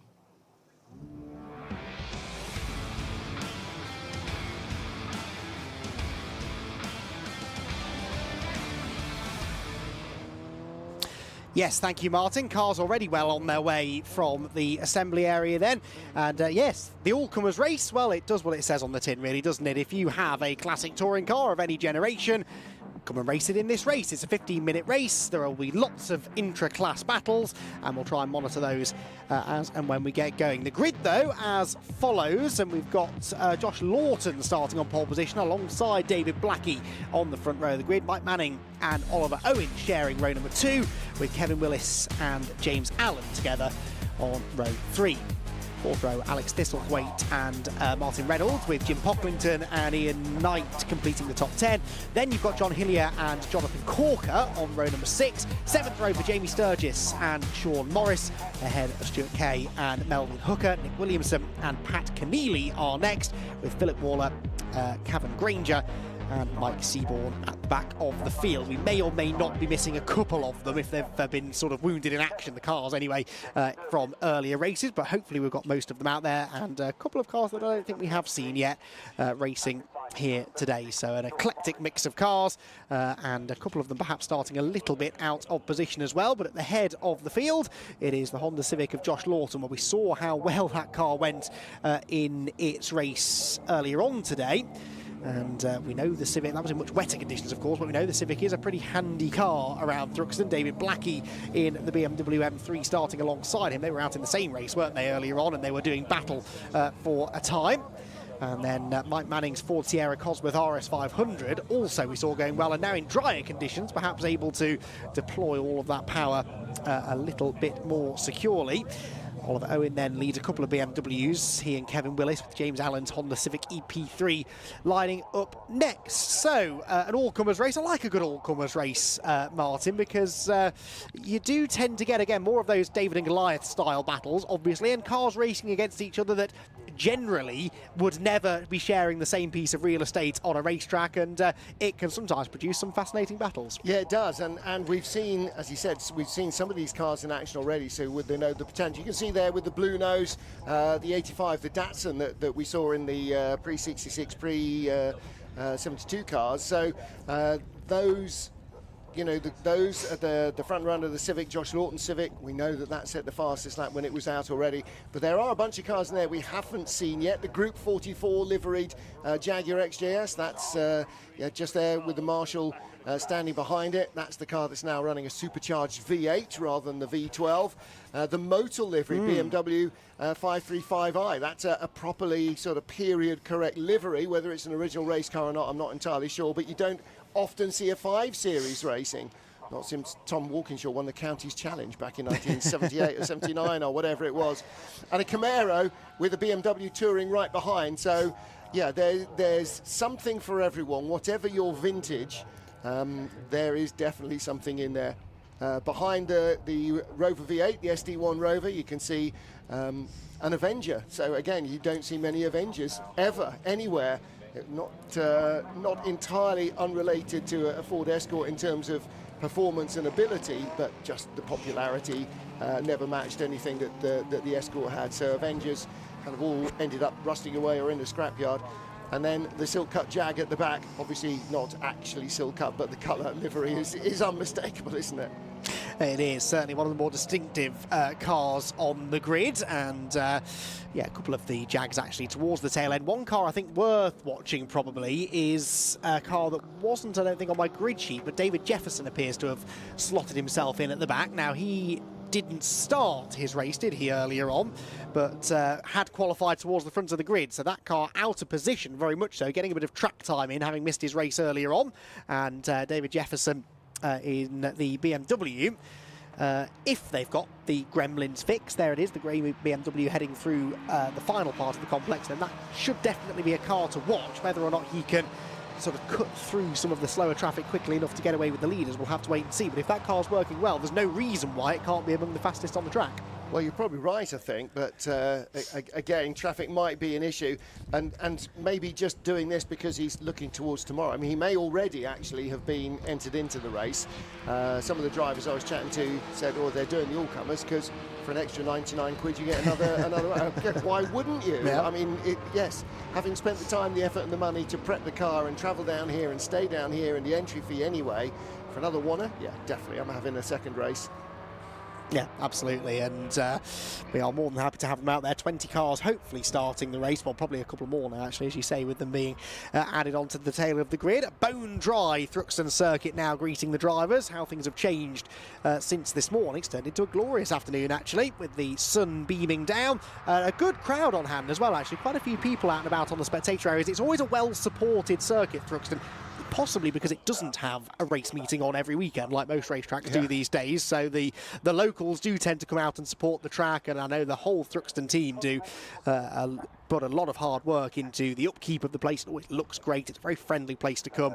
Good to see a good number of people coming out to spend the day or indeed the weekend here with their families and enjoying some top quality club level motorsport. Right then, 2x2 through the chicane we will run. The Honda Civic of Josh Lawton has the pink BMW of David Blackie for company on row 1.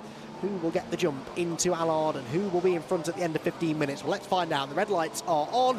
When they go out, they can break ranks. The race gets underway. The BMW accelerates away, but the Honda seemed a little bit quicker, actually. Also a good start further back from Martin Reynolds there, the yellow and white Escort to the outside line, but it will be the pole sitter, Josh Lawton, who hangs on to the lead. Then David Blackie in second position and Mike Manning there in third position. So grid order for the top 3 as they arrive at the complex for the first time. Yeah, Escort versus Camaro versus Datsun right behind. Is it all going a little bit wrong? Yes, one of the Jags is off.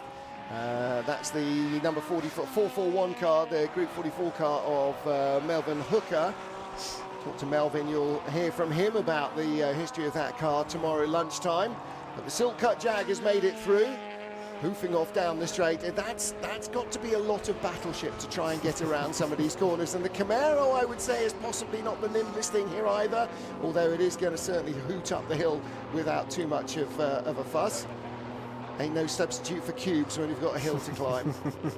Absolutely, and it's got the Zaxpeed Escort behind it all, hasn't it, which is probably not going to be a slouch in a straight line either. The hill they will head.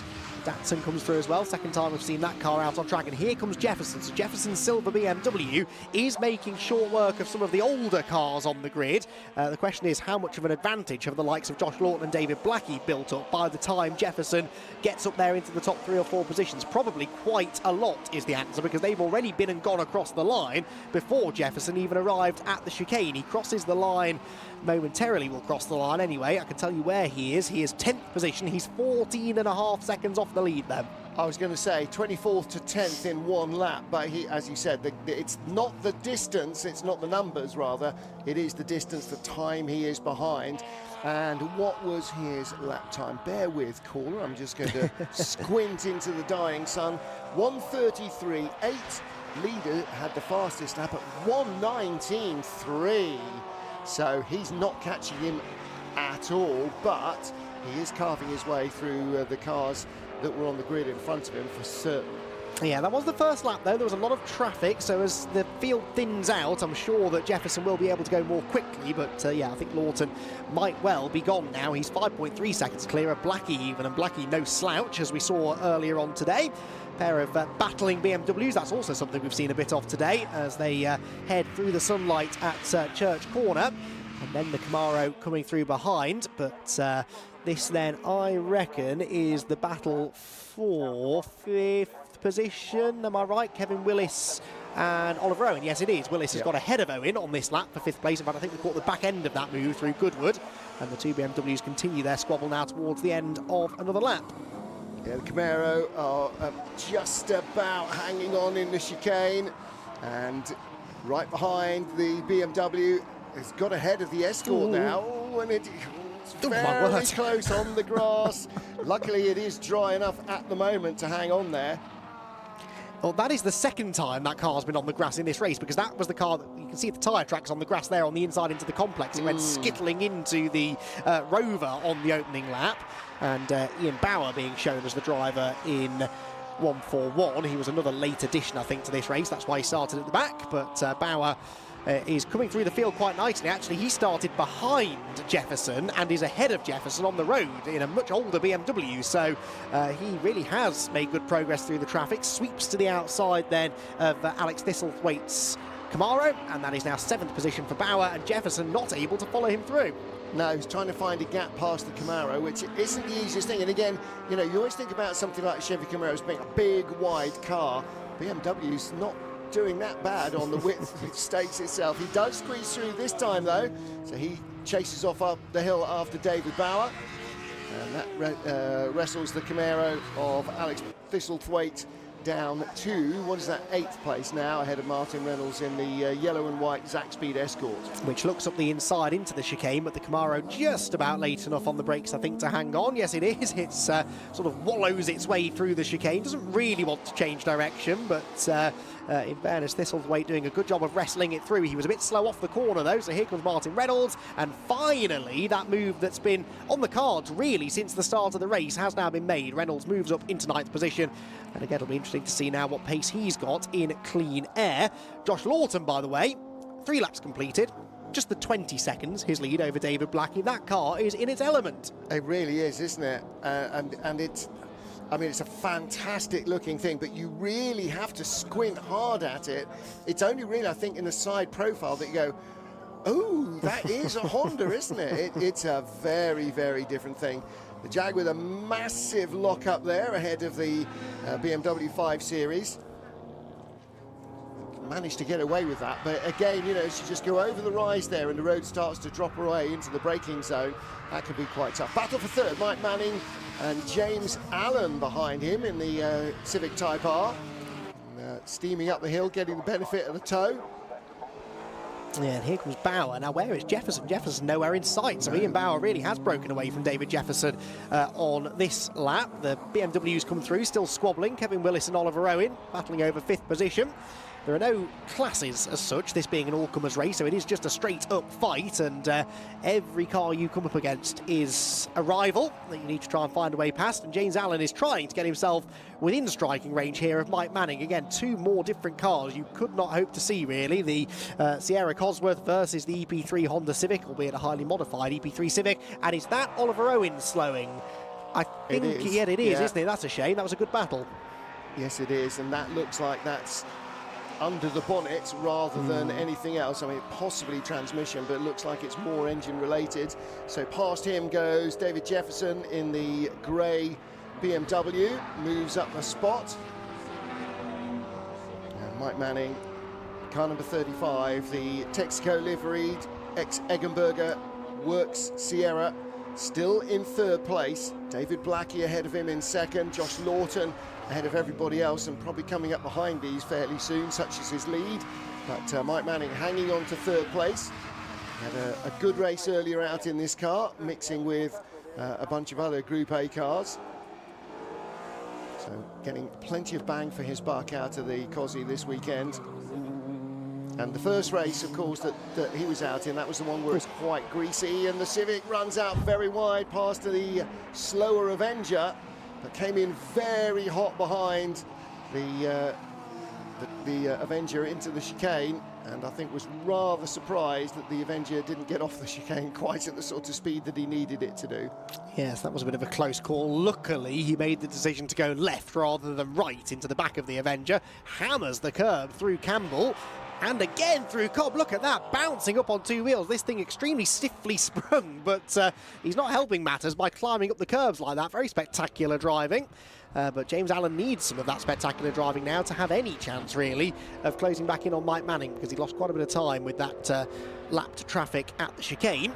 Josh Lawton, by the way, has already been through to complete the 6th lap of the race. We just saw David Blackie, the 2nd placed man, half a lap away from completing that same 6th lap. So an utterly dominant performance this from Lawton.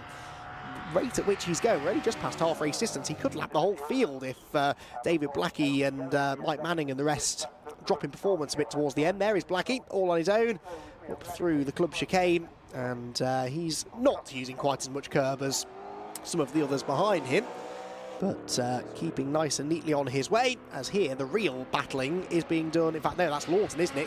The speed differential between Lawton and some of the pre-66 cars is astonishing. Yeah, that's the Nissan, isn't it? Or the Datsun, rather. Yeah, blimey. So that's 10th place. He's just whistled by. Yeah, this car got quicker throughout its race earlier on, and I do suspect that's because the conditions were coming to it. The drier the track, the quicker this car will go, clearly. And huge amount of downforce, huge amount of lateral grip that car has, and really you need a dry circuit on which to fully demonstrate that, which he very much is doing. 120.1 was his last lap. His fastest lap, though, is a 1:15.3. Wow. So 120 still, even though he was lapping traffic in the top 10. So it's a mighty impressive machine, and yeah, I would like to see that in a time attack challenge. I'm sure that is absolutely what it's been built for, and it may well be that they are just here with the car shaking it down for another event, because it's clearly a Goliath in this field of David's in terms of its pace. So David Blackie still in 2nd from the Mike Manning James Allen battle. A little further back, Jonathan Corker just at the bottom of the top 10. Ian Knight, John Hillier delivering the groceries in the Elf liveried Touring number 192 behind the Datsun. So Datsun from the late 60s, the Honda from, what are we talking, late 90s, I suppose, mid 90s, late 90s, yeah. And the BMW from the early 90s. So some very different generations of car battling together. Civic is from the early 2000s, I'm being reliably informed by our JDM fanatics in the room. Yeah, certainly we saw this shape of Civic racing in the BTCC from 2002? 2002, I think. Yep. So about that time. Anyway, it's making the challenge now against the Datsun. This is all for position, by the way. It's for 10th place they're squabbling. And Ian Knight is going to slip through on the inside line into the chicane. Yep, through he goes. Nicely done on the brakes, and now John Hillier will look to try and come through as well, but little Datsun standing its ground here and actually has a much superior run off the chicane and comes back now at Ian Knight's Honda and reclaims the spot. Nicely done. And it's a quick little thing, isn't it? I mean, I've never seen one race before. I've seen Datsuns race before, but never a 510, and never even heard of a 510. So it's McPherson's truck. It's got an independent rear suspension, so not a live axle like the BMW, not a live axle like a Mark II or Mark I Escort, not a live axle like the Avenger that they're about to put a lap on.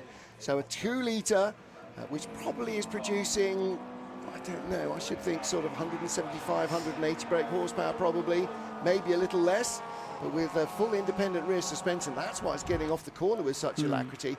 But he's giving away, what, nearly half a century in design age to the Honda Civic. That's been well driven and well engineered, that Datsun.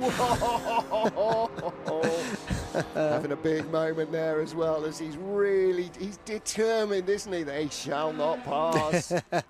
And this is the joy of an all-comers race, really. It is a bit of fun, you know. They are not out there fighting for championship points or even trophies probably this far down the order, but it's just a matter of pride, isn't it? If you can beat a car that is, as Martin quite rightly says, several decades newer than yours, then that really says a lot about you as a driver. Here, though, comes the Civic back up the inside. Ian Knight is, I think, going to reclaim the place. Is he? Corker tries to stand his ground and may well get off the chicane better. That certainly has been the Datsun's strength all day long, and he will look to try and reclaim the position into Allards. In fact, goes to the outside line this time and does, once again, move back into 10th spot, or does he? They're almost 3 abreast, the BMW on the inside. Oh, and there's contact. Around goes the Datsun towards the barriers, and that is such a shame. Off goes Jonathan Corker. There really wasn't the space there for John Hillier, but he tried to force the issue anyway. Yeah, I'm afraid John Hillier went into a gap that was never there and became even less there the more he ventured into it, and that's very unfortunate. And again, Jonathan Corker was doing such a good job, but in the Civic, that time at the chicane, really important, keep the door shut on the inside, so Corker had to go the long way around the outside, and as he tried to sweep around wide to keep the momentum up, then that left what seemed like a gap, but unfortunately really wasn't. So the Datsun in the barriers. Luckily, plenty of tyre wall there, but you could see even as it made impact, it was relatively square on, but it will have rippled all the panels, I'm afraid. Yeah, that is a shame. Hopefully not too badly damaged that we won't see it out again tomorrow, which certainly we wouldn't want. We've had a change here, by the way, for 4th position. Ian Bauer now up ahead of James Allen. So James Allen, who, remember, only a few laps ago was challenging Mike Manning for 3rd position. Well, at the end of that previous lap, these two were about 5 seconds behind Manning. So the Civic, for whatever reason, fading as the race goes on. And Ian Bauer coming good from the back of the grid, remember. Ian Bauer in the Castrol liveried BMW has moved into 4th place now with a lap and a bit to go. I don't think he's got time to chase down Manning. And indeed on the previous lap was only 4/10 quicker than him. So yeah, 4th place probably as good as it will get, but this has been a good drive from the back of the grid. Unrelated to his drop in pace, there is a problem with that Civic, is that its high intensity rear light keeps flashing on and off over the bumps. So that's definitely not what's making him slow, but that is something that they need to look at, because tomorrow it'll be like following a strobe light. And there's the leader. There is the leader behind the battle for 5th. Okay, so he's got the top 6 in front of him. He's gone by David Jefferson. He's gone by Martin Reynolds. He's gone by Alex Thistlethwaite. And now he is closing in. How long have we got? 20 seconds. If there was another 3 or 4 minutes in the race, he would have lapped the podium. Yes, I think he may still lap up to 4th place. Yeah, that is astonishing, isn't it? His last lap was quite slow, though, 6 seconds off the pace, and he didn't seem particularly racy out of the first corner, but I think he's sort of proven his point here, isn't he? More interested, I guess, in outright lap time, really, than the race result. Once he established that he was going to win the race, more than likely, then just wanted to set the best lap possible, probably had the best of the tyres now, and he will perhaps now be content just to coast this one home, but he has got James Allen ahead. That's the 5th place car. Well, again, again, part of it is where he catches slower traffic, Yeah. like the Avenger that he just shot by. That's the second time he's passed him. That time he passed him cleanly, but he might have caught other cars at the chicane, which will easily take 2 or 3 seconds away from you. Yes, speaking of which, did you see the knot of cars ahead that he's now got to try and negotiate? So this is the final couple of corners that he's approaching. Doesn't really need to take any risks here because Josh Lawton is well on his way to winning this CTCRC all-comers race at Thruxton. Does get boxed in behind the Jag, but it doesn't really matter. It's been a dominant display from Josh Lawton, who crosses the line and wins the all-comers race here at towards the end of the day. Anyway, one more race still to come, and it is going to be a long wait until we get our second place man David Blackie. We've already had James Allen through in 5th, Oliver Owen through in 6th position. Here comes Martin Reynolds in 8th place, David Jefferson just ahead of him in 7th. So there, Jefferson from the back of the grid actually didn't make quite the progress that I thought he might, but perhaps still monitoring whatever the issue was with that car earlier on. And we still wait for David Blackie and Mike Manning to arrive, because of course Manning was the best part of a full lap behind Josh Lawton, and he was within 10 seconds of Blackie, so it's nearly a full lap we'll have to wait here for those two to make it through. In fact, they might even be among the last cars still on the lead lap. The last car on the lead lap was Ian Bauer, of course, the Castrol BMW. Here comes David Blackie at long last, wrestles the pink BMW into the final corner, having put a lap on Ian Knight's on the Civic there. And David Blackie, second place then in the all-comers race. Pretty satisfied with that, I think. Saw off the challenge early doors from Mike Manning. And Mike should be the next through. There he is, the flame-spitting RS500 Cosworth. Comes through in 3rd position. And Ian Bauer has pitted on the last lap, so I don't know whether he will be credited with 4th position. I guess it doesn't really matter for a huge amount, but that's not the point.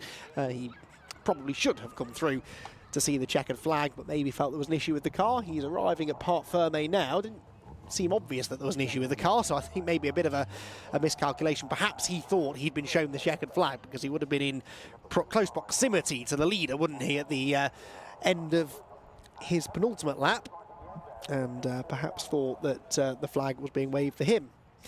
So let's take a look then, shall we, at how they finished that CTCRC all-comers race. It was a dominant performance in the end for Josh Lawton in that highly modified Honda Civic to claim the win by 1 minute and 10 seconds in the end. David Blackie coming home second in the BMW. Mike Manning was third in the Ford Sierra Cosworth RS500, with Ian Bauer from the back of the grid coming home in 4th position and the last car on the lead lap. Then it was James Allen 5th, Oliver Owen 6th, David Jefferson 7th, also from the back of the grid ahead of Martin Reynolds, Alex Thistlethwaite's Camaro, and Ian Knight's Honda Civic Type R. Melvin Hooker was 11th, Jamie Sturgis 12th, Mike Seymour 13th, and Nick Williamson in 14th position in the SD1 Rover. Then it was Phil Waller and Jonathan Corker. In fact, these were, well, Waller was still running, lapped 3 times. Jonathan Corker ended up in the fence at the first corner. John Hillier also retired on that lap, possibly with damage after the collision. And Kevin Willis was also a non-finisher, sadly retiring with a mechanical issue early in the race.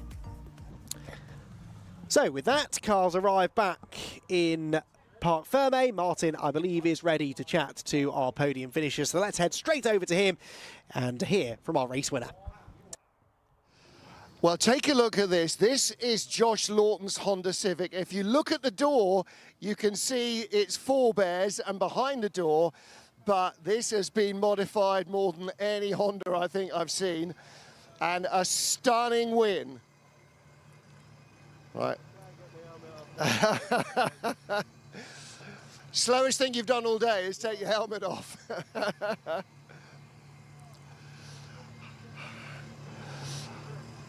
Well, good to see you again. Cheers. Tell us about the car then. Who built this and what's it been made for? I built it, me and my dad. Just everything that you see is me and him. It's built for door-to-door racing. I actually did 45-minute mini endurance races with it. Developed it a little bit more for the classic touring car funders. And yeah, we're in the all-comers. Been dying for some dry weather to put the slicks on, because as you see, it comes alive with the slicks on. But, yeah. It really came alive. I mean, the thing is just shatteringly fast. Have you thought of taking it out in time attack as well?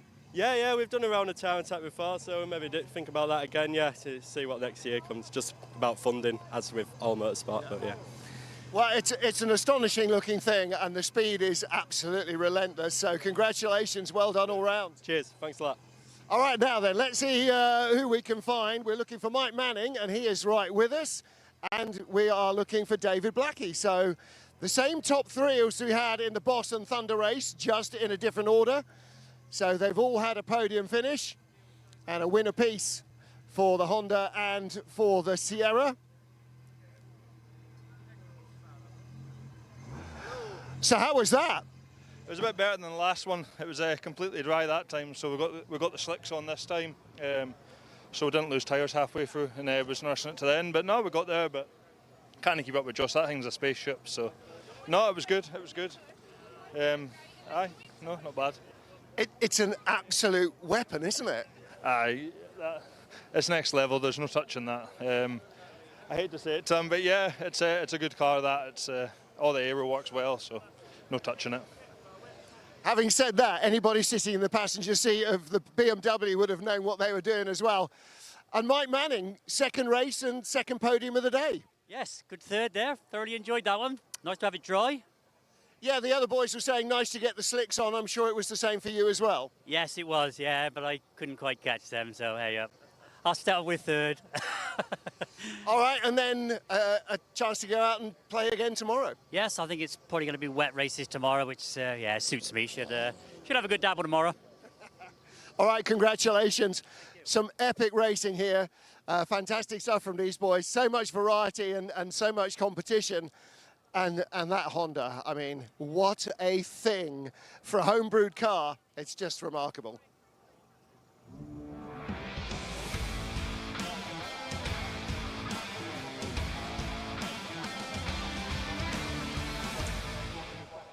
Yep, thank you, Martin. That is a real beast, isn't it, that Honda Civic? And we look forward to seeing more of it tomorrow, hopefully in dry conditions, although every weather forecast I've been told about today says we could be in for a little bit more wet weather tomorrow, so we shall wait and see. But for now, it's a glorious afternoon and a brilliant way to wrap up day one of this Brscc and TCR UK race meeting here at Thruxton is with the first race of the weekend for the Airtech Motorsport Fiesta ST240 Championship. They will have a triple header here today. They will have another triple header at Silverstone's International Circuit at the end of the year, but this is another category which sees a driver on the verge of the championship because Alistair Kellett, having won more races than anyone else this year, having been more consistent than anyone else this year, arrives here on 496 points. That is 86 points. In fact, no, it's not 86 points more than his nearest rival, actually.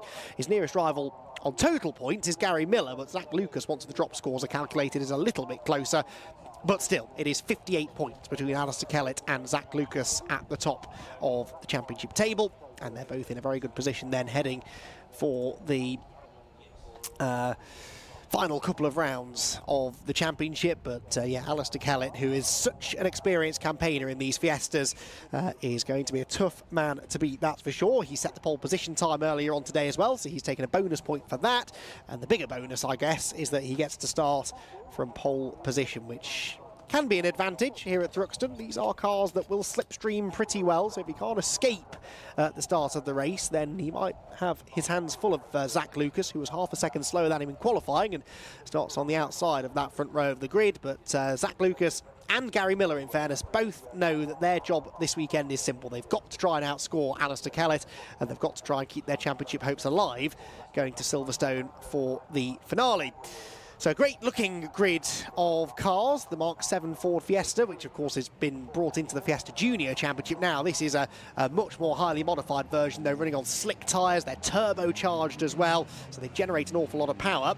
And they are proper mini touring cars, these, and a great championship campaign they've put on for us this year.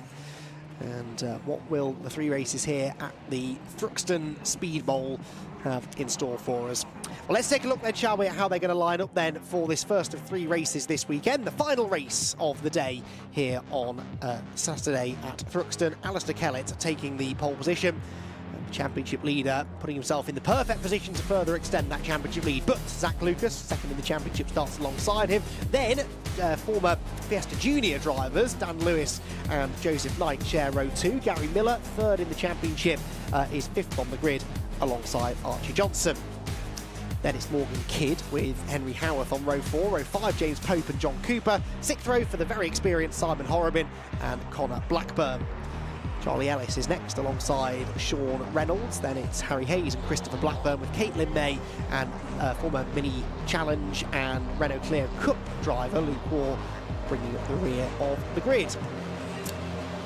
So cars then make their way around on the warm-up lap, and we've got Alistair Kellett then in a good position, starting from pole position, but I think we could be in for a close race here, Martin. Like I said, these are very evenly matched cars. We saw from the Fiesta Juniors earlier on a very, very good race. These cars much more powerful, but I don't think that is going to dilute the racing one little bit. I think this could be a good end to the day. I think you're absolutely right. The fact that they might have a lot more power doesn't mean that they're not equal. So they have no more power than each other, which again means use of the slipstream and positioning on track, particularly up to the chicane, is going to be absolutely critical. So it is going to be devil take the hindmost around the country, but you've got to be brave and precise in equal measure at the top of Woodham Hill if you want to make progress up the field.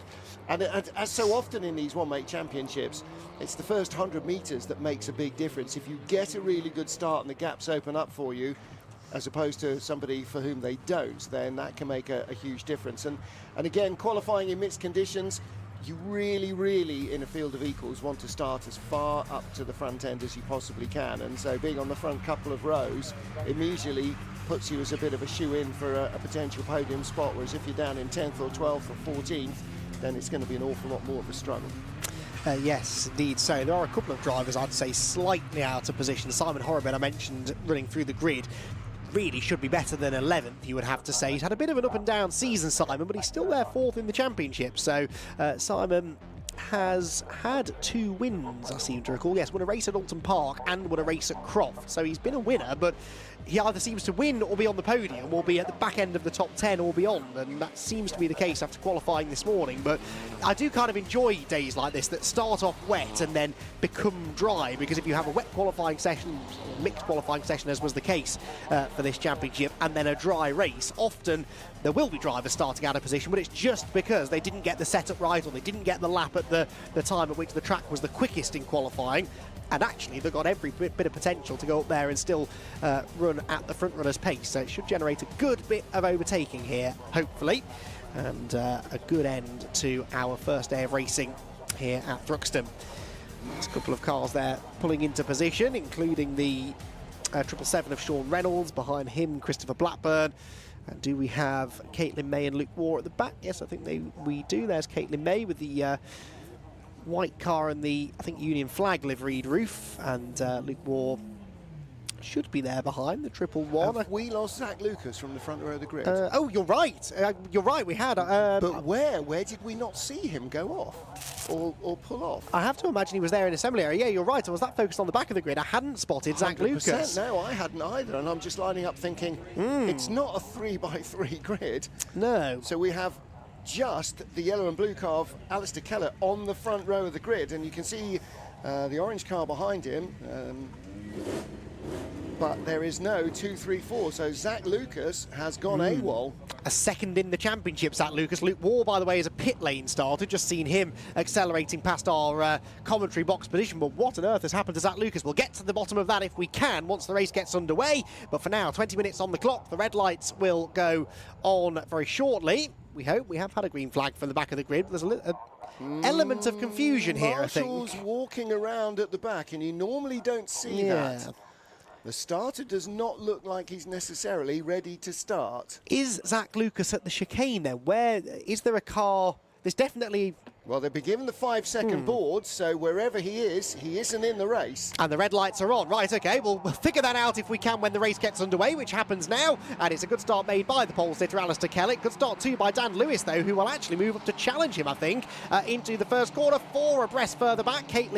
Morgan Kidd, that was, up the curb on the inside line. Backed out of that to avoid contact. Sensible stuff. But it's side by side for the lead. Dan Lewis to the outside of Alistair Kellett into the braking zone at the complex. Can he hang bang it out round the outside? No, Kellett hangs on to the lead. We've got a car bouncing down the grass. That might have been Joseph Knight. Back into the pack, just avoids contact with everybody else, but it's Kellett the leader. It's Lewis second. It is side by side for third. No, that's Knight actually battling with Gary Miller for third. And Gary Miller, I think, is going to sweep through. So with the loss of Zach Lucas from this race, Gary Miller now moves up to be the only real championship challenger to Alistair Kellett, still out on track. Big bobble in the middle of the corner there from Dan Lewis in second place. We had Gary Miller from 5th up to 3rd as they head out into the country for the first time. But the lead duo already breaking away. Gary Miller in that plain red car, the Irish driver, is just about there. I'm not sure who's tugging along right behind him, but picking up a decent tow. And that is that Joe Knight? And the blue and white car looks like it might well have been from the outside the front row of the grid, but Gary Miller there in the red machine car number 4. And the Delphi livery car around the outside, that is Joseph Knight. And he's going to squeeze through there. That's a really bold move, and he scrambles over the curbs. And Gary Miller could have gone through quicker, but there was a car in the way. It was the Delphi car of Joseph Knight, and that's, again, you know, blocking the exit at the chicane. But Gary Miller cuts his way through on the inside in the red number 4 machine. Yep, and Joseph Knight trying to fight back then. He's on the outside line into the complex. That's not usually the best place to be. And I think Gary Miller is going to sail back through. Yes, he does. Hits the curb, though. Drifts out wide. That's okay. Gives him the inside line for Cobb, but needs to be careful about carrying enough speed out of Seagrave to then retain the position towards Noble, which I think he will. I've just been back and looked on the footage, by the way, Martin. Zach Lucas was never there. He never left the assembly area, so it's not like we missed him pulling off in our defence. He was never actually out on track in the first place, so that's a shame. Must have been a mechanical issue after qualifying. So anyway, Kellett leads, Lewis second, Knight no longer third. It is now Gary Miller up into third position, Joseph Knight in 4th, and then a bit of a gap back to John Cooper, who started 10th on the grid and is 5th at the end of lap 1. Wow, that's pretty impressive stuff.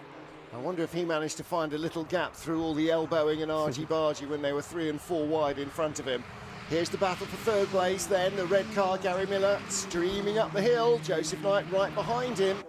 Red, white and blue. Yep, here comes the challenge. Are we going to see a move made on the brakes? Oh, it's very close. Henry Howarth maybe got a bit of a helping hand there from Archie Johnson. It was Archie, by the way, who I saw grass tracking at the complex on lap 1.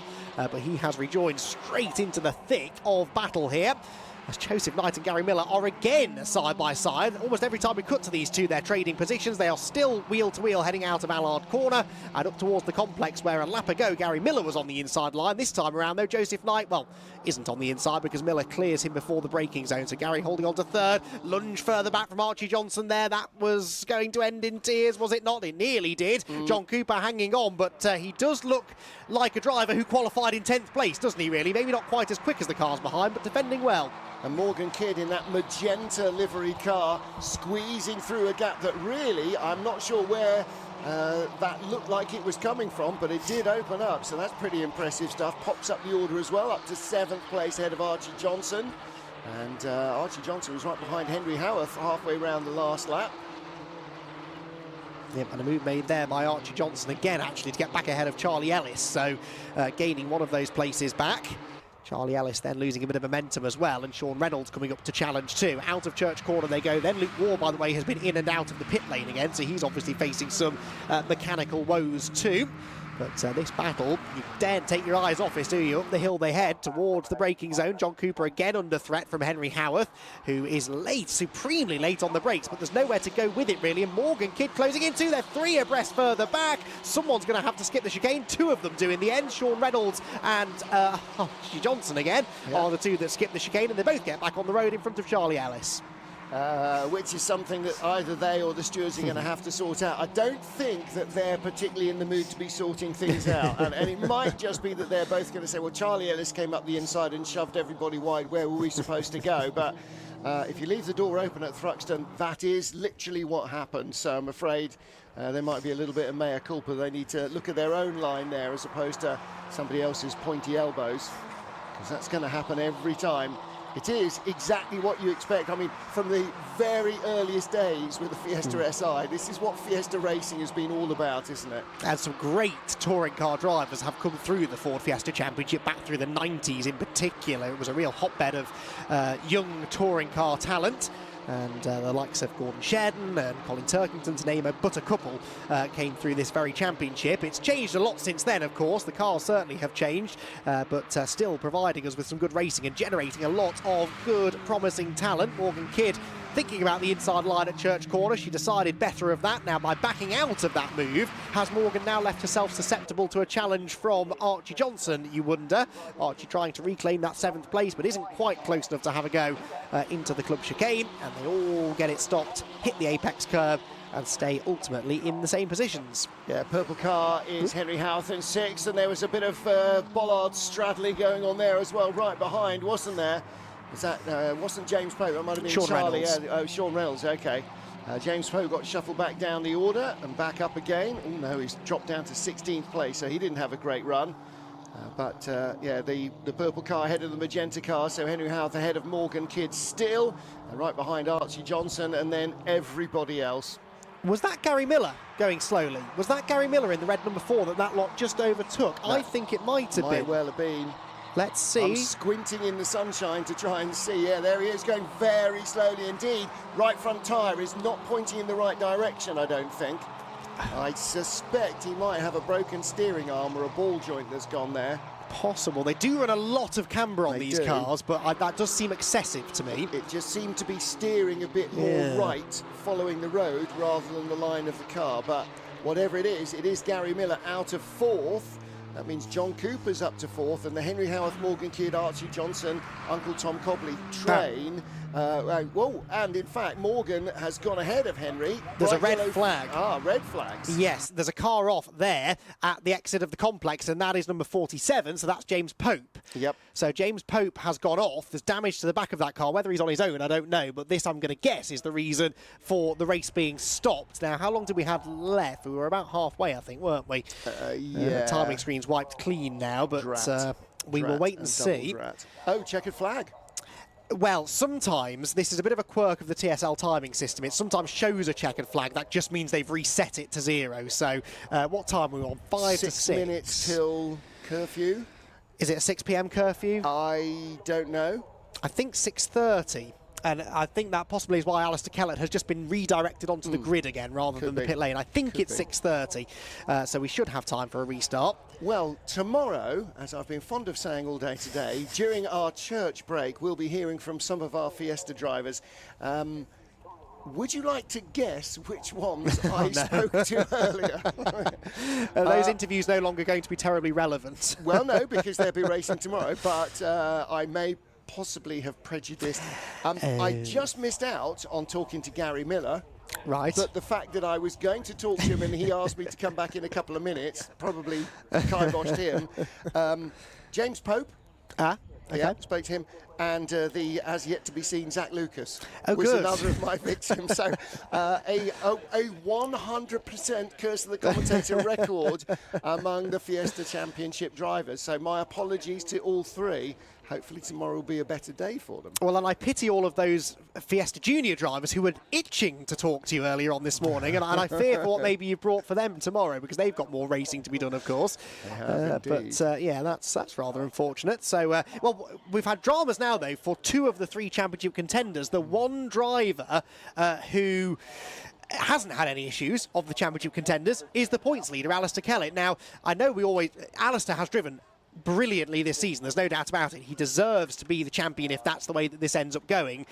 He deserves that because he's won more races than anyone else. He's had more podium finishes than anyone else. He's also had less misfortune. That car just doesn't ever seem to break. It broke once at Silverstone. His one non-finish of the year was a mechanical issue in the first race at Silverstone last time out. Apart from that, that car has been bulletproof, and you need that to win a championship as much as you need skill behind the wheel and an ability to score points. And you do need the rub of the green. You need to be the one that doesn't get caught out in somebody else's accident. But you can't prepare for that. That's what differentiates sometimes between the very best prepared teams.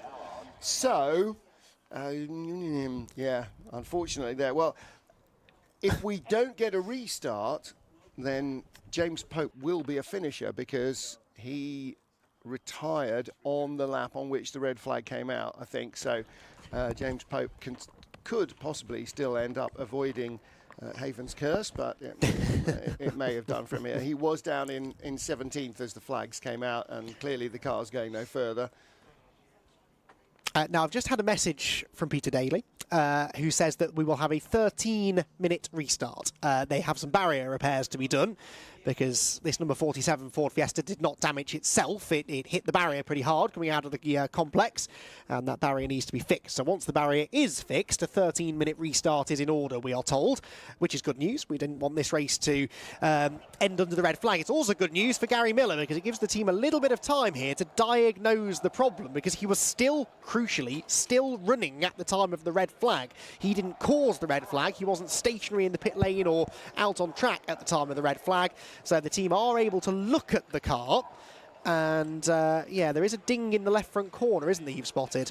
Could that be that dreaded tyre stack claiming another victim maybe at the chicane? Yeah, it might be. It's sort of almost high enough to have been car-on-car contact, but it might easily have been, Alistair Douglas, you're in the way, my way, it might well have been contact with a tyre stack. Yeah, you see, the problem is now he is in the pit lane now, so if they restart, he will restart from the pit lane. Yes, I think you're right, or the back, anyway, yeah. Yeah, because they are going to start them in the order in which they are on the grid. Yes, agreed. Not were on the grid or were in the race, the order in which they have arrived in race order to the grid. So 13 minutes, although it's now saying 10 on the timing screen. So, a little bit of work to do, chance to have a breather.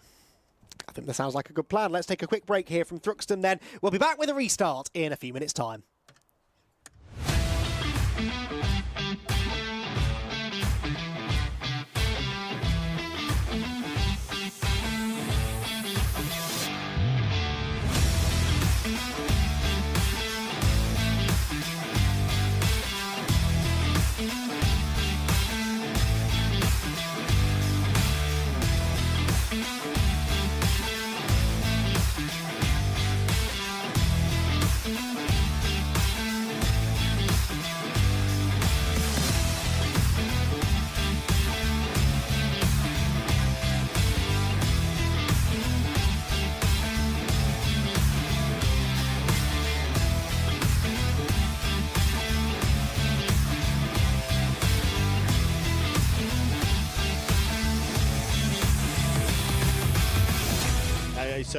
Now the cars are well evenly matched, you see that, so should be good racing. It shows that the young kids can still get in it and show what we can do.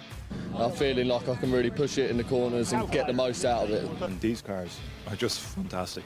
They really are fantastic to drive. So just coming out here, having fun, being fast, really.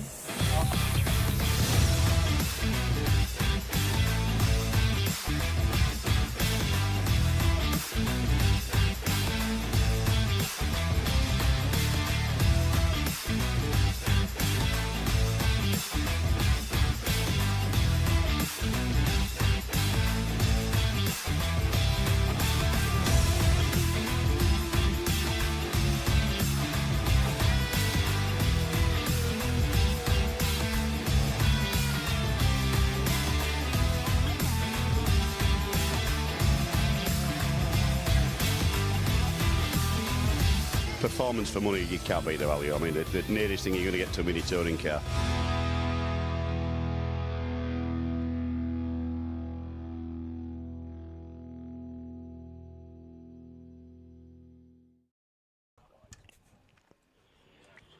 Welcome back to Thruxton. Cars regridded then in anticipation of what is going to be a 13-minute restarted race here for the Airtech Motorsport Fiesta ST240 Championship. Their first race red flagged after an incident for James Pope down at the complex. He appears fine. The car rather worse for wear, but I think actually the one that came out of that the worst was the barrier, which needed a little bit of TLC, but the work being done by the marshals and the circuit team, I believe, actually has been completed now, and we should be able to get the cars out on their green flag lap before too much longer, and that is terrific news. That means we get to see a resumption of some of the entertaining battles we were enjoying before the red flag. It also means we get a slightly different dynamic at the front of the grid this time, because Dan Lewis, who had to start from the second row of the grid, despite the fact Zach Lucas didn't take the start from the outside of row one, well, this time around, Dan Lewis moves up into that second slot on the grid. He made a really good launch as well from the outside of row two the first time around, and now has an opportunity perhaps to take the fight to Alistair Kellett. Dan Lewis, I should say, was a winner in a reversed grid race back at Brands Hatch at the season opener. Really looked as though he was going to be a serious championship contender, but then a string of non-finishes through the middle of the season really ruined any chance he would have of fighting for the title. In fact, 3 non-finishes in a row. The second and third races at Snetterton, and then the first race at Alton Park next time out. He had another non-finish at Croft a couple of months ago, and hasn't ever really looked like having podium potential since then. But now here he is, starting on the front row of the grid. And as I said, made a really good start the first time round, and he'll be thinking, well, there's no reason why I can't do that again. I think you're probably right. And once everything is reset and there's no aggregate and no, time carried over and all the other nonsense we used to have to deal to back in the old days, yeah, effectively, he's qualified on the front row of the grid. There's no stagger, so, yeah, away we go. And again, in third place as well, you can see the white nose, green and orange of John Cooper. He's got to fancy his chances. And what about Joseph Knight in the Delphi car? The big problem here is the outside line looks so inviting because everybody goes to the inside. And in theory, it can really work if everybody stays on the inside. The problem is, if there's a bit of a loose cannonball, then everything flies to the outside and comes to get you. So you've got to sort of mitigate against that. But if you're being brave, you can definitely sit on the outside and make up ground on everybody else. It's a longer way round, but everybody else is looking in their mirrors and looking at the inside line, and they're not watching what you're doing because you're far too far out of the periphery. So you kind of can earn yourself a bit of a free pass down into the complex. Yeah, it's the probably grippier side of the road as well off the line. That is the racing line on the outside there on the start-finish straight. It's not really a straight, it's a constant curve to the right, but it is a grippier side of the road. But of course, if you then get into Allard on the outside, it's very much not the grippier side of the road. That's where all of the rubbish and the dust and the marbles and the debris gets kicked, and so get a good start, yes, but then continuing that run through the first corner can be a little bit of a challenge. There is Caitlin May, the Union Flag liveried car, starting towards the tail end of the field, just alongside the Harry Hayes number 26 car, as one of the course cars makes its way out onto the circuit. But Alistair Kellett has to do this all over again. He had a sizable lead, didn't he, really, before that red flag. But Alistair's been here plenty of times before. He knows how to get these cars off the line. And honestly, with Zach Lucas not starting, with Gary Miller potentially not taking the restart, Kellett could actually allow Dan Lewis to go. If Dan Lewis really wants to win a race, then it might not be in Alistair's best interest to stand in his way, because he's doing more than enough at the moment to give himself a good shot at the championship. Did just spot, though, a red number 4 heading out of or towards the end of pit lane, and there is a red light at the end of that pit lane, but Gary Miller dutifully parks up next to it and will take the restart from the pits. Yes. He will not go a lap down, but he will be at the back of everybody else, but at least he'll be running. Now, whether that's germane to point scoring or not remains to be seen, but having had the car sort of pack up a bit on him, they obviously want to make sure that it works before they put it to bed tonight, and you can't just take it out and razz it down the street. Those days are gone, ladies and gentlemen, boys and girls, and they were never advised in the first place. Indeed, so the best you can do is tootle around the back of the paddock, maybe, just to shake it down, but you don't really learn a lot from doing that, as you can imagine. But hopefully they have got that damage or issue fixed. We don't really know what the problem was. The car had obviously had contact on the left front corner, but whether that was the actual cause of him slowing and ultimately pulling into the pit lane, we don't really know, do we? But anyway, he will take the restart. We'll watch his lap times with interest. Of course, he won't be allowed to leave the pit lane until the last car has gone past the pit lane exit. And usually then there's a small delay in someone triggering the button to change the light, then he's got to get the car moving. So realistically, he'll arrive at the complex the best part of 10 seconds off the back of the grid, and he only has 13 minutes to catch up and then start overtaking. That's 100% right, because of course when they come past the end of the pit lane, they're absolutely flying. They're doing 80 or 90 and he's doing 0. And so yes, it's like pulling onto the motorway from a dead standstill. it's not advisable, and you do get left behind by the passing traffic. So everybody else is sort of fairly well strung out. I think it's at this stage that the safety car is sort of chivvying them along. You should be catching up by now. We don't have 6 warm-up laps. So they need to get themselves back into position and remember where they were, because it's not where they were on the grid previously. It's where they were at the restart. So Alistair Kellett will start at the front of the field, which is where, in fact, he just goes back to the same grid spot that he had at the beginning of the race originally, because nothing much has changed since then. But we'll have to wait and see what Dan Lewis from the outside the front row can do. There he is with the orange and black nose, and then with the sort of green noseband and the green stripe, if you like, not too far behind him. An opportunity to make up space for John Cooper in car 88, and the blue car on the far right-hand side, or left as the driver sits there, the Delphi blue and silver car of Joseph Knight. It looks a bit like John Cooper starting third. That's because there's a gap where Gary Miller should be, of course. But anyway, he will accelerate into that gap because the lights are out. And Dan Lewis has done it again. Look at the start. Dan Lewis just got on the outside line, and he is going to get the lead away from Alistair Kellett into the first corner. Morgan Kidd there tapping into the side of Simon Horrobin's car. But it is a brilliant start from Lewis and a brilliant start from Joseph Knight, who I think is into second place. And Henry Howarth coming around the outside in the lilac car, the plain car, looking for third place. And he was about 6th position. He's going to take third place from Kellett. Oh! My word, Charlie Ellis. That was close. Right, OK, so Joseph Kellett just hangs on to third, but ahead of the absolute flyer there. From the 42 car of Henry Howarth, the lilac machine. There is the magenta car of Morgan Kidd. She's had a pretty decent start, and the leader's off. Big mistake, gathers it up. Wow, what brilliant car control from Dan Lewis, but all of a sudden it's Joseph Knight who leads the way. Lewis dropping down the order, back through into second will go Kellett. There's damage to the under tray of that car, isn't there? We saw bits of bodywork flying out from under the car. He is coasting, he's off the pace, and Dan Lewis from hero to zero, I'm afraid, and that had all the hallmarks, Martin, of a cold rear tyre through Noble. It's the first time you really lean on that right rear.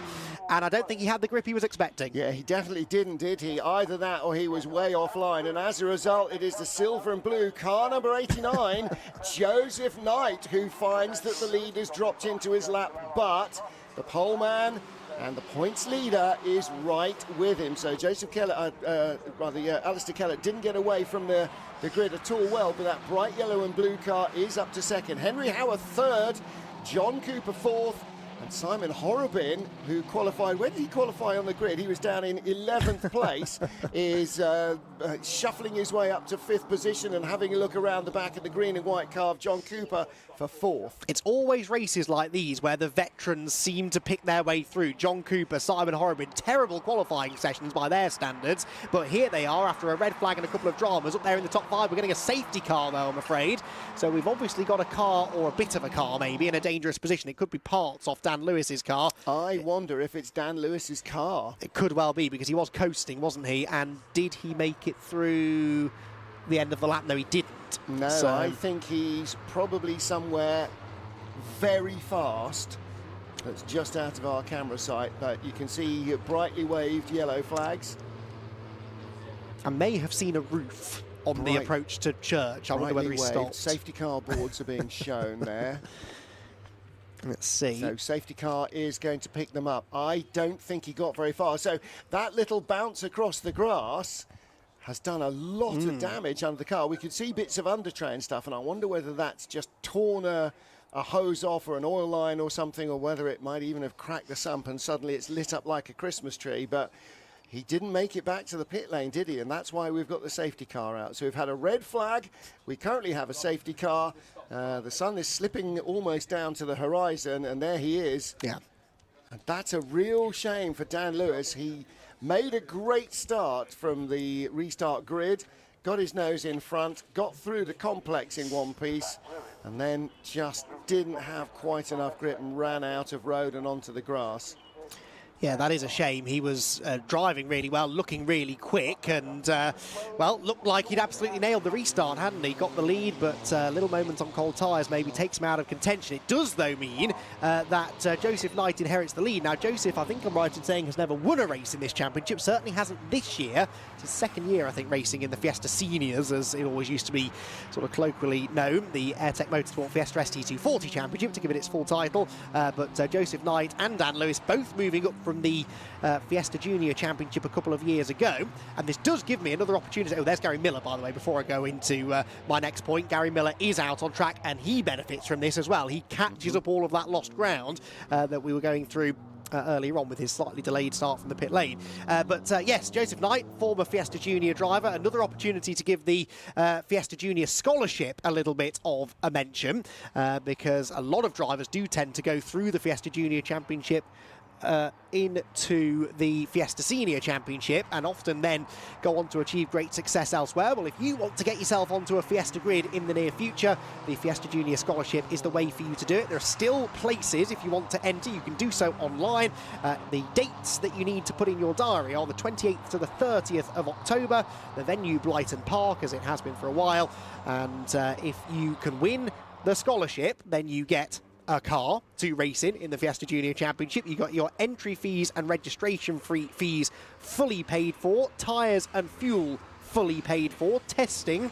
You also get a mentor, some bloke called Josh Cook. I think he's done a thing or two in touring car racing in recent years. Josh working very closely with the Brscc and the Fiesta Junior Championships to work on driving standards and nurturing that young talent, and he will directly work with the winner of the Fiesta Junior Scholarship. And you also get a Nicky Grist race suit and Stilo helmet as well. So basically you get a free, fully funded season in one of the leading junior categories in Europe, really. And all you have to do is head onto the website and try your luck. And we are talking young, aren't we? We're talking early to mid-teens. 14 years old, yeah. Exactly. Exactly. So, but hey, you know, you can start them younger and younger these days, it seems, and it is a great way to do it, because it means by the time they hit 18, 19, crazy as it sounds, they've had 3 or 4 years of racing experience already, and they can go into the senior levels of racing and actually be pretty ready for it. And the other thing about it is that if you have a youngster who is eager to do this, they don't have to have had racing experience to be any good. No, absolutely. I could not recommend it enough. So head over to the Brscc website for all of the information. Right then, that timed out pretty well. The green flag waves, the race back underway. 6 minutes and 40 seconds left on the clock. And Joseph Knight looking now to try and hang on for that first victory. He had a 0.6 of a second cushion at the restart, and he will look to try and extend that now over Alistair Kellett, Henry Howarth in third, Horrobin fourth. All of them single file through the first few corners. The moves, I suspect, if they're going to come, will be towards the end of the lap. Yeah, very likely once they've built up to speed. John Cooper, car 88, by the way, peeled into the pit lane at the end of the safety car period, so he's dropped back and won't feature. So Gary Miller up to 15th. Still some way from overall points, though.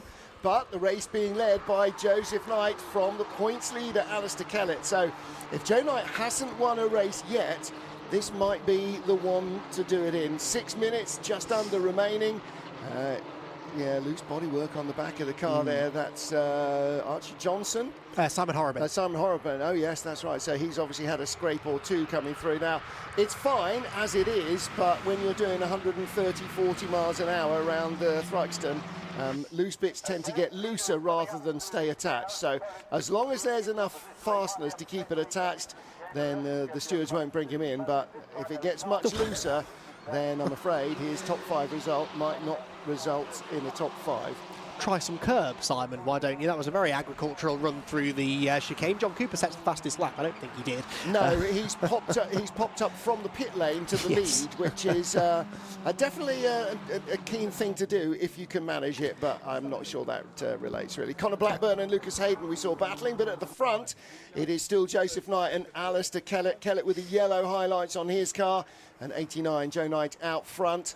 And now what? Because it's a very different proposition being the hunted compared to being the hunter. A really difficult mindset to instantly switch into if you've never been there before. If you're leading for the first time and you know you've not got long left, you're feeling the pressure. You know it's the points leader.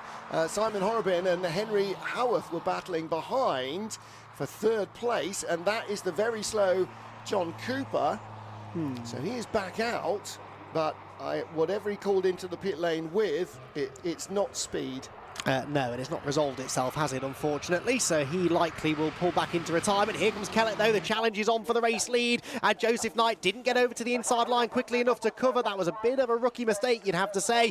He invites Alistair Kellett through on the inside line, but then stands his ground on the outside. There's almost a touch between the two of them. And Joseph Knight parks the bus, hangs on to the lead. And this, for me, raises an interesting question for Alistair Kellett, because Kellett does not need to win this race. What he really doesn't need is to get into contact with a young driver looking for his first win in the championship, probably willing to take a few more risks than most other drivers would. Does Kellett really need to get involved in this? Well, you can imagine the language in the cockpit there from Joseph Knight when Alistair Kellett got along inside him, and he just sat on the outside and went, stop, please stop, please stop.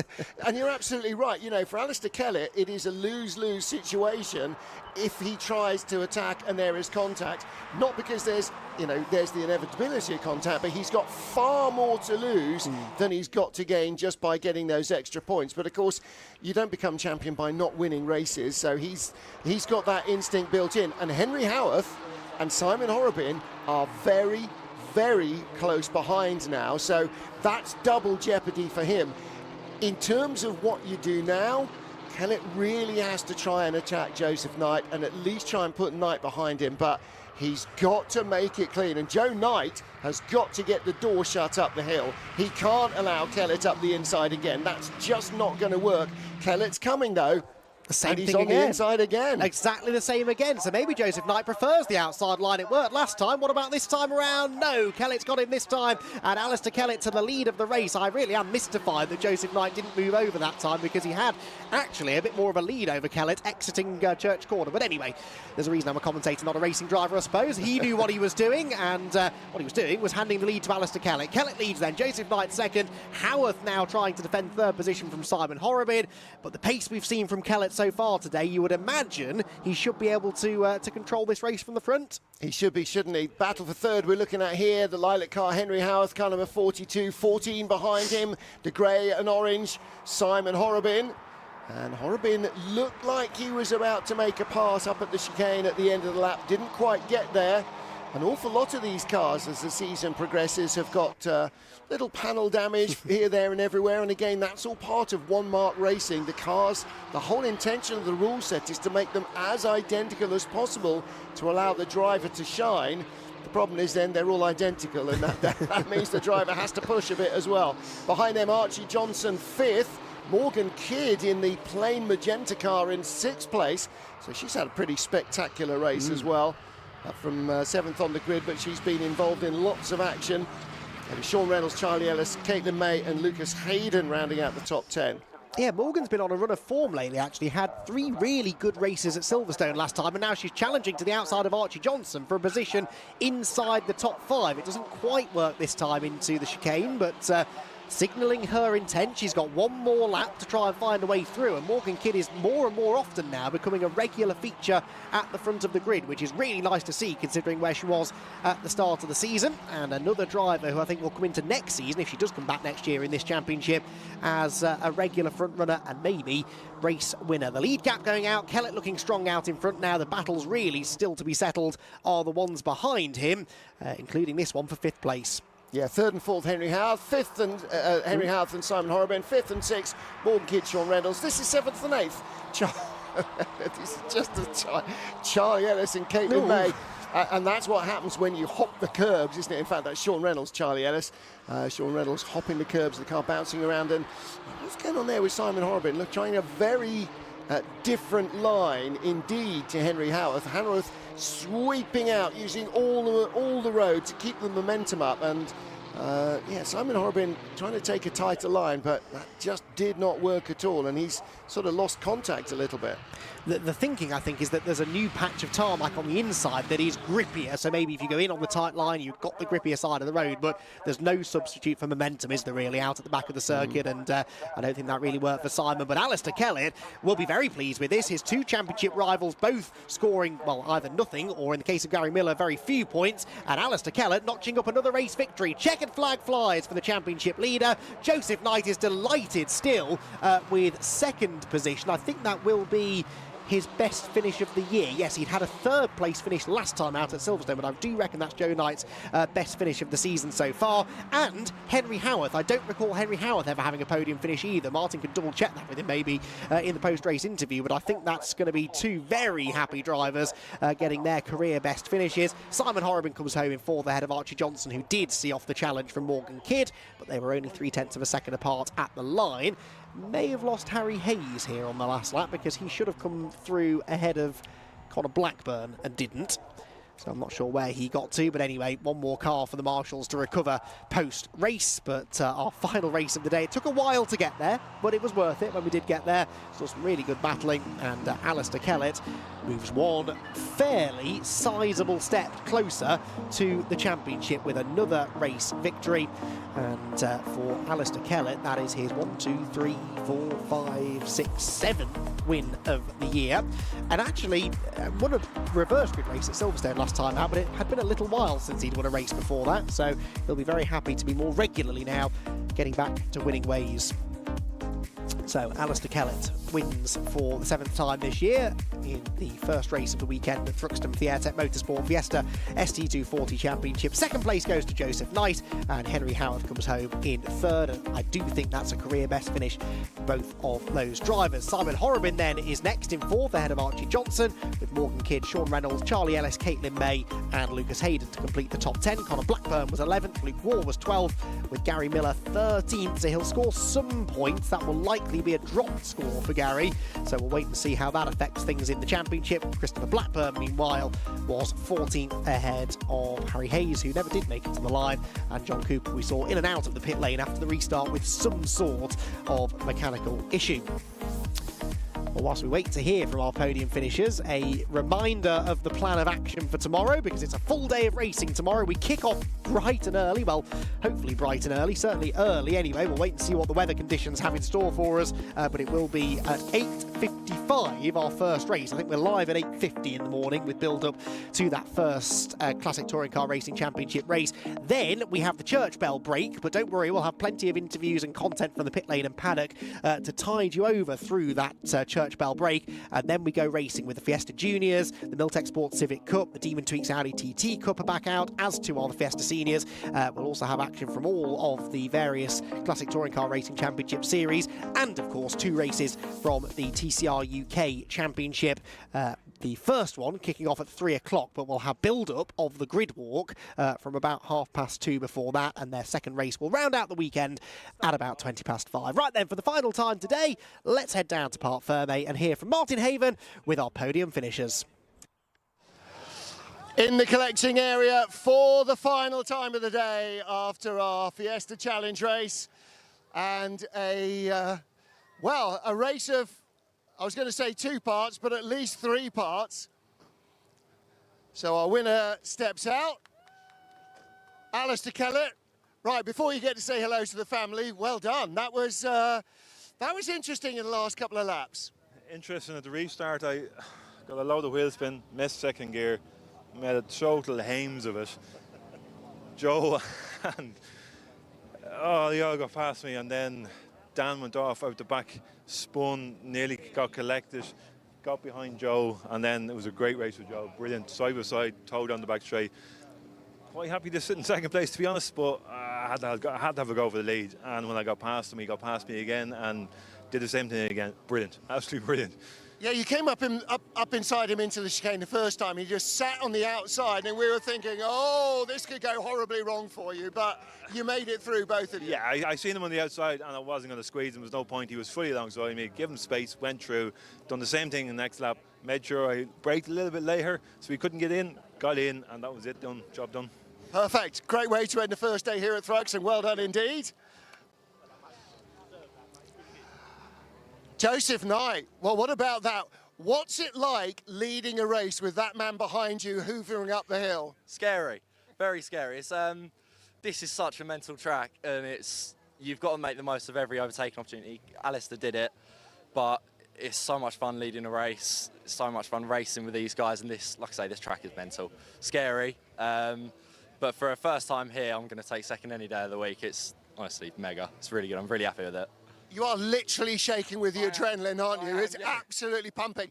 When you got inside you the first time up Woodham Hill and you just sat there around the outside, how good did that feel? I was scared. I was nervous that he was either going to maybe not leave me as much room, but like I said, he was he was so much fun to race with. He left me the room. I managed to brave it around the outside. He got past me the next time, but like I say, it's so much fun, and yeah, enjoying every bit of it. Massive thanks to Delphi for all the help they've given me this weekend. It's all paying off, all we're getting into. And your best result here, and you've got another day to go and do it again. Exactly. hopefully he can go one place better. I've been saying that a couple of times this year now. Still yet to get that first win, but like I say, I'll take a second any day, but if I can go for the win, I'm going to. It's a different mindset, being hunted and not hunting. That's what you've got to learn, isn't it? What you've got to teach yourself. It was. I was saying to myself on the safety car restart, you've been practicing this for years. That's the first time I've led a safety car restart overall. I've been practicing it loads on the sim, loads in my mind, essentially, watching videos on it. I think the restart was good. Obviously, it would have been better to hold him behind for a couple laps longer, but I'm going to take this any day. Over the moon. Well done. Sleep well. I will. Back for more tomorrow. Right, where's Henry disappeared to? Looking for Henry Howarth in third place. Henry. Now then, we were questioning ourselves. First podium in Fiestas? Yeah, overall, first podium in Fiestas, I'm really happy with that. You should be, and you had to work hard for it, as the car shows, but you came from quite a long way back on the grid. Yeah, so we were struggling in qualifying, which pushed down the order further than what we expected. But I managed to get a good start, found my space, and managed to squeeze my way through the pack, and here I am in third. You properly did. I don't know what Teflon they put on the car, but you found gaps that we weren't entirely sure anybody was going to find, so congratulations. What about tomorrow? Ready to come back and do it again? Yeah, no, definitely. I think the extra tyres are definitely going to help this weekend, so hopefully we can carry some momentum into tomorrow. All right, well, get a good night rest. We'll look forward to it tomorrow. And that's it from day one here in Thruxton. Sunday starts very early. The first race goes away before 9 a.m, so we'll be live on air at 8:50.